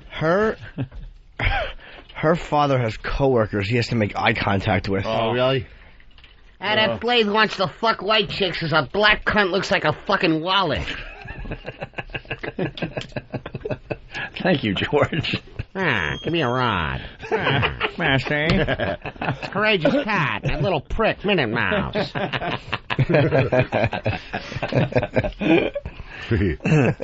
And finally... he can fight all the Flavor Flavs and Tommy Gennaros in the world. Finally, we get this. It's sad what the culture has become. I mean, I've been to San Diego, to Rancho Cucamonga. That's where I live. You live in Rancho Cucamonga? That's my hood, girl. That's my hood. And she lived in Rancho Cucamonga. And I was like, girl, I've been out there. That ain't no ghetto. It's not. Where I live at in Jersey City, it's Liberty Park, man. You can get Timberlands on the corner of Martin Luther King Boulevard. I'm having a hard time seeing that Buck Wild is ghetto, like she's acting like she's ghetto. You love where you come from. That's it. You got to have love for where you come from. You can't be ghetto if you ain't from the ghetto, all right? You can't redo that. And to me, it feels like it's redone. I like my ghetto. There you go. So they're on tour. And believe me, you could be ghetto if you weren't born or raised in the ghetto. All she's got to do is go out with black guys. You see on Maury or the other shows every so often, the big fat white chick with the bleach blonde hair comes out, and the black guy, and she's just talking. You shut your eyes. You know, you'd think she was doing the real person. But it's an act. It's not real. It's a conscious impersonation. Yeah. Unless you're from that area. Yeah. You know, then it's different. Like Eminem, I think is pretty real about what he does and how he talks. You think? Yeah, absolutely. Do you really? Absolutely. He's too good to not be. You can't make that up and be the best in that game. And I know when he's rapping, he's No, I ain't finished yet, yo. Oh. Sounds good, right? Yo, see how fast I can lapse into it? Step off. Oh, yo, man, leave him alone. Oh, I tried that in dude, I give myself the douche shells. I remember high school, my fucking shell-toe Adidas with fat laces and glasses. Yeah, fucking nice look. Nerd. Really? Oh, what a nerd. You went for the black thing, but it was Urkel. Like what Jimmy was trying to do. I was a fucking nerd with burgundy fucking pants. What were you trying to do? I just humiliate myself, which I did well. Oh. Trying to be like were you trying to sleep with a black woman or something? No, it was but that was when At least that would have some kind of dignity to it. That was when hip hop first started, like rap, you know, like it was like around 86, started like bleeding into suburbs. Yeah. So I thought it was like rebellious. Oh. But it wasn't. I was just a little Was that before you found heavy metal? Was your... No, I love metal too. You did? That was just a phase I went through for like a year and then I got out of it. Oh, okay. Forget what happened. I quit drinking. Something happened. Yeah, something happened. Speaking of metal. Uh-oh. Jesus. Got it right here. Did you see the list? No, not yet. The list that was obviously written by Jimmy Norton. Holy shit. The list of the top, 100 heavy metal albums, is it? Yeah. Heavy metal albums. Oh, don't. All right, well. That always spoils the bit. It is... What, giving it out? Well, they guess. How many did you list? We did top 20. Top 20. I looked at the top 10 online last night. I just swore it was you. Top 20 heavy metal albums of all time? Yeah. I swore Jimmy wrote it. All right, let's see. Led Zeppelin. Yeah. Come on, you got to Wait, give let them me all get to him. not know any kind of order. Yeah. Metallica, Master Puppets, got to be Do I have one? in top 20. It has to be. Is it in here? Right there. Ooh. Metallica, Master Puppets. We're looking at top 20 here. Yeah. Yep. 15th. Appetite for Destruction, Guns N' Roses. Anne Murray. Anne Murray. No Guns N' Roses. Wow, really? Not in the top 20. Wow. Destroyer, Kiss. Oh. Nope. Wow. No Kiss. So you're willing to say you hate this list? No. Oh, okay. Not at all. I'm sure it's very open-minded and good. All right, let's see. Alan Sherman, my son, the folk singer. All right, that's my next guess. Okay. Pat Boone, a clit for the Palestinians. How about Ozzy Osbourne, Blizzard of Oz? No. You will not find that in the top 20. But there is an Ozzy album in the top. This is top. Is it in the top 20? All time or just last all week? Time. All time. Oh. Black Sabbath, Paranoid, obviously has to be in there. Yeah. We could pretty much end the list there. Yep. Mm-hmm. All right, there goes that bit. I knew that figured that'd be number one. Number one. Yeah, it should be. What was number one? Black Sabbath, Paranoid for heavy metal. Is there any more Sabbath in the top 20? Any more Sabbath? Well, let's see. Black Sabbath. Don't tell me. How many more? At least 3 more. 3 more? Okay. In the top 20 at least, yeah. Master Reality, Volume 4. Obviously, Sabbath, Black Sabbath has to be up there. Yep. Volume 4 is number 20. What about Led Zeppelin? Sabbath, Bloody Sabbath. 4th. Yeah.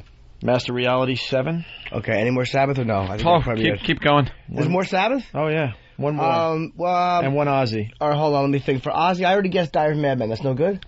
No, you guessed. No, I did Blizzard, and then I said Diary. Oh, yeah. 19th place. Diary okay, and let's see Sabbath. Hold on. I'm going over the... It's obviously Black Sabbath. It's going to have to be Black Sabbath. Yep. Number 11. And you got number 8? Did you get number 8? Oh, no. Oh, I didn't even see that one. Another one. Yeah. Holy shit. Another Sabbath album? 1, 2, 3, 4. Yeah, there's 5 in the top 11. I'm gonna 5 in the top 11. I'm going to go crazy and guess Heaven and Hell. Number 8. You got them all. There it is. In 12th place, Corrosion of Conformity, Deliverance. I love that album, actually. Yeah, it was a good one. And they never matched that success, unfortunately. No. Any Slayer? Slayer, Rain and Blood, 10th place. Number 6, Seasons in the Abyss. King Diamond in 9th with Them. Oh. We did the Number 2, ones. Megadeth, Rust in Peace. Right. Wait, one Metallica? Iron Maiden. Peace of Mind. About Led Zeppelin. They're not really heavy metal. I mean, I think... Really? They're not? Yeah. Yeah. That's more rock? Yeah, it's like really hard rock. They kind of just missed... They have just... I thought they invented fucking metal. Sabbath did. Zeppelin's a great band, though, but I mean, And the only one we didn't mention, Iron Maiden, Power Slave in 5th place. Wow, not Number of the Beast. You probably want to read that because he tells, like, why and everything like that. It's finally a list Jimmy will agree with. Yeah, I do, actually. I think more Metallica should have been up there. Well, Pete has observation, too. In observation. Pete, what's up? Hey, on that list, there has to be Jethro Tull, right? Well, they did win the first annual, when the Grammys... The Grammy or whatever. I mean, how can they not be on the list? The Grammys, when they started their metal category. Right. Yeah, and Jethro Tull won the first one. Wow. That's how out of touch the fucking Grammy judges were. That's as brave as they're going to get. You do know that a flute is made out of metal. All right. And it could weigh Punching something. out. Thank you, Pete. Let's go to Bobby in Jersey. Bobby! What's up, Bob? I hate to bring you guys back, but Opie, don't you own a restaurant? Well, my brother, I'm an owner. I'm a silent owner. My brother runs the place, F.H. Riley's, 400 New York Avenue in Huntington Village. Nice plug, right? Yeah. Honestly, all his cooks, they have to wear those plastic cooking gloves. That's good. I like whatever they're that. called. I like that Every too. time they prepare a meal, they throw a glove on their hands. Didn't that used to be called Fast Eddie's House of Trichinosis? Fast Eddie's is down the street. Okay. We didn't go into that Fast Eddie. Into that haunted bar. Oh, you remember him? We used to do that gig every once a month together. Oh man. Stupid lips. Always moist. He's your father-in-law or something? My sister's father-in-law. I see him every weekend. He's got a new magic trick to show us all. Does he still have a toupee that looks like a fucking... It's nothing to describe it. Welcome, Matt. Yeah. It's like fluff a nutter on top of a chef salad.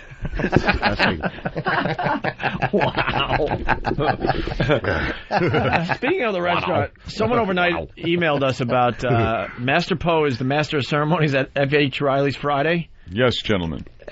This thing doesn't need to be plugged. It's like almost like the Whack Baggers are doing some kind of wedding reception. It's not even an O&A event. Well, I guess it's an O&A event, kinda. But where's the disc, like of the promo or something? He has it over there. What is this about? Serrano's got the disc. Serrano's got the disc. Stab you in the fucking heart with a pencil. Wow. Midnight Run. Nice. E-Rock. Sure. What do you got?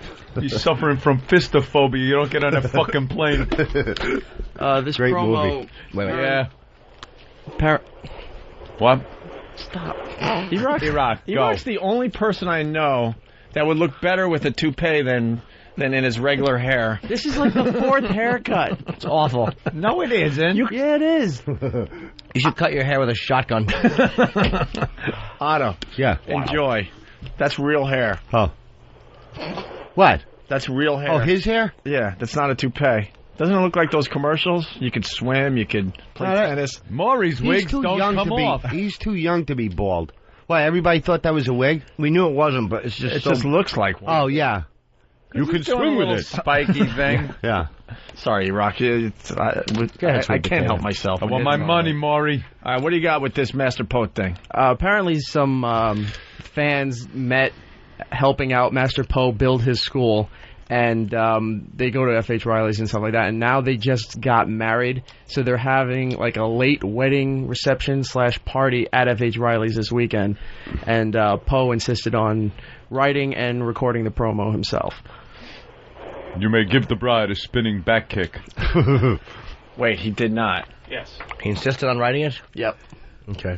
Is it a promo we're running on the channel? As of yesterday afternoon, yes. Beforehand, let me strap in. I don't use the seatbelt on my seat very Lock often. the door because he could kill us. Oh, yeah? Oh, live reading. Oh, wait, it's not recorded yet? No, it's recorded. Oh, Danny says yes, it is. Spinning back kick. Yeah. All right, let's play this. O&A Party Rockers! This is Master Poe inviting everyone down to F.H. Riley's to celebrate Mike and... You can't use our Benny Hill music. We use that for horrific stuff. Well. Well, all right, good point. All right, start over. O&A Party Rockers! This is Master Poe inviting everyone down to F.H. Riley's to celebrate Mike and Heather Smith's wedding reception. Come and join the best... I can't hear myself. Testing 1, 2. Oh, now I could. O&A Party Rockers! This is Master Poe inviting everyone down to F.H. Riley's to celebrate Mike and Heather Smith's wedding reception. Come enjoy. You could cut it any which way you want. Yeah, you don't have to. Okay, cool. I just go right there.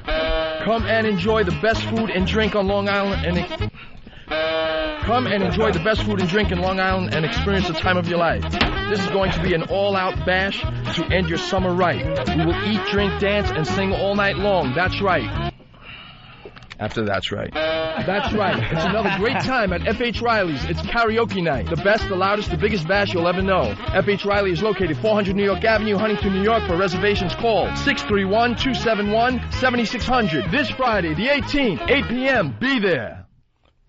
Wasn't bad. I mean, with the exception of the best party you'll know, it should have been phrased better. But aside from that and the 4th grade reading level, I mean, it was it was actually just he speaks very well. Poe's very clear when he talks. A lot of energy. Yeah, I mean, it wasn't nearly as bad as I was hoping it would be. And the Benny Hill music works. Yeah, because it stops and then kicks back in. Yeah. It certainly works. It does work. All right. Well, God bless. Impressive promo. We'd say a happy couple. I'd say hi, but I'm going to be vacationing. Yeah, we'd say more, but you could kill all of us with one drop kick. So I think it's terrific. He could actually, before I even know what's happened, pull the straw out of the smoothie I'm drinking and plunge it into my neck and kill me with the straw. He's an animal. And then he'd shove it back in there, and you'd take a last sip as you died. Worse. As things just go dark.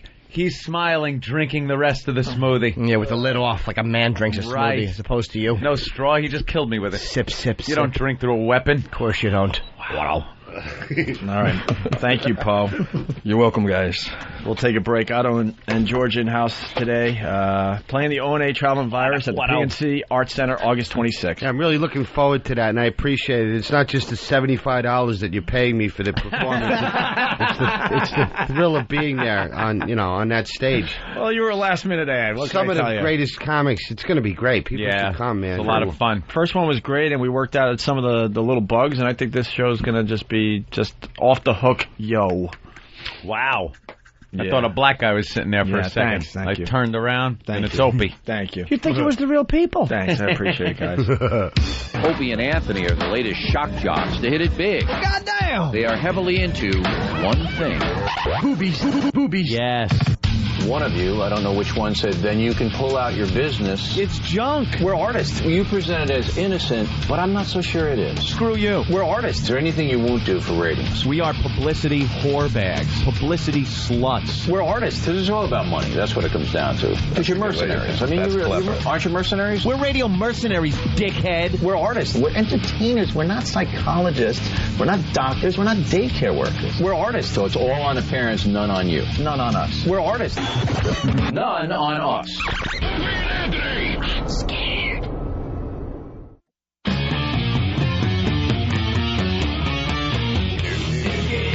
Oh, Dr. Smith. Wow.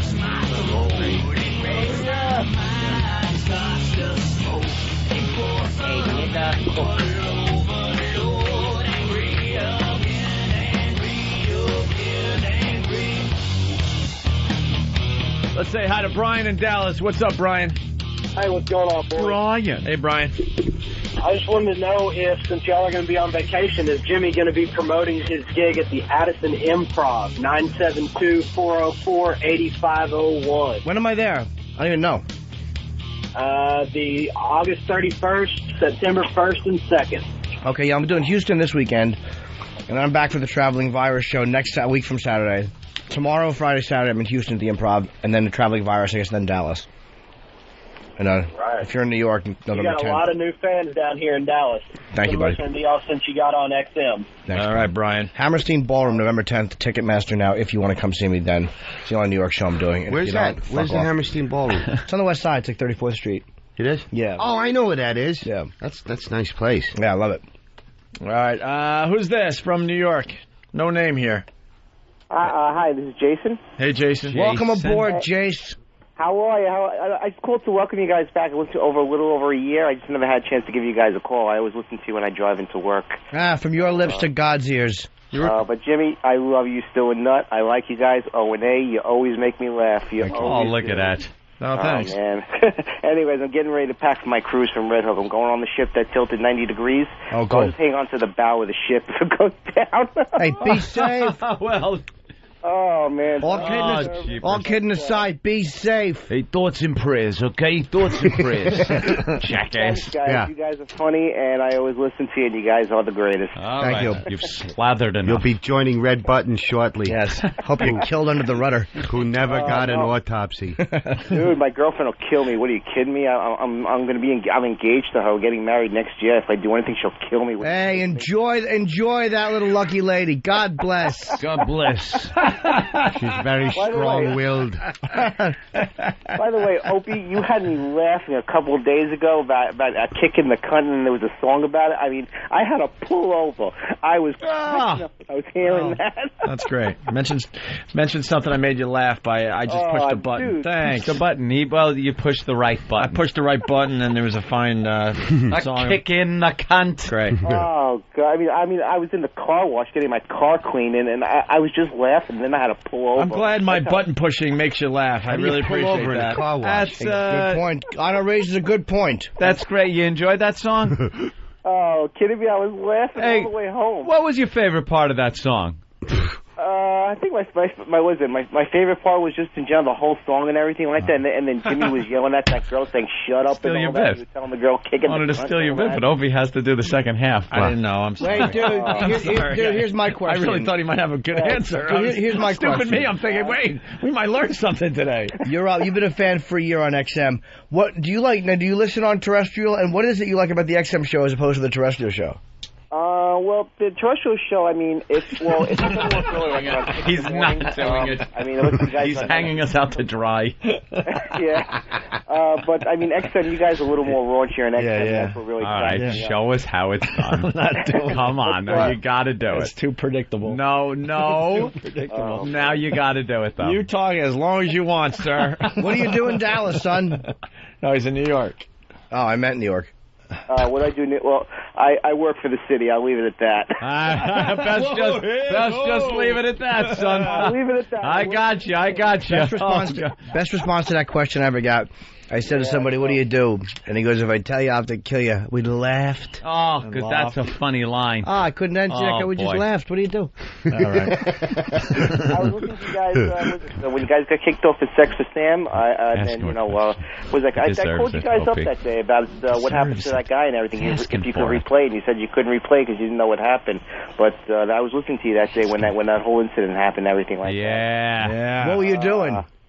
I was in Long Island. I was driving to my girlfriend's house. Oh, in Long wow. Island. I was off that day, and I was listening to you guys at Sex for Sam. I said, "Oh no, these guys are going to get kicked off." Yeah, you were pretty observant, huh? LOL. Anyways, let me go because I got to finish packing. I got all right. Well, damn. All right. Have a good cruise. Godspeed. Have a safe trip. You're gonna find your dog dead in the hallway. Larry. Let's go to Mel. Your mother. Mel in Dallas. Good morning, guys. How are y'all? Okay, Mel. Cup. Mel, Jesus. Who are you? Come on. Hi, y'all. We can handle this. Stow it. Don't that make you sad? Hi, Jimmy. We're thinking about coming to see you in Houston. We've already got tickets to the early. Yeah. Are you going to be doing any new material? And I want to bring you a birthday gift. Fucking pressure now. When's the last time you saw me? Pressure's on. I have not seen you. My boyfriend's actually seen you. So why would you need new material if you've never seen him? Fucking, they already got you. It's do the same shit. He's not going to be doing, fucking Nixon jokes, but... What kind of pressure is that? I actually have... It'll seem definitely new to you. Are you going to be driving a new tractor? What the fuck are you giving him pressure for? Zach is great. First time, 10th time. I will be doing some new stuff, thank you. It's been a while since I've been in Houston. It's hard, though, when you come through a city, if you just come back in, man, it can be a motherfucker, because they expect, a new half hour, and I was here a month ago. But, I haven't been in Houston in a couple of years, so. Houston. Well, what would you like from Texas? Because I'd love to bring you a gift. Open a box. There should be a head with an open mouth in it that I can put my dick in. And then, I think I could work that out. Really? Or you could just show up with a little box taped around your head and we can laugh about it after. All right. All right, we can do that. I want my dick sucked. That's what I want. All right. Thank you, Mel. My delicious cock. All right. My shaved, as that massage therapist called it, my meat stick. I want my... She was taking my cock one time and slapping it against her hand. And she goes, "Oh, I love this big meat stick." Wow, that's a compliment. That doesn't really meat stick? Yeah, they just say whatever gets your heart. So that's why you should shave your balls and spray some Febreze on there. How about if I was just really literal? Oh, Otto, that would hurt. Sting. Leave a rash. I hate that. Are you going to do any new material? It's like, well, why don't you just slap a new ending onto Blazing Saddles if you're so unhappy with perfection? Your act is perfect as it is. She wants a new fucking hunk. Let's say hi to Brian in Jersey. Brian? Hey, Owen, hey, Jimmy, what's up? What's up, Brian? Hey, a guy I work with has the little doggy station, the piece of shit that he is. And Howard's got a new commercial out on Sirius that says, "For us to survive, we must kill the virus." Figured you guys like to know about that. Good luck. You preaching to the converted over there. Yeah, I know. It's like, what the fuck? The guy thinks, he's going to kill you guys. It ain't going to happen. It just shows how scared he is. Can we confirm this? Because we don't have the little doggy company. Best example I ever heard of something like that was, wow, I just lost my thought. I mean, and literally my thought just stopped in mid-thought. I lost it. Right out there it is, out the window. Oh, go get it. And someone's picking up with a pooper scooper, as they should have. We need more info on this, Brian. All right, I'll see what I can find for you. I'm punching out for now, gentlemen. Oh, about telling people who already know. I was telling somebody this something one time, and they said, "You're preaching to the choir." I'm like, it makes a lot of sense, because the choir already knows what you're telling. They would know. Why would you look at them and tell them? They know. Why preach? Yeah, it's just like a whole waste of breath. They know. Let's say hi to Jimmy in Dallas. Jimmy. Honest. Hey, what's going on, guys? Hey, I was wondering, y'all just going to fucking rant and rave all day, or y'all actually going to talk about something? Probably rant and rave all day, so tune in tomorrow. That's true. Oh, really? Oh, and also, Jimmy is going to be at the Edison Improv August 31st, September 1st, September 2nd. Thank you, sir. I'll be ranting and raving. I'm a ranting type comic. I just rant. Oh, well, we've already got our tickets, Bubba. There's about 12 of us going. All right, thank you. That's probably spread out over 3 nights. The only 12 I have there. Jimmy. Yeah. Are you liking today's show, and you just use that to get through, to plug Jimmy? Just more or less use that to get through. Your call screeners are nothing but a bunch of dicks anyway. Your mother's cunt then. Our screeners are dicks, we know it. All right, let's go to Scott in Alabama. Competent Derek and sweet, soft, touchable Travis. Scott. Yeah, guys, y'all going to play the Ron and Fez clips you said you're going to play today? We had a problem with Ron and Fez recently. Got a plethora of hillbillies calling in. Where the fuck am I? Plethora is a great word. Fucking y'all. George, hold the mirror. Yeah, it's waking George up, though. He's not happy. Y'all got any new material? Fucking filthy hayseed Jew hater. Fuck them all. Fuck America. Catch cancer. Jersey. Phil. What's up, Phil? Yo, what's up, guys? Sorry. Hey, looking forward to the show down in the PNC. It should be awesome for sure. Yeah, we can't wait. Hey, Jimmy, I just wanted to tell you, man, Lucky Louie this week, fucking dude, it rocked. Thank you, Phil. Funny as hell. I was wondering if you guys could play that clip when Jim explains where he came from. Yeah. I'd rather play it on Free FM Beeped. There's something about that I really like. I'm punching out, guys. Godspeed. Yeah. Well, we can play it. We can play it here and then play it tomorrow, because what we got here is the English-Spanish thing. We can do that, and then we can play the other thing over there tomorrow. You tell me what you want to do. You get Jimmy's lines, and then you get to hear the Spanish or you want to just wait version. And play that over there, and then we'll play this over here. I would say go uncensored first. All right, we'll do it on tomorrow. CBS, and then people could hear the juxtapositions. All right, we'll do it tomorrow. Remind us on the other show. Yeah. We'll do it tomorrow, I promise. Fan might disagree. Fan? Thought? The juxtaposition, Fan. Or you could play it uncensored today, and then people will know what you're saying tomorrow when they hear it. Yeah. If they've carried over. If they've listened, like... Go on, hurt me. I'm an easy target. Another way to look at it, though. We'll just do it tomorrow. We'll figure it out tomorrow. Well, what are we playing now? Huh?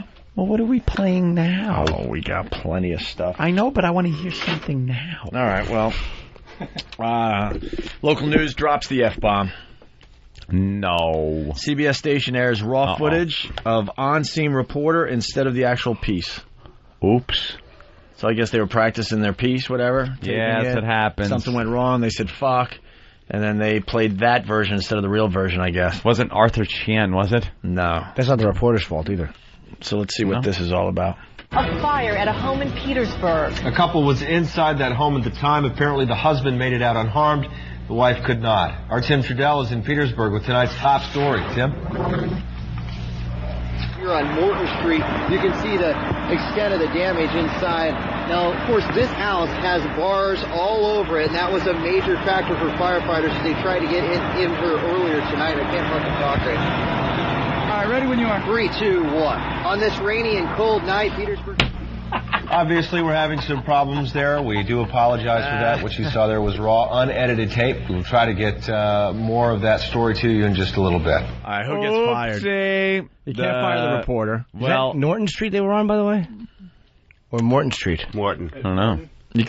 I don't think you could fire the reporter. They had taped it, taken a couple of takes, I guess, and we're supposed to use one of them during that little tape piece. And instead, they used the one that they weren't supposed to use where he fucked up. Yeah, someone that you don't even know will get fired. In some back room somewhere. Or maybe he was live. He was told he was live and he didn't know it. Maybe he was told you're going live and, oh no, because there's a producer going 3, 2, 1. Yeah, it's kind of a taped thing, yeah. Oh, boy. I want to know why. That you got to give to some guy in a room that's supposed to get the correct take. Fired. Fired. I can't fucking talk here. We could say it. Where's the video for people to check out? Come and get one in the Yobbles. Oh, Gorilla Mask. Nice. GorillaMask.net is another great website. Very well, little brother. Very well. Here's the guy doing it. We got the videotape here from Gorilla Mask. Hit turnaround.net. Where is this, by the way? CBS where? CBS 6. Sam. So wherever it's 6. That narrows it down. Blah, blah, blah, blah, blah. Rob Cardwell and Stephanie Rockin.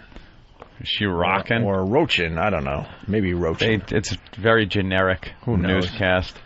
And then they go to the story. There he is. He's pointing out the fire. Little microphone. It's raining. He trips over a word. And then he drops the F-bomb. Fuck, I can't talk. And here's now take 2. 3, 2, 1 for take 2. They go back to the anchor. Oh, wow. Oh, my God. The anchor guy is freaking out. Wait, can you just push it back a little bit? He freaked out when they went back to him. Oh, wow. Look, he's hyperventilating. He's hyperventilating.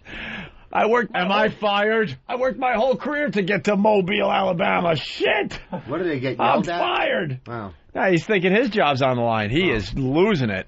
God. Oh, and she's just looking down. No reaction. Mm-hmm. I wasn't even in the fucking room. Look, I didn't say go to the tape. Know. Imagine if he said something really embarrassing, like on the set. Like, I got to redo this, and then I got to go fuck a child. Oh, it's from Richmond. Okay, thank you. Wow, did that anchor lose it? That's the funniest part of that thing is when they go back to the anchor. Yeah, check it out on GorillaMask.net. All right. Let's say hi to Eric in New Jersey. Eric, what's up? Hey, Otto, you ever going to send me that fucking Telegraphies tape or what? Who's this? Eric. This is Eric from Jersey. I met you at the Bananas over in Hasbrook Heights, and I asked you for the tape. You said you were going to mail me the Telegraphies, you fuck. Yeah, fuck. Yeah, I mean, I could still send you a copy if you're nice. I mean, yeah, I mean, I probably promised. It was an empty promise. Norton. Otto makes more false promises than the fucking Bible. Whenever you meet, this is what Otto would do. For years I've noticed this. He'd meet somebody and he just wants to get away from them, and he would go, okay, and he would just nod, and then he puts out a stiff hand that kind of bends. It's so stiff. He goes, we'll have lunch. Okay, take care. And it's never going to come to fruition. Yeah, and I watched this knowing it. He wants that tape. He probably loaned it out. Somebody, lends it out and they never get it back. I understand. I don't know. How do I get his address? He doesn't want to give it on the air, right? Hold on the line. Yeah, you got to give your address to Derek. Well, I like how he goes, I want the tape, you fuck, and then you go, I'll do it if you're nice. He's already gotten past being nice. Yeah. No, but he's right, though. I probably said, man, I'll mail it like tomorrow, and then I didn't. I'll get it right out in the mail for you. You got to get a picture of the handshake, because the hand comes out straight and stiff. Okay, he stiff shake, and the hand bends. Like if his right hand comes out, the hand bends backwards because it's so stiff. It is, and it's such an insincere motion. Okay, we'll have lunch. Okay. As you become more and more famous, you already are famous, but as you become more and more famous, you're going to need to be able to just completely blow people off. Because what are you going to gain by talking to most of these people? Nothing. I'm not saying I'm not a.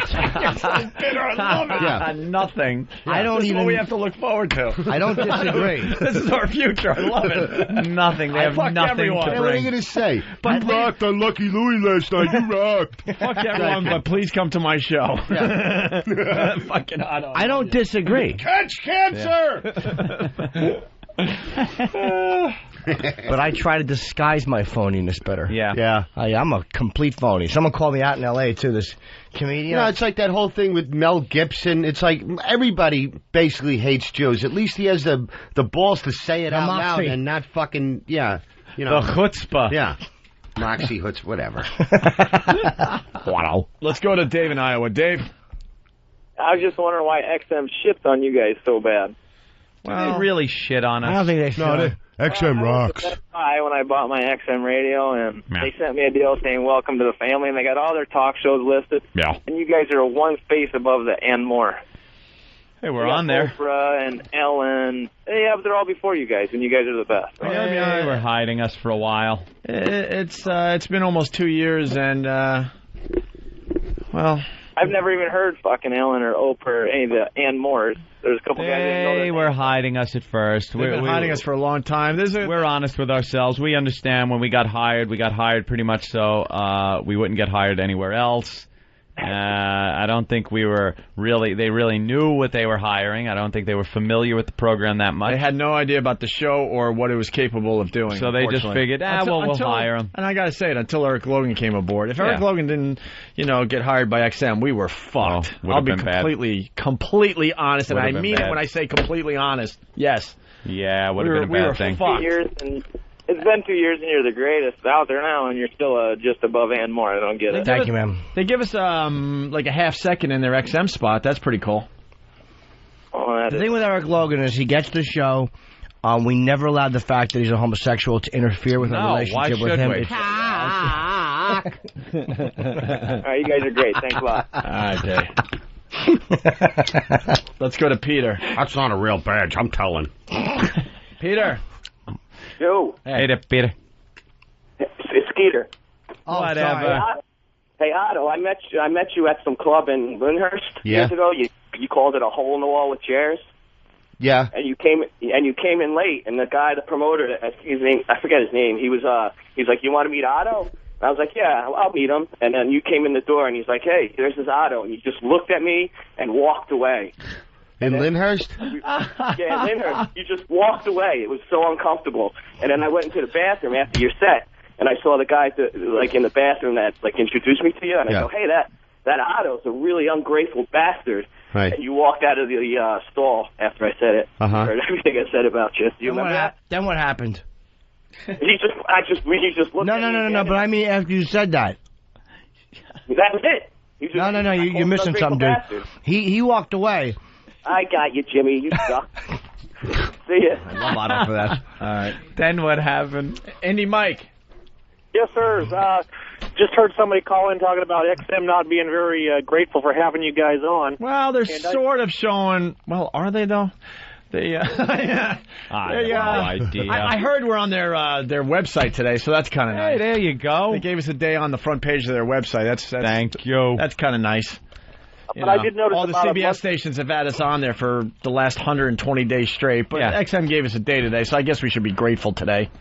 It was about Go ahead, guys. Go ahead, Indy, Mike. Oh, no. Sorry. It was about a month ago or so that that I heard Willie Nelson talking about Hank's place changing over to Willie's place, and the first thought that crossed my mind was, wait a minute, they talked about how they couldn't change high voltage to something like the Virus because it would be so much cost to change all the promotions and everything, and yet, gee, they seem to do it for Willie, so I want to know what the deal Here's is. the bottom line. Do it for you guys. I think eventually they will. I think if we want it badly enough, the name brand of Opie and Anthony should be the channel name.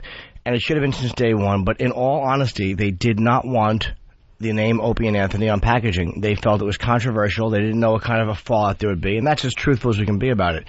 I don't think now it's about that. I don't think now they would have a problem with that. I think they will change the name if the show really wants them to change the name. You got to pick your battles. We gave up on that one a long time ago. We hate the name High Voltage. We've been saying it since day one. It means nothing to us. High Voltage. No one shopping for an XM would see that and go, oh, yeah, that's an Opie and Anthony. Yeah. Nobody. The name means nothing on so many levels. It was a lawyer that chose the name. High Voltage. Yeah. There was a lawyer. She was coming up from Washington just before our press conference. It's like Danger Zone. Which is about 2 years ago to right around this time. Yeah. And she's like, guys, we need to name the channel. Think about it. And I and Jimmy and everybody else were thinking about, all right, what can we call this thing? She comes into the press room for our press conference and goes, we're going to call it High Voltage. Yeah. And I look at her like, what? And it was already in the press release and everything. It was way too late. I'm like, what does that even mean? Yeah. And she was going off the whole angle of shock jocks were shocking high voltage. It's stupid. It's cliche. It's so cliche. Yeah. I told them. And easy. Just too easy. Yeah. It should be cunt farts. Should be the name of the channel. That would be a good. Janice's fucking cunt in Hamden.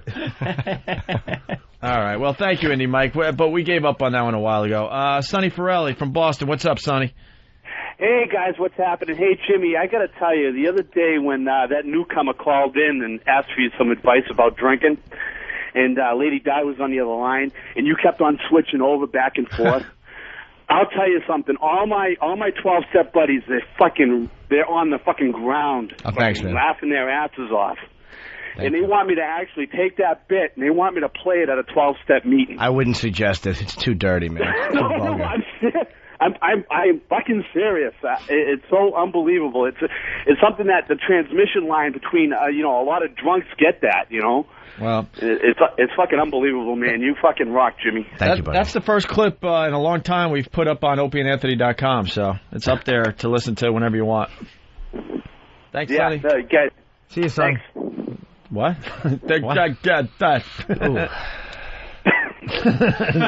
I'm on a fucking cell phone. Yeah, I'm fucking punching out. Bye. All right. Punching out. Wait, what is that? Why do they all say punching out? They're all so radio hip. It's just a term. It's a term that no one knows how to use properly. Yeah, but as soon as they get hip to a term like that, you should immediately stop using it yourself and have another one. We've said that. Yeah. We've said that before, too. Yeah.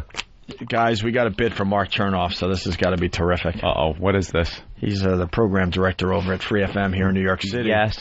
Over at the other joint. When we do the first half of the show. And this is Inetta, the mood setter, quitting live on the air.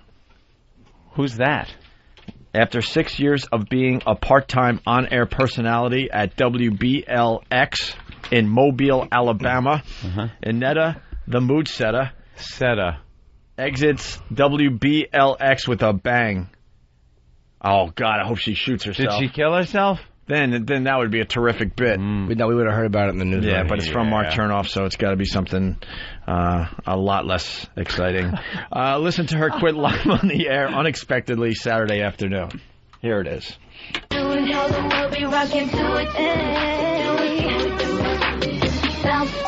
The big station 93 BLX. It is the Gulf Coast #1 for hip hop and R&B. And now with Ray Ray and Miranda, the home team in the morning. Do it to it. What better song to do it to it? It's Inetta, the mood set. And I told you I had a very important announcement, and here it is.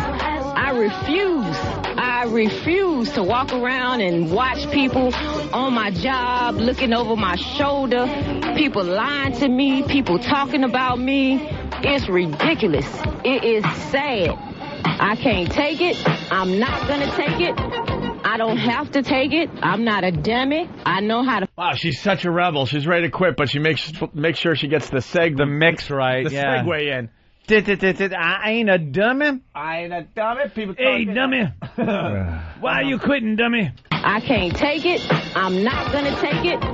I don't have to take it. I'm not a... Does she hit the... very good. I can't use that line. It stands. Does she hit the post right when she says she's out of there? I quit. Very good, Than. All right. Gonna take it. I don't have to take it. I'm not a dummy. I know how to find another job. But I refuse to walk around people. You can say what you want to say about me. And if you see me on the street, I'll let you know whatever you want to know. But I refuse. For the last 6 years, I made $6 an hour. That ain't nothing. Wow. I just got a raise after 6 years. I know. Maybe if you talk better, they would give you a few more bucks. They didn't know what you wanted. They don't know what you were asking for. $6. $6? $6 an hour she was doing that for, or is she kidding? No, it's part-time shit. Oh, wow. I just got a raise after 6 years. I know I'm qualified, and after saying this, I don't care if I ever get another job in radio, period. It does not matter to me.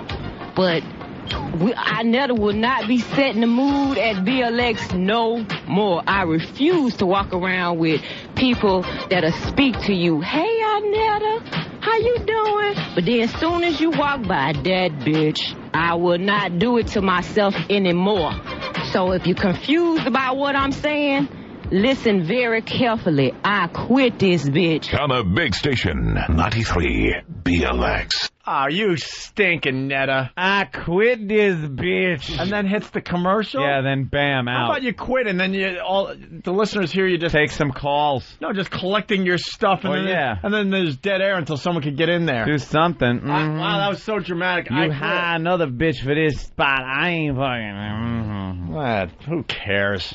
Goodbye to Inetta, the mood setter. What a dope. I quit. That's right. Right into the promo for the station. Wow. Ooh. Really getting edgy with that. Did she punch out, too? I punch out. I punch out. Inetta, the mood setter. Yeah. Setter. Ugh. Who cares? Thank you, Mark. Really appreciate it, Mark. Rich in Chicago, what's up? Hey, boys, I heard about 20 minutes ago one of the hillbillies called in and asked if you guys were going to play some Ron and Fez clips. Then Jimmy said you guys had a problem with Ron and Fez. What's that all about? Oh, it was behind-the-scenes stuff. Yeah, we can't talk about it. It's you might want to ask them. All right, thanks. It's really up to them if they want. I want to know why. If they want to air that dirty laundry, but it was not good. Yeah. So that's all we can say about that. After being friends for so long, too. Yeah, right. Unbelievable. I know. Let's go to Jess in Jersey. Break up my party. Enough on that. Jess. Hey, guys, how are ya? Hey. I thought you'd really enjoy this one on the Jesus Station this morning because that's what I wake up to because it makes you really want to shut it off. Their tagline was riding the comedy Zamboni on the ice of life. Oh, please get audio of that. It's 99.1 in New York. 99.1 in New York. Comedy Zamboni. Yeah, I think it's called The Star. On the ice of what? Wow. 99. On the ice of life. On the Jesus. We're in New York. 99.1 in New York. You sure it wasn't like Jersey or something? Happy-go-lucky stations. Huh?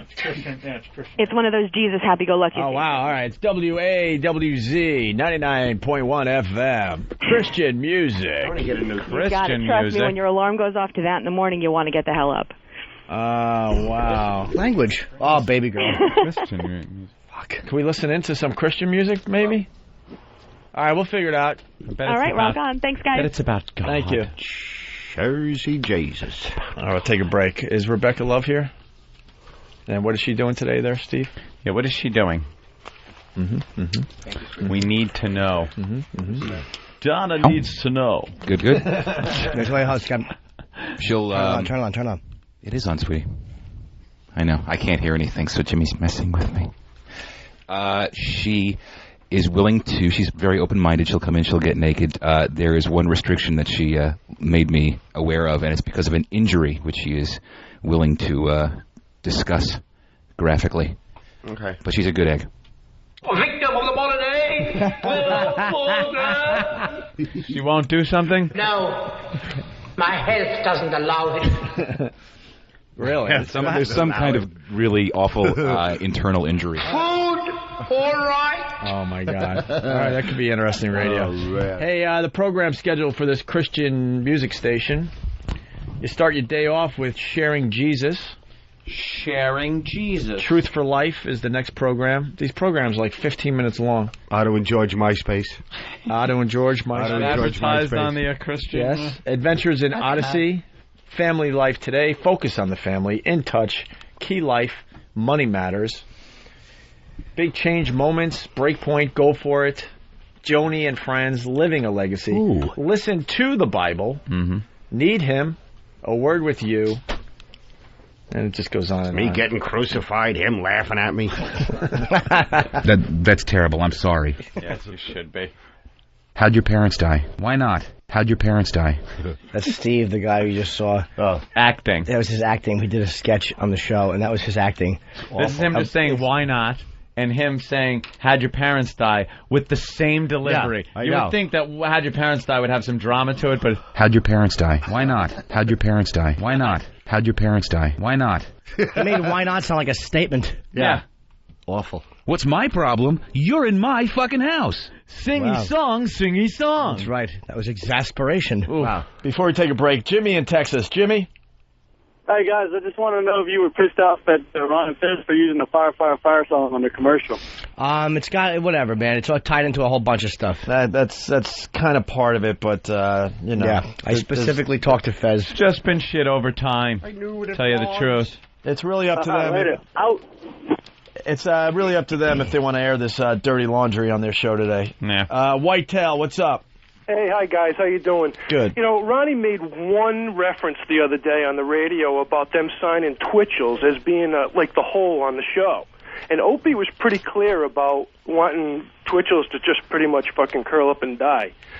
So is that What's going on? Dude, like I said, it's a bunch of things. Whatever, dude. You could tie in a couple of things like that, maybe. It's up to them. Like Ope said, they want to talk Just about something that happened, over time. What do they do? Just wake up every morning and just listen to our show for their show prep? Oh, say no more, say no more. But, Enough. I think you understand what's going on. Hey, Jimmy, you rule, here. man. Thanks, for fella. signing my stuff at DCU in Worcester. You're the ball. I was waiting for you to call in. No problem. And, dude, this is the sound almonds make. Oh, my God. Stacy fucking Stone from the Christian station looks just like me. Oh, come on. Let me look. Wow. Oh, my God. I'm growing a beard. Wow. What the fuck? You might want to do a little upper half. And look at Fat Mark Maron, David Dean. Yeah. You might want to do a separate at birth section on Whackbag because there's a lot of those happening lately. Imus says that Anthony looks like the shoe bomber. Yeah. I look like Stacy Stone, it looks like, from the Star 99.1. And someone said Jimmy looks like Boy George cleaning up the garbage. No, Michael yesterday. J. Fox I got my whole life. Yeah? I really did. Really? Yes. So maybe you could do a little separated birth. Really? When you were a kid? Maybe 50 times I've gotten that since I was an adult. Michael J. Fox? Yeah. Don't sound so like it couldn't be I'm possible. looking at your kid picture trying to see it. No, not that young. When I was like 19, 20. Michael J. Fox. Where's the kid picture? That's me when I was a boy. On the Looks left? like a young lesbian. With the glasses, yes. Yeah. Yes, I should be walking through a Peanuts cartoon. Wow. Johnny Stone in the morning, he does a bit called Submit Prayer Requests. Good, good. And then we can view prayer requests. Oh, God. Jesus, stick your finger in my eye.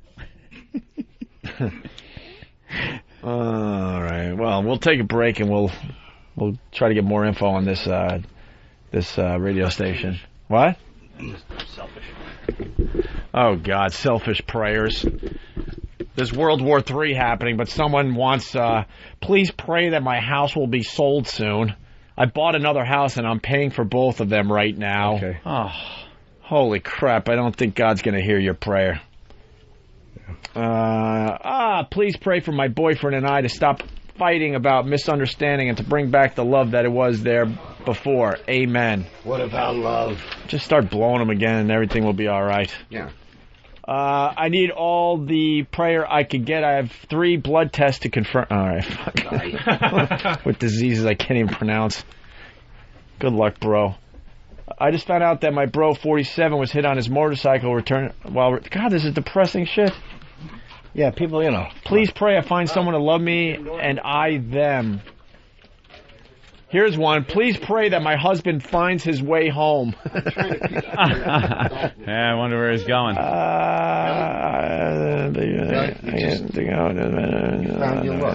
Yeah. Please pray that I get to go to a special event in my children's lives that my husband does not want me to attend. These prayers stink. All right. We'll take a break. We'll continue with Otto and George. And I think, what? Ruben in Laredo, what's up? Yeah, man, I just want to tell you guys, why don't you just end the show now and put on Ron and Fez, man? This shit is getting boring already. Then change the channel. Yes, or at least speak without that silly accent, Ruben. You sissified motherfuckers. And that potty mouth on you. They're stealing our stuff. And he's drunk. Ruben, why do you talk with a dumb accent? Look. Man, nobody's stealing your shit, man. Ron and Fez is better than your stupid. No, Ruben, what third world dump did your mother crawl out of? No disrespect, but why are you talking with that silly accent? Ah, you dumb fucks. Language. They're stealing our show. Why you have a potty mouth? Look, you can't face the fact that Ronnie and Fezzy there are rip-off artists. Ripping us off. Man, it's better than hearing. So it's out in the open now. It's just out in the open now. Yeah, it's up to them if they want to admit some things. Yeah. I mean, if they have an audience full of dirty, filthy people who don't speak with a proper accent, that's fine. There you go. It'll be up to them. Can I go home now? Just speak English properly. Hear you, goodbye, Stop with Ruben. the accent, you Goodbye. unclipped savage. Let's go to Brad in Virginia. Brad? Hey. Hey.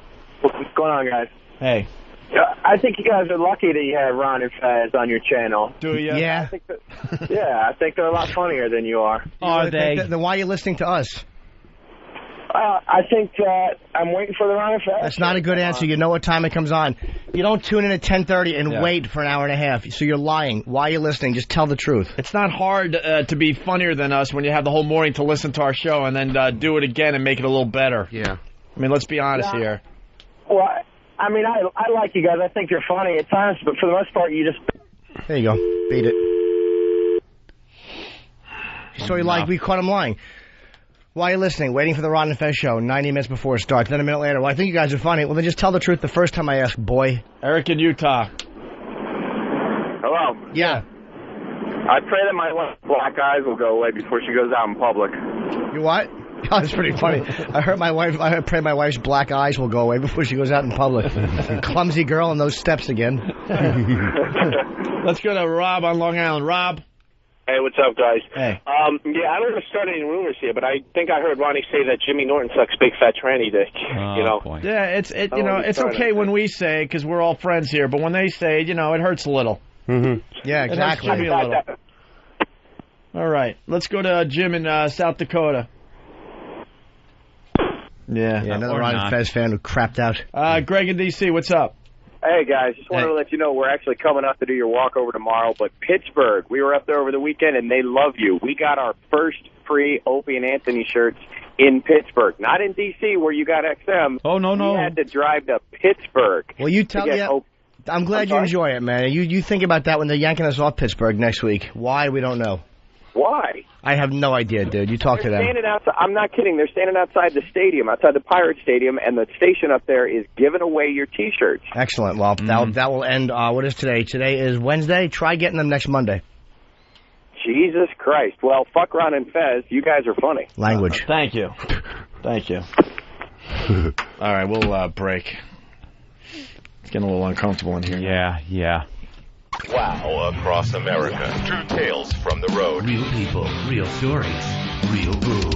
Opie and Anthony, I'm headed out of Houston, Texas, over to Lake Charles, Louisiana on Interstate 10, and just got wowed by a good-looking blonde cougar driving one of them little Suzuki Jeeps, and she just popped out one little titty, looked like a nice little B-size, looked great.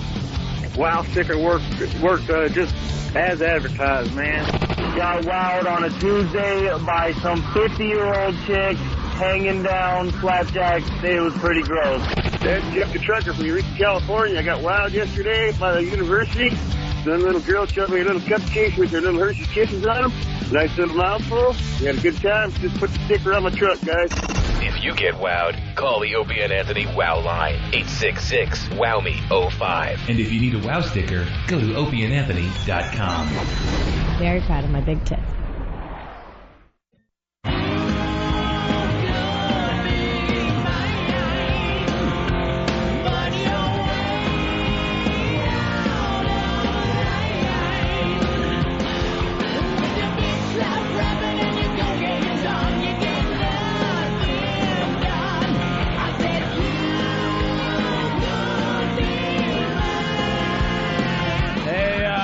Let's say hi to Eddie in Ohio. Eddie, what's up? What's going on, guys? You're killing me. You're bitching about Ron and Fez stealing your shit. Y'all always stealing Howard's shit, you fucking Howard hag. Yeah. That's what it is. Yeah. Always stealing Howard stuff. You're always stealing her shit. Give us, give me an example of the Howard shit we steal. Guys, I'm fucking with you. I love you both. I love all of you. I knew it. Thank you, I hate the people that love us. And you kill me. You're always joking around, and all of a sudden, boom, you just turn serious, and some intelligent shit comes out of your mouth. Thanks, man. Love you guys. All right, you're a good boy. Hey, y'all have a good say one. Boom, and then some shit comes out of your ass. All right. Where's Rebecca Love? She has an injury or something. You expect me to believe you don't know your left from your right? Hi, Rebecca. Hi, Rebecca. Rebecca Love. Hello, everyone. Rebecca. She's a busty gal. Hi. Well, You were here for the ostrich story, I think? yes. Oh yeah, my God. one of the best stories Hi. ever. That was it. You look different. Your hair was down or something? Different color? Same color, just put the extensions in. Yeah. I thought I asked you not to bust in here like that. Hey, who ordered the throw pillows? That's Otto and George. This girl could do the pencil test with a typewriter. And...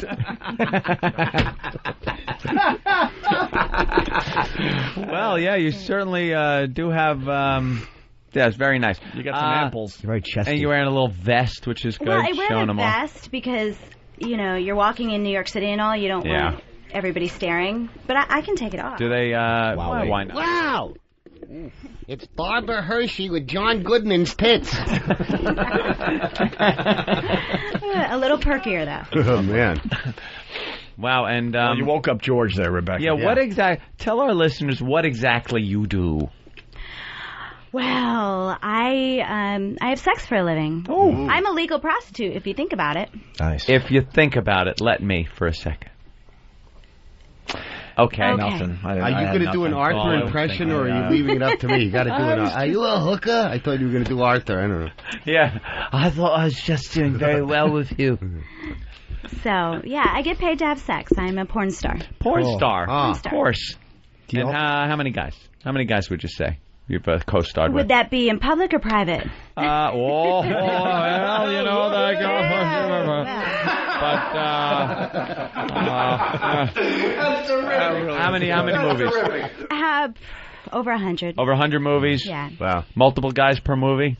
No, I've never done 2 guys at once. No. No DP? Save it for marriage or... Yeah. Any ass? You do the ass? Nope, no anal. No anal either? No. So you're straight blowjobs and pussy? I only do blowjobs if it's part of the sex scene. Wow. So if you don't do pussy, then you're a lousy I do porn pussy. Oh, I okay. do pussy. I was going to say, No. you just plugged all our holes up and... You won't just do a blowjob scene, though. No, what's the point?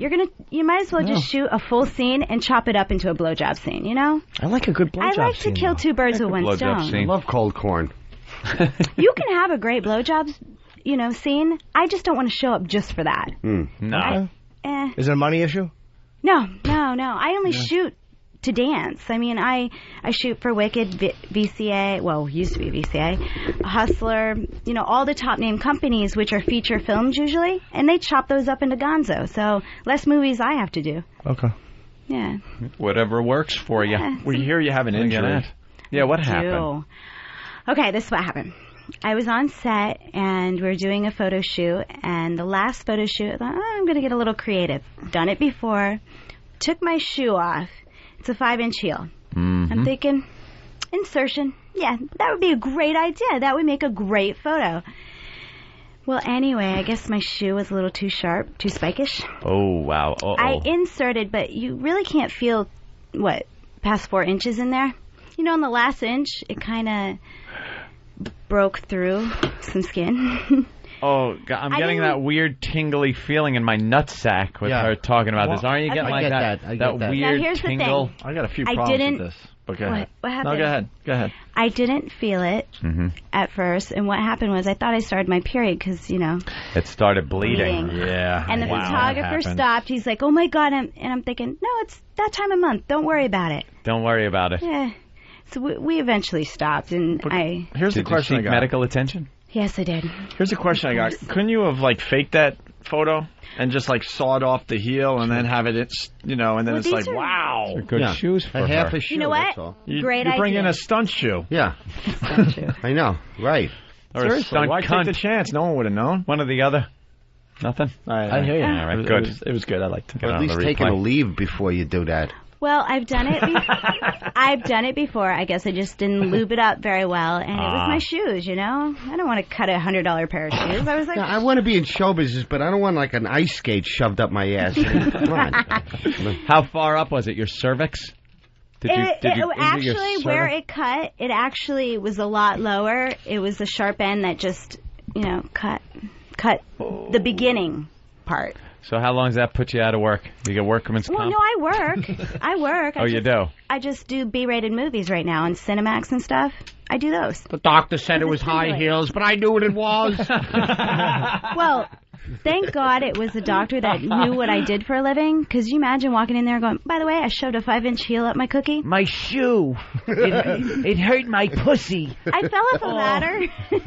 And my head was bashed apart. So I hurt myself. Yeah, and how long does that take to heal, that kind of injury? It's like a A rotator month. cuff? It takes about 4 weeks, Wow. 4 to 6. Yeah. Yeah. It's all nice. You got a soft, gash in lovely your gash. tissue. It's not too bad, but it's the the bacteria that could get up in there that I. Oh, yeah. Yeah. Hey, you don't want that. Don't want that. Do you shave your private area? Of course. Uh-oh, man. I hope men do too. If I'm shaving, you better be shaving. Jimmy Norton likes it. Nothing. You shave your cock? Jimmy and Everything. George right now. I find that Thank very you. disturbing. Why? Why do you need to shave it for? Women like it better. They like do. it better. They do. I don't like it wanna better. be Isn't that flossing. ridiculous? Shave all I of knew it. you'd become a weirdo. No. I'm not that hairy to begin with. I don't have much hair to begin with. There's nothing wrong with keeping it clipped. Like, you don't want your bushes in front of your house growing over the windows, but you don't want to just rip them out by the roots either. When did you get it in your mind that you have to look aesthetically good for the other sex? It's a woman's job to get dolled up How for do us. you know it's for the other sex? Dolled up. Oh. He's not a homosexual. Well, I'm just saying. Yeah. You never assume. No, it's true. But no, it's for girls. But girls like it. I had a girl one time tell me, you should shave that. It's a dame's job to get The dolled up, girl not yours. will be more inclined to suck your balls if Yeah. they're shaved. They like. I've never had a woman not like it. They've always went like any reaction I've ever gotten has been, "Ooh, I like that." It's never been bad. Yeah. I got to see it, Otto, when we filmed a little video. Yeah? Did you now? We had to do a second take because I laughed really hard. Yeah. Completely smooth and shaved. He looked like a little boy with then a you have loose to do cock. it every day. No, my cock was miserable that day. I was packing maybe a half. It was so soft it wouldn't bend. Oh. It was like a fucking like a little midget thumb. That's what I had sticking out of my torso. It was The video. Well, you don't get to see that. You get to see Jimmy's ass though, because he's completely naked. Really? Yeah, Jimmy did a little porno. In the shower rape video that's on opieandanthony.com. Why do we use Shower it a rape lot? scene. Yeah. Really? Yeah. Yeah, it was for our What were you comedy doing? show. He had a high heel up his ass. Ouch. Yeah. I know. Well, I don't know how that feels. So you couldn't do any fuck scenes, but you could do like those movies they show in the hotels or something where you just Right. make believe that you're having sex. I call it Skinamax. Where the guy is so far out of position you couldn't possibly be fucking. Can't the Absolutely. guys get closer? It's like, what's he fucking with his belly button? To me, they look harder to do. I watched them shoot one time. I watched them do a double penetration, and then I watched them shoot the softcore.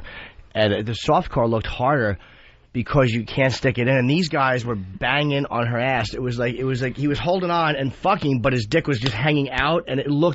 That could hurt, yeah. Oh my god! It was the most brutal thing I've ever seen. Like regular sex look. Wow. And then you got to make sure it's hidden so Yeah. you can't see Yeah. the cock just. But then they're both touching penises, aren't they? Because you're not putting it in, you're hiding it.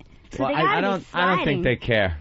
Yeah, it's not homophobic when you can get a rod in front of all those people and you're fucking a chick in the ass. Your There are movies homophobia that- goes out the window. Guys like fucking the chick in the same vag hole. Or in a mouth. Yeah, in a mouth. Two cocks. And it's just two dicks rubbing up against each other. I don't care what the surroundings are. Still two dicks But rubbing. you're still hard rubbing against another dick. It's all a day's work So for these tell me, guys. It's a little you gay. are not, yeah. It's a little gay if you That's ask all me. I'm saying. It's a lot of gay, They're actually. very happy. I disagree. I couldn't do it. But if you're able to do that, like to fuck in front of a crew and nothing bothers you, Well, you got a that's cock in there? cool. Yeah, me too. All right, hello. We're Talk talking to you about later. double The penetration. second your dicks touch, the second dick touches dick, you're in a whole nother territory, Jimmy. I agree. Doesn't matter. I would for me, it thank would you. be the I same agree. thing would happen. I can't. I've tried threesomes and I've had a few, but my dick always wilts. I don't like another dude in the room. It just kind of creeps me out. I'd done like a guy's wife when he was there, and it was just like it was too much. Ooh. Yeah. Who are your friends? I meet lovely people. She's all over the internet. But two in the mouth I could never do. Two in the mouth. So what, in the the mouth? Wait a husband minute. sits in a folding chair while you One time, fornicate with this his is when I was wife? like 18. I answered a lady's ad Oh. in the newspaper. I'll show you how long ago it was. And she called me back like a month later, and she said, well, I was looking for straight guys, so I kind of put my ad as a single, but I have a husband. Now, he does not want to do anything with you. All he wants to do is watch. And I'm like, okay. So I fool around with them. She's like 35 at the time. I'm like 19. And he looked like a pizza maker. He looked like Robert Duvall. He was balding. And he just kind of fucking... he just watched the whole thing. He didn't get involved. From like at all. he didn't jerk off. He didn't jerk off at all. Then we went into the bedroom. Like I think this was like The fuck is that about? Well, maybe he couldn't get it up. That's the only way to prove no, it he was. could. We went in there again. He wanted to deep here. Right, what's that? Double penetration. Yeah. But I lost my rod. Like when she was blowing me and he was banging her, it was okay. But when he wanted me to put it in a pussy while he was in her ass, I lost my rod. It was just too creepy. I couldn't do it. And then that was too creepy. Yeah, No, but I'm him saying, sitting in a thank you. chair watching you fuck his wife wasn't creepy. Yeah, Paco watches me, fuck her. Wow. And then we 69, and she blew me. And this is the last time I saw them. I think I saw them twice because this second time is when like this actual sex happened. The first time she just blew me on the sofa. Great sermon, Father. See you next Sunday. I'm fucking laying back, and she's on my face, and she's blowing me.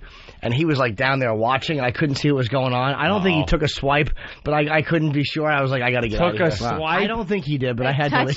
He might have. I don't think so. I was just too creeped out. He might have gotten up and... Fuck that. Yeah. Wow. I didn't dump or anything. What did he... Oh, you didn't dump? You didn't? Because I was No. going to say, No. what was his reaction when you dumped? No, I didn't dump at all. I think the first time I did was she blew me on the sofa. Oh, and then what was his reaction? I don't remember. It was like, 19. ooh? No. It was never anything like that. He's just watching his wife blow me, and I was like, too much. Too personal. Too creepy. Wow. This was before you were in show business at all? Oh, yeah. It was, I might have he been was still a 18. pup. Yeah. Get in her, Lance. Yeah. I don't surf with a board like you. Do you get a lot of those offers now that you're like a celebrity? Not a celebrity, just a but yeah, I get them. No, you're a celebrity now. The girl who told me to shave, it happened on a threesome. Yeah. Yeah, that was in Jersey. And, Another guy or two Yeah, girls? but he was banging her while she blew me. It was complete. That's the way it should be. No double penetration. Yeah, she blew me and she goes, There's an etiquette. Yeah, to me, that's Everybody's acceptable. different. If you're over there and I'm here, that's fine. All right, let's say hi to Jason in Florida. Jason. Hey, how you guys doing? Hey, Jason. You guys missed something. Rebecca, you said that after 4 inches you don't feel anything. That's why you had a 5-inch cut on there. No, I didn't say I had a 5-inch cut. I said by the last inch, that's when I started bleeding or the injury happened. So you don't feel that last inch is what you're saying. You know what? I just didn't feel it scrape. Oh, my God. See, I was thinking you've been some of those guys the hope there. Well, there is hope because I think in the porn industry, guys are too big. I prefer an average, 6 to 7 inches. Nice. Yeah. You don't want Lexington? I prefer my heel. How about Lexington? Oh, my God. Where am I going to put all that? I can't park a limo in my shed. Oh. Where would I put that? That guy's packing, I'm not saying I'm small, but, there's only so much depth. I'd be giving head at the same time. Yeah, he's a fucking animal. Limo Do you have in the shed. a large... That's terrific. Vaginal I don't have, lengthwise, you'll bottom out. It's like getting kicked in the nuts. You'll bottom out with me. I actually have a code when I'm doing somebody on film. I pinch their inner thighs so they know they're bottoming out. What does that mean, bottoming out? It means you're hitting the back wall. Yeah, it's like getting kicked in the nuts. Really? In the womb. Yeah, it hurts. It hurts. I'd love to get my leg pinched just once in my life. Just one leg pinch is all I ask for. Just pounding away, no pinching happening whatsoever. All I ever felt is two hands on my ass cheeks pulling me in harder, just begging for more cock than I can provide. Hearing, is that it? Please, God, the devil, hell, heaven. Just hoping for one lousy pinch. Nothing. Oh my God. Well, we're running out of show because we got to get out of here right at 11 today because we got a conference call. More shit. So what are we promoting? What are we doing? What do we got, Rebecca? Help us out. Why don't we do something fun to end this show? We got the Pal Talk cameras in front of you. People are checking you out on Pal Talk. Can we see you naked? Well, absolutely. I was waiting. Oh. Wow, what a lovely answer. Hold on. I've never actually heard that in studio before. I know. It's always conducted the entire interview nude. I wish I could just walk out like Hugh Hefner, Oh my God. Just Why get dressed? what, with a stroke? Well, it depends. How is that stroke? Yeah. Oh, hey. Ba-boing. Wow. Wowee. There they are. I am dancing at Club Risque. Okay. That's in in Philly, right? Burlington, New Jersey, Delaware, in Philadelphia, and where's the other one? It's in Bristol, Burlington, There you go. Philly, Bristol and Philly. Wow. At RebeccaLove.com and dancing at the Club Risque, which, Philly Club. They're good friends of the show. Just go to clubrisque.net, and you'll get my schedule. Those are real breasts? Well, I paid for them. Okay, they look like... No, go ahead, squeeze them. All They're right. soft. Oh, They Jimmy squeeze will... them hard. There you go. Hard. Wow. Well, don't pinch. Oh, I'm sorry. You said squeeze them hard. What do I know? I don't know. Jimmy, punch him. Punch him I didn't like mean to fucking speed bags. I'm very nice with bosoms. The larger ones usually like them touched Yeah, I can off. tell. No, I am. I Sorry. started with a D, so Jesus. I just fixed a flat. Nice. Oh, you fixed the flat? I fixed the flat because they went D-long. So Yeah. I was like, Doc, what can you do? He's like, Yeah. put some bags in there. What about titty fucking in the movies? Oh, my God. That's my specialty. I thought so. Holy moly. I told you about that one routine I did, right? Where I flip them around. I let the guy lay over on top of me. Uh-huh. I prop my head back with a pillow so I can lick their ass. Their in-between part, suck on their balls. At the same time, titty fuck, because I have a move in between. Right. Hold my hand there, so it's a hand job titty fuck. Oh, my God. Lick the ass Dad's going to and be proud of that one. suck on the balls. That recipe is not in my cookbook. That's a good one. Yeah. All girls should be able to do that. You multitask, and you Yeah. know what? They lose it in like 2 seconds. Yeah, that's very sexy. I would And love they that. have, they can eat me out at the same time if they want the extra If they hors choose. d'oeuvre. Why not? You're down there. Why not? Yeah. I might as You're well face go. to face with it. What are you going to do? Talk? You might as well. So anyway, that's titty fucking Wow. is what I love to do. Yeah. And I like it when the guy actually lays on his back, so I can hold it here and he holds my breasts, so he gets that. Wait, can we get a stimulation. prop or something? We Trying don't. to think. Maybe Wait the a minute. water bottle or Hold. something. Here, give her the water bottle. Okay. Well, the wiffle bat will do. Yeah. Okay. All right. So yes, let's see some of these So moves say here. the guy's laying down. Of course, it's a lot smaller than this, and he'll hold from the other side like here. Yeah. Someone give Mike her.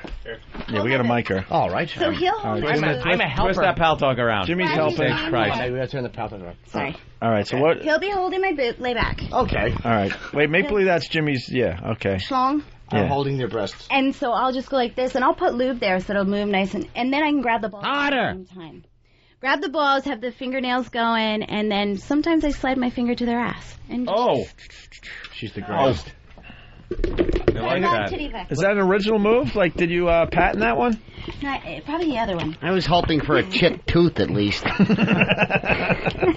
A finger to the ass is important. Do I feel? I like it. that? Do I smell an analogy coming? No. Oh, Just a big thank you if it happens. And also, I wear like teeth guards, and that's even better. What? Well, because I have Invisaligns. See? What are those? We It's, can't see because they're invisible. Yeah. Well, okay. You know our cameraman from the movie Omega Man with Charlton Heston, one of the bloodless vampires. Wow. We never thought of that one for Sam. So anyway, it guards. Black or white? Sammy. We're trying to figure out what color he is. My dear old Sammy. All right, so what's the move? Because you got the guards, the teeth guard, The guards actually help because then you can use a little pressure with your teeth without actually. Without giving it's the nice teeth. and smooth. Yeah, it's nice and smooth. Why do you have them? What do they do? Straighten my teeth. They're like braces. Oh, wow. Yeah, they're But like they're braces. plastic, and then each one's a little different. You shove I it did in. notice she's got nice teeth when she walked Wow. Wow. in. Like to push you I into a just know rock everything. quarry. It's my you job. do. It's my job. That's how it works. Yeah. Very nice. And she could use that. It's almost like getting a gum job. Pretty much. It's Little bit. exactly what it's like. How about that? Let's go to David, Seattle. David. Good morning, everybody. Hey, David. Rebecca, I just want you to know that you completely made our day. There's 4 of us here who we're just glad you're not a size queen, because when you said you just like your average 6 or 7 inches, we all got chubbed up. Well, yay. So what's that total? Yay. 11 times 4? Yeah. Well, if you can 28 handle all inches? 4 of us. I guess guys like hearing, Hey, their one more average thing, fellas. size. They like hearing that a girl likes average size. I want to feel it all the way inside me and those balls hitting the outside, you know? And it's not going to happen with something that's too long. With monster cock. Exactly. Yeah. There is too much. Well, thank you for explaining it, Rebecca, because now I'm even happier. Well, yay. Yay. Listen, guys, if there's a chance, Yeah. Opie, I'm reminding you, Yeah. the last segment from NEW. Oh, yeah. Maybe tomorrow. Oh, yeah. We forgot. We got distracted today. All right, David, thank you. Take the gas All right. pipe. All right. Let's say hi to Tommy in Brooklyn. Tommy. Hey, how are you guys? Rebecca, I want to ask you something that I know Jimmy would want to ask. And that's, could you demonstrate this with Jimmy, and Jimmy could report back to us so we know exactly how good it is. I'd be too nervous, sir. I just did. All right. I'd be too nervous. Yeah, I meant the real thing. All right, The real James, I thing. tried. He's No, from Brooklyn. I can't with all these guys in the room. My penis would wilt like radiation was dumped onto it. No, he's saying after the show, you two go off. You two lovebirds Like a go private off and- moment. Yeah. I understand where you're coming from. Hold hands, lovebirds. Emil Sitka. Is that his name? Yep. All right. That guy's from Brooklyn. Who's he with? So that's it. Rebecca Love, clubrisque.com. Yes. .net. I think it's .net. But just go to RebeccaLove.com. RebeccaLove.com should have your schedule. Yeah, absolutely. All right. Yeah. Very nice. Anything else there, Rebecca? Any other moves? No. There's really not much for me to talk about. Nothing's exciting. Just sticking a heel and cutting yourself up. Well, you know, that's little every tit day. fucking, that was pretty good. Yeah. I think all in all it went well. Yeah, I mean, think so. I have stories. You want to show Jimmy your ass? Oh, show my ass? Yeah, show Jimmy your ass. Jimmy's an ass. I'm an ass. Wow. Oh, there you go. It's very nice. That's a nice tush. Oh, it certainly is. I don't like it. Why? Problem? No, I just, it's Yeah. not my thing. No? Nah. So What's that? Oh, the camera. they shut the camera off. Ever do the They weren't impressed. ass crack fucking? Guy come on your back? Yeah, I've had the cum on the back. And then the tit fuck? I've done Come on anal. his stomach. Oh, done it in- hey! I didn't know that. I just didn't do it in the movies. Oh, just That's monster cock going in there. I don't want to wear diapers So later on. personal life. Personal life, You've done honey. that. Why do you Oh, think I like 5 to 6 inches? Ah. It's a beautiful thing. For the ass. I love it. Of course. All right. Love it. Of course. That's good. Nothing wrong with that. No. And what's the site?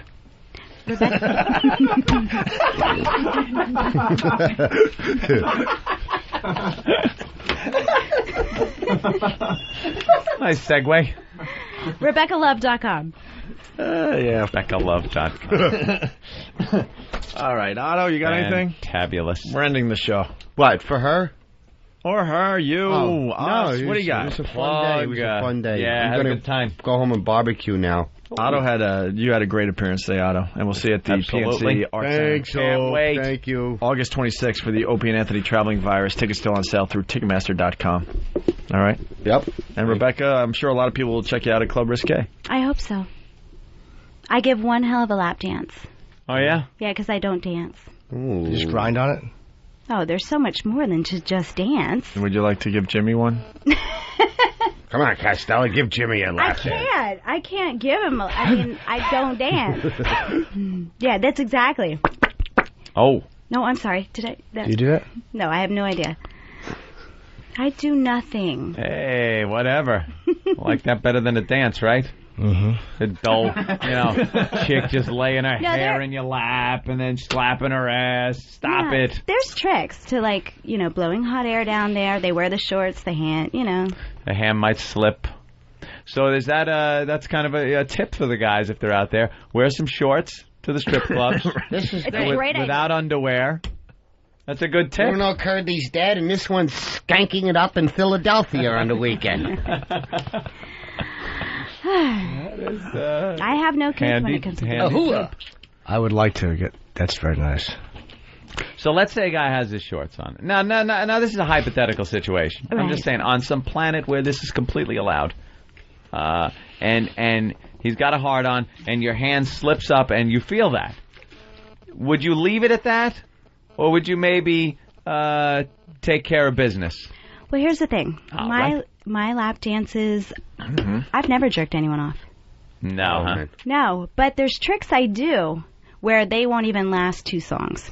You're like Uri Geller? I'm like Like you don't even have to jerk them off. You just kind of look at it, There's rub tricks. the side a little, and I mean, you can rub Dick and all, bends. but there's no. You don't have to have their hand around it. Just talk really dirty. My boobs are down there, and they stroke up and down the shorts are great because it can actually rub, and it's like wearing a condom. I don't know. That's the last time I come to this friendly.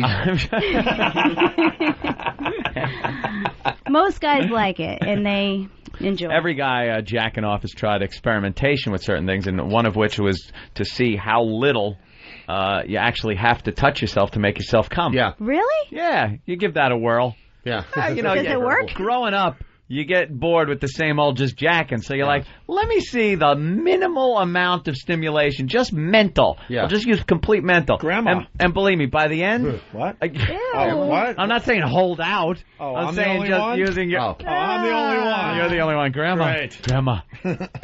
And no matter what, at the end, I mean, I'm cranking it like fucking Helen Keller at the water pump. I have... Whoa! It never works. I need more stimulation than just talking or hot air. Well, there's a lot of things going on. There's a hair blower and a fucking tape recorder, if that A works. hair blower? Yeah, you know. That's a new meaning to blowjob. if hot air and dirty talk worked, but you know, you kind of need like touch. Need some cranking. God, your poor thing. It's gonna fall off. No, I'm not talking like that. And it's got a big not hog. like it can like handle a taffy puller, or something. Just kind of, you know, needs a little more stimulation than just a little yapping and maybe a brush on the side. No, it needs more than a brush. My health won't allow it. That's why they're called friction dances. Good evening. Lady Trucker, what's up? Hey, George has a permanent Woody. Would Rebecca be willing to do it with a dummy? George has a wooden cock. How big is a wooden? Is he like Pinocchio? I'm hung like a kayak paddle. That's from my album, Laugh.com.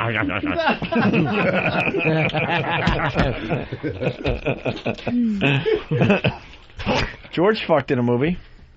Really? Oh, yeah. Yeah, Nina Hartley. God damn, I Oh, forgot really? about Legend? that. Yeah, Legend. George fucked, She's a legend. Yeah. She is. Legendary cum catcher. I made out with her in the same film. Yeah. After the blowjob? What? After he fucked her, after George fucked her, I kissed her. We all laughed. Wow. Yeah. You sucked his cock? Fucking cock's bigger than yours. Just that fat pig wooden puppet. All right, well. Hope you enjoyed it. I'm sorry about the high heel injury. You're a sweet girl. Honey, I don't even care. You Really? could have made fun of me this whole show. It's not going to hurt me. I do porn for a living. You think I care what people think? That's true. How did a guy get on a plane with a screwdriver, Vaseline, and matches? Yeah. A note referencing Al Qaeda. And a note referencing Al Qaeda. This guy wanted to during get arrested. the heaviest security. You did? Like going on. What? No, this guy. This No, is called, the guy on TV. This is called the news. This is. And, and they're Really? saying that there was a plane diverted to Boston. And the guy, passenger, had Vaseline, a screwdriver, matches, and a note referencing Al Qaeda. He's one of two things. You know He's what crazy. it is? Everybody that works at the airport in any screening capacity should have to fly with you. They're not getting on the fucking plane. Oh, that's a good idea. What do they give a shit who gets on the fucking plane? You. Oh, the guy yeah. that checked. Then they'll check every fucking person that gets on the plane because they're not flying. What do they They care? don't care. Fucking They don't Otto care. nailed it. How did this asshole get on the plane with fucking Vaseline, which is a no-no, and a screwdriver? He might be crazy, or he's doing it just to see what security How did he gets. get on? But that's the point. But I Well, he guarantee he's not a might have terrorist. been a test, right? He's not Yeah. a terrorist. I don't think he's a terrorist either. This sounds kind of kooky. No one has a Yeah, note. If I you think blow he the was testing the waters. You don't blow the plane You up think? if you're gonna have a note. You're going to have What are you a gonna do? note. Blow it up and hope the note floats somewhere where they find it? Aw, that'd be nice. He's just a crazy person who wants attention, or he really wants to see if he Some kind of a crazy person. What does Rebecca think of the whole terrorist thing? Yeah, what do you think? Bullshit. Yeah. You know It's what? bullshit. I think the Yeah. liquid thing, I think all that, it doesn't matter. If they really want to bomb, they're going to get a different way of doing it. So what are we who going to cares? do? The Stop. second we stop traveling or having fun, they win. That's what I say. I agree with you. I'm sure. I say we ban breast implants. Hey. Yeah, I am carrying liquid on board.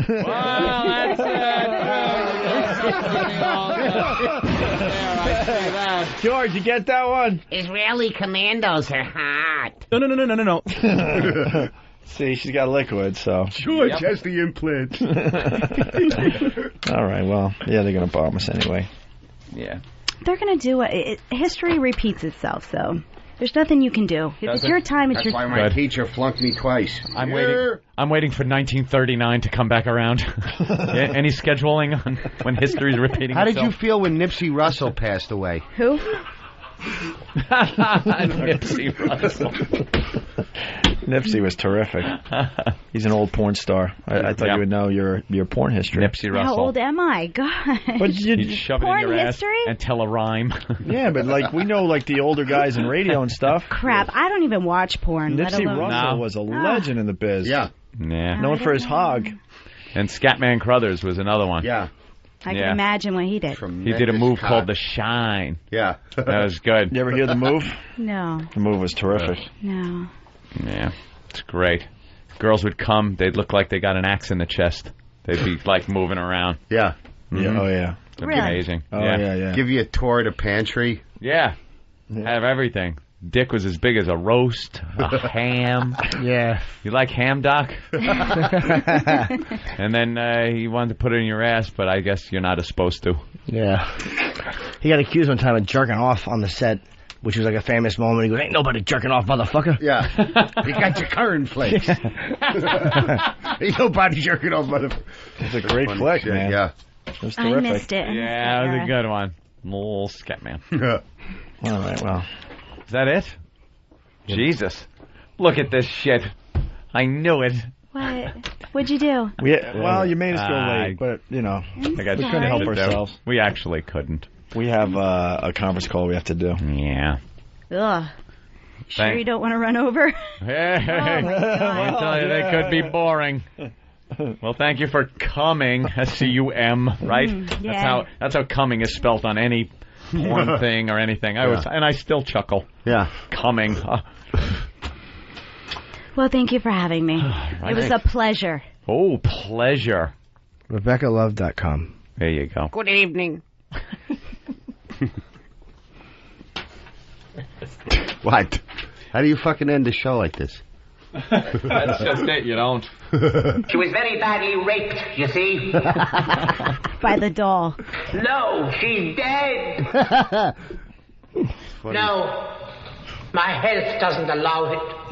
Allow it. I'm glad to see you enjoy good wine. Try the wine. He's already pouring What it. is that from? That's a great another porno. porn flick. That's a porno? Yep. That's from Nipsey Russell Does Match Game. Now he's joking, obviously, you know. But Yeah. No, it's a famous porno. He I don't know walks the in name. the door with a huge cock, and he says, Good evening. some big guys carrying him and fucking him in the ass. It's kind of some of that comedy porn. Yeah. Yeah. Have you seen the musical? No. Oh, my gosh. It's like clown porn stuff. The Yeah. guy's like has a clown face and a big cock and walks in, says good evening, everyone laughs, and then he fucks away. Yeah. Oh, that's nice. So I fantasize about clowns all the time. Big ceramic dildo. Yeah. All right. Dirty Simka. Yeah. Naughty, you filthy old Simka. You little bastard. You wretched bedbug. All right, we gotta get the fuck out of here. Come on. Okay. That's enough. That's enough. Oh, that was the name of the movie, Danny? I forgot about that. What? Yeah, it was called Cockwork Orange. Mm-hmm. Yeah. Oh, my God. A parody? Nice. Oh, of what? Come on now. No, You stop. Don't even go there. I know you know, so not playing. I don't know movies that much. Not playing the game. I don't know movies that much. What? I know things like you know the about original teeth movie and stuff. Is that a parody of something? Because I really Obviously, that clip is from Clockwork Orange. is it Yes. because they told me it was Cockwork Orange. Yeah, I'm sure Danny, it did. fucking I'm sure Danny. it was a cockbuster. Never saw it. There's an original. What's it about? Well, I don't know what it's about because I really have never watched it. No. All right. What's your website? What's your website? Rebecca Love, Rebecca Love, Rebecca Love. All right. Okay. Remember to listen to Johnny Stone in the morning. Star 99.1. That's Stacey Stone, Johnny Stone, Dawn Wheeler, and David Dean. Very good. Jesus H. Christ. That's what I'm chatting about. Okay. Are we doing something? Like trying to figure out...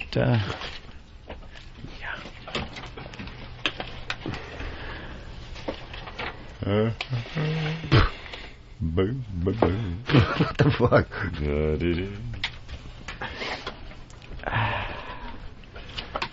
They ended the show 10 minutes ago. We're just Yay! Really? Yeah, we're just fucking with you. Yeah, it's been bullshitting. Yeah. Why would you do that? That's a little joke we like to play on some of the Yeah, kids.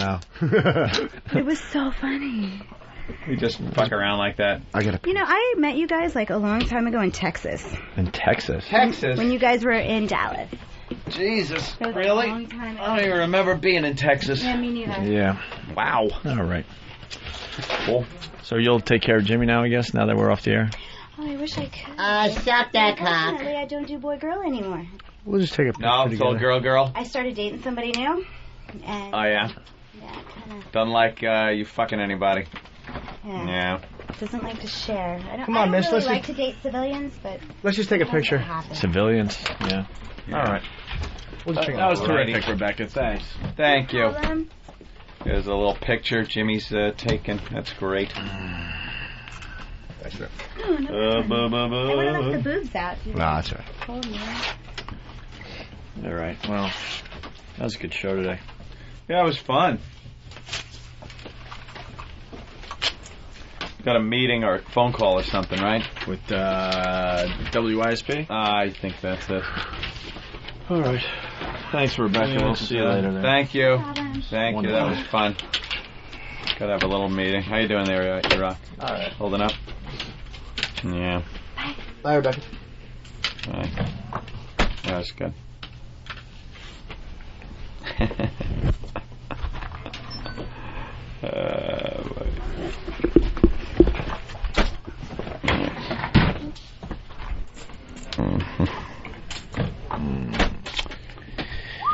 Ryan, communique from Ryan Mill. I'm getting barraged from listeners that tell me you guys mentioned that you were being pulled off in Pittsburgh on Monday. I know this was a joke, but the listeners and my staff are freaked.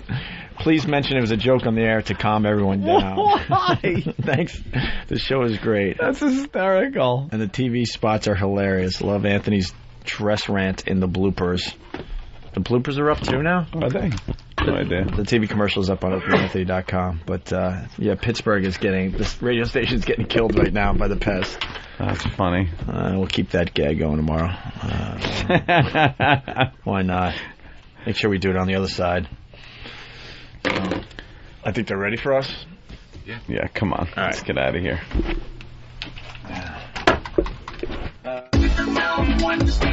It's crazy. This is what it's all about. Oh, I love this. T-Show 36 double D's. T-Show 36 double D's. Shoving your breast in everyone's face. 36 double D's. T-Show 36 double D's. Oh, wow. She just will her down. Will her down. She just will her down anywhere. With the Mount Wednesday. She'll flash. She'll flash. Hey, I'm all for it. She'll flash. And there's boobs in your face. I'm all for it. With the Mount Wednesday. Breast. Hey. This is what it's all about. With the Mount Wednesday. Oh, I love this.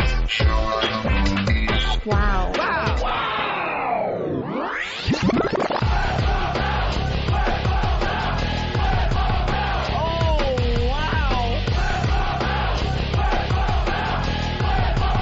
Whip them fuckers out. This is fantastic.